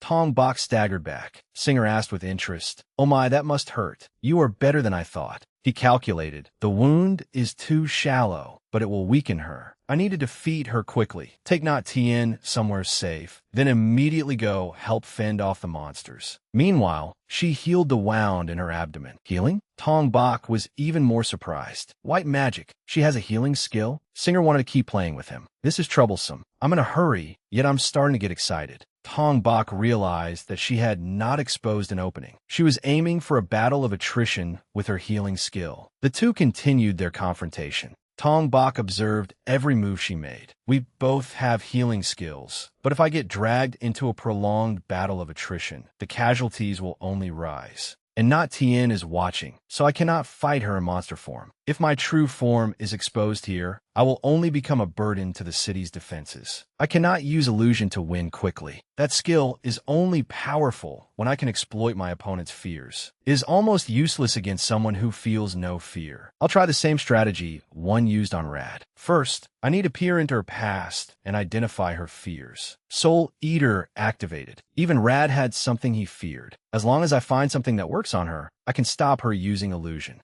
She was surprised. "Oh my, you have quite a rare skill." Every one of Tong Bak's attacks was blocked. Singer reminded him, "But I'm not kind enough to let such an obvious attack hit me." Tong Bak grew tense when he realized she had become wary and adjusted the pace of the fight. Without the large opening she had shown earlier, I cannot land a hit. Singer said, "It must take quite a lot of mana to maintain that skill of yours. How long can you keep it up?" Mana still covered his body. She sneered. "It seems I hit the mark." Tong Bak swung a mana-infused sword with all his strength. Singer struck down on his sword, sending the blade flying aside. She mocked him. "You are so easy to read." Panicking and trying to end the fight so quickly. Only then did Singer notice. Wait, that is not. She saw his monstrous hand. His hand. So that was what he was aiming for. Tong Bak reached out. He knew Na Tien could not see this from his angle. "She is right that I thought a long battle would be bad, but dropping my sword was only a trick." A slash of his claws struck her. Dream Eater activated. "I can't wait to see your memories." Tong Bak's soul entered another space. He was curious to see nothing but a vast whiteness before him. This is her mental world, I suppose. But this is strange. There is nothing here. When I used it on Rad, it was like a ruined city. When I use it on monsters, I see a dungeon or a vast field. I have never encountered such an empty white space before. I want to know who she is and what she is after, but I cannot learn anything like this.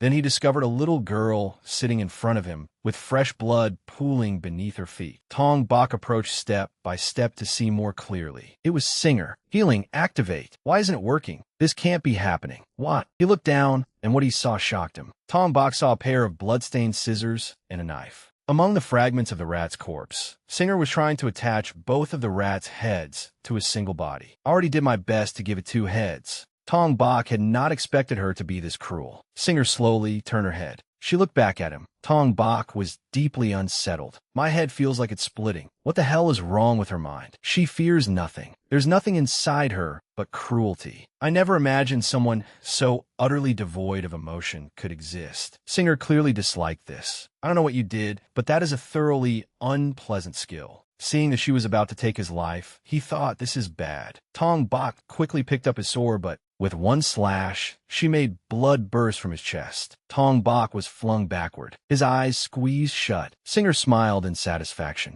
Looks like this is the end. Tong Bak struggled to sit up. This is bad. Her skills are more refined than mine, and my cloning skill is useless against her. The only thing I can try now is canceling my disguise. There aren't many people around. Only not Tien will find out. But if he makes a scene, the entire town may discover that I'm a monster. That would only cause more chaos. With monsters already flooding the town, that chaos could get people killed. Not Tien was worried. At this rate, he'll be killed. He came here to get revenge on me. So if he dies here, it serves him right. But won't that woman kill me next after she deals with Tong Bak? Did Tong Bak really come here to kill me? I don't understand what's happening anymore. He pursed his lips and made a difficult choice. Not Tien grabbed a rock beside him and gathered flames into it. Tong Bak was calculating that canceling his disguise would be his last resort. Her footsteps quickened as she charged toward him. He weighed his options. If we cause a huge disturbance, it will only hinder the defense against the monsters and increase the number of casualties. Her scythe cut through the air in a sharp arc.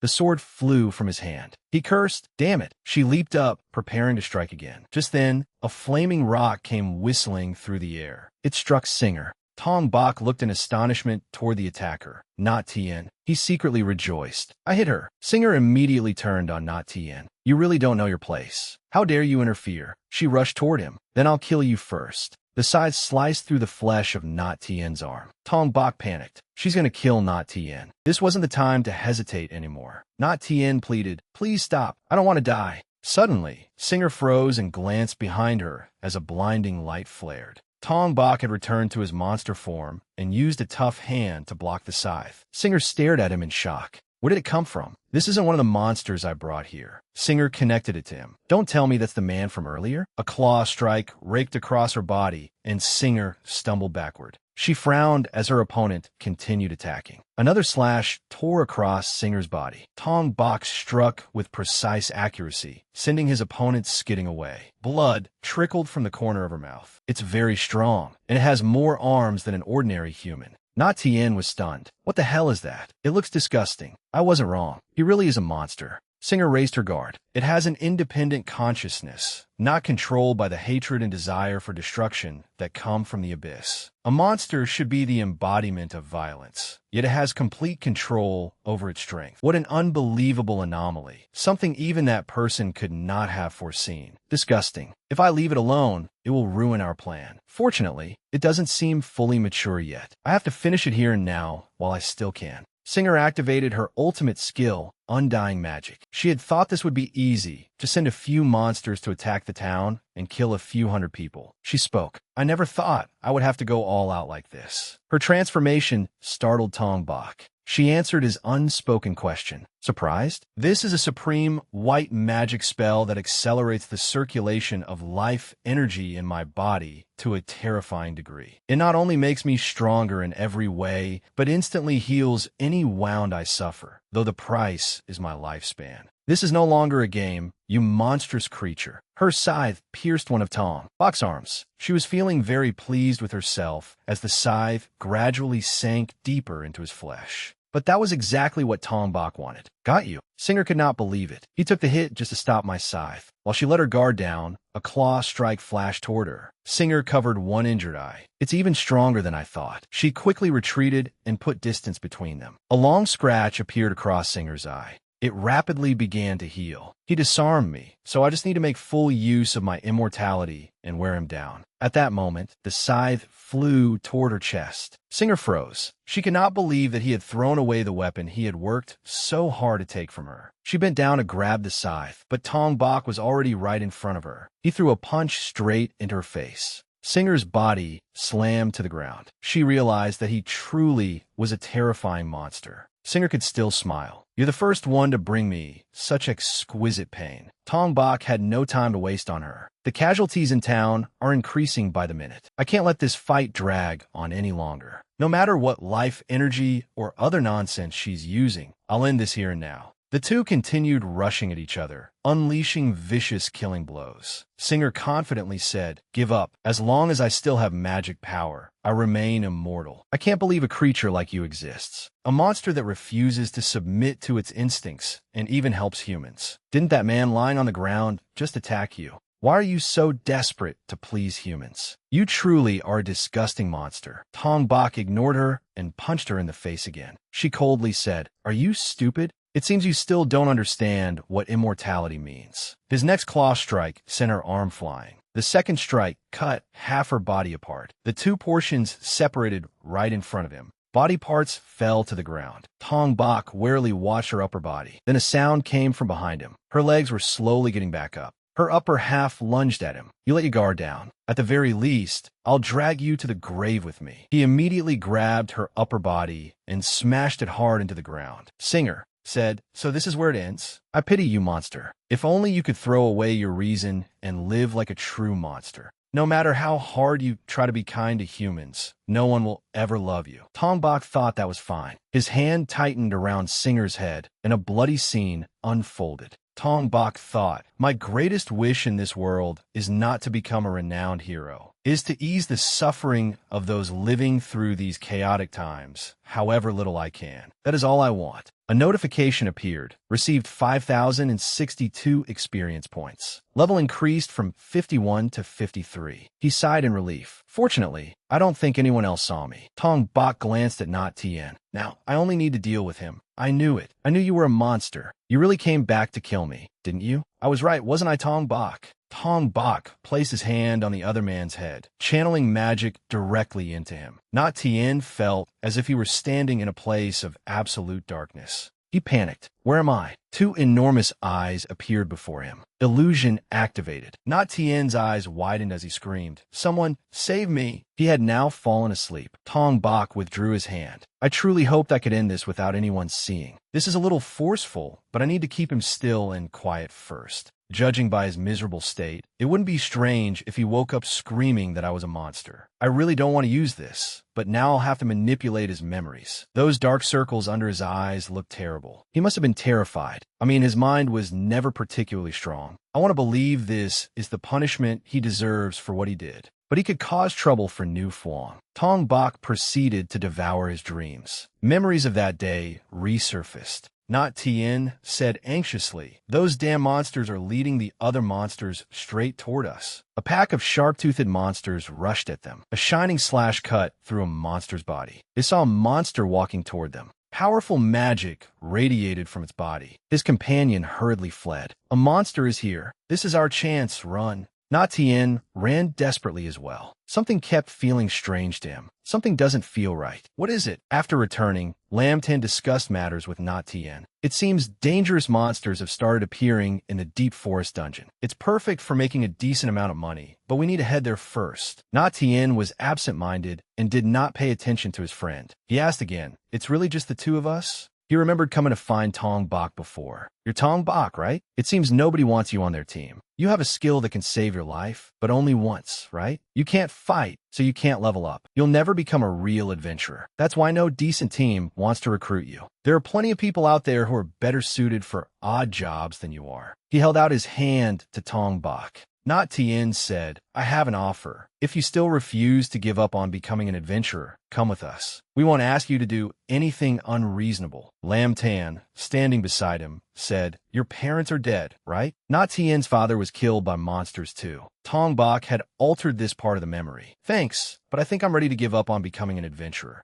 Not Tien praised him. "That's a smart choice. Maybe it's for the best." Before leaving, Tong Bak said, "Still, thank you both very much for inviting me. See you later, Not Tien." He was startled. "How do you know my name?" After his memories had been altered, Not Tien woke up. Tong Bak helped him to his feet. He was confused. "Where am I? Was I dreaming?" Tong Bak handed the still-dazed Not Tien over to a passerby. "I'm heading south. Could you take care of him? Please bring him somewhere safe." Not Tien was startled. "You?" Tong Bak interrupted. You're awake? A strange woman attacked you, and you passed out. Not Tien rubbed his aching temple. I see. My memories are a little hazy, but I remember something like that happening. It seems you saved me. I've never seen you around here before. Are you a traveling adventurer from afar? Tong Bok thought. I erased all of Not Tien's memories of me. Now he won't run around telling everyone that I'm a monster. He won't cause any trouble for New Fuang either. From now on, he should finally be able to sleep peacefully. Suddenly, Not Tien acted strangely. He bowed down and pressed his forehead to the ground at Tong Bok's feet. Tong Bok was startled. What are you doing? Something buried deep in Not Tien's memory compelled him. I don't know. I really don't know, but I just feel that I have to apologize. I'm certain of it. Tong Bok knew well that when Not Tien's memories disappeared, so did his fear. That meant his guilt had finally come to the surface. After all, he had nearly been crushed by his own guilt. Tong Bok replied, You must still be confused. I need to go help deal with the monsters. He decisively turned and left. Tong Bok softly said, See you later, Not Tien.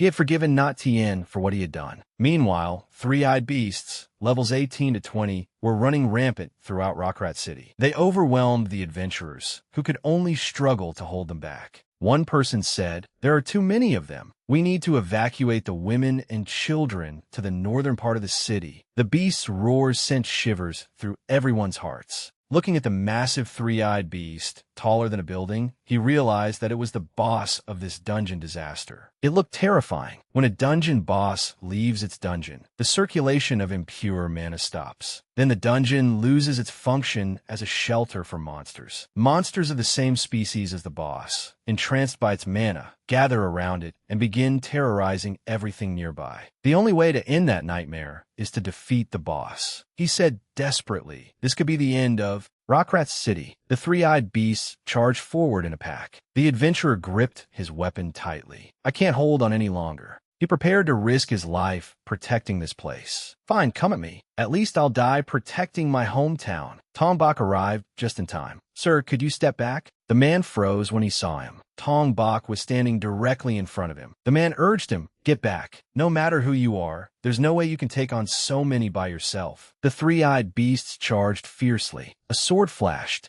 and Tong Bok swiftly killed two of them. A notification appeared. Received 6 experience points. Received 8 experience points. The man was stunned by this display of strength. Who are you? The remaining three-eyed beasts grew wary, none daring to make a move. Tong Bok provoked them. Come at me, all of you. I'm more than willing to fight anyone who threatens this city. Before long, the blood-stained bodies of the three-eyed beasts littered the ground. His sharp sword strikes cut through their throats. Behind Tong Bok, a three-eyed beast targeted him. It bit into his shoulder. Tong Bok raised the hilt of his sword. He smashed it into the beast's throat, then followed with a sword slash that cut through its body. A notification appeared. Received 6 experience points. He regenerated his wounded shoulder. Magic power overflowed from Tong Bok's body. With Dream Devour, I can have as much mana as I want. A mana-infused sword strike stabbed into a three-eyed beast. As long as I have regeneration and Dream Devour, I will never grow tired. No matter how many enemies I have to fight, I don't need to reveal my monster form. These monsters simply aren't strong enough. The people gathered here cheered happily when they saw him. An amazing adventurer has come to save us. Let's follow him and protect our city. Lam Tam was here as well. He recognized him. Wait, isn't that man Tong Bok? How could he have survived? Wait, is that really Tong Bok? He was doubtful because Tong Bok was far too strong now. He had taken down 3 three-eyed beasts with a single slash.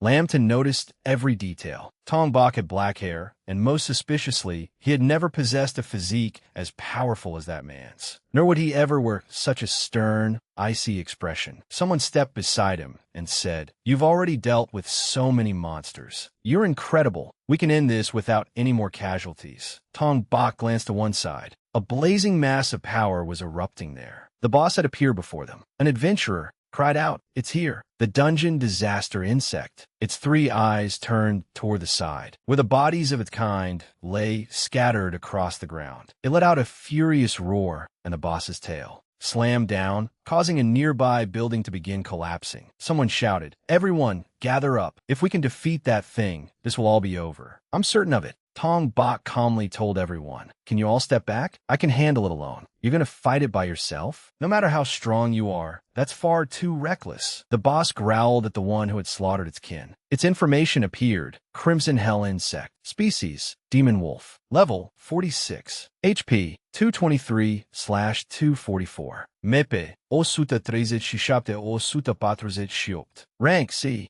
Tong Bok determined that it was much weaker than both Rad and the Demon Servant. He swung his sword straight at it. The clever boss retreated. Tong Bok declared, "I won't let you harm Rockrat City any further. I'll finish you immediately." It warily watched the powerful opponent before it. The adventurers marveled. That guy's incredible. He's taking on that enormous monster all by himself. Tong Bok was now standing atop a building, at the same height as the boss's face. First, Tong Bok used regeneration to heal his wounds. The boss slowly approached. He pushed off with his toes and leaped high into the air. His next strike came down upon it. Tong Bok landed and thought, "My level is much higher, and with Dream Devour and regeneration, I'll never be exhausted. It may be a resilient monster, but there's no way it can defeat me in a battle of endurance." He was surprised to see the boss flee. The adventurers worriedly said, "Is it trying to run away? That will lead to even more casualties. We have to stop it." Thick iron chains shot toward it, tightly binding the boss's legs. Its body was completely restrained. It looked up blankly at the dark sky. Tong Bok watched it from behind as he transformed back into his monster form. The boss was terrified by Tong Bok's appearance and let out a howl. Its mind was manipulated by illusion. Tong Bok was now ready to attack. His sword sliced through its neck. Blood gushed out, and the boss's body crashed to the ground. A series of notifications appeared. "You have gained 2,641 experience points. Level increased from 53 to 54. Everyone was stunned. He really defeated it all by himself. Tong Bok felt relieved. "I've defeated the boss. The dungeon disaster should die down now. But there are several things about this entire disaster that don't make sense." He recalled what Singer had said. "I'm the one who brought those monsters here. I never had time to interrogate that woman. What did she mean by that?" Everyone curiously watched Tong Bok's back. Has a hero just been born? Who exactly is that person? He knew that standing out too much would be troublesome. Tong Bok ordered them. "There are still monsters scattered throughout the town. Split up and deal with them." They came to their senses. "That's right. We still can't let down our guard." Watching them disperse, Tong Bok sighed in relief. "Now I just need to leave after hunting enough monsters. In any case, I'm glad I managed to protect my hometown. I have nothing to complain about." Tong Bok hurried past Lamtan.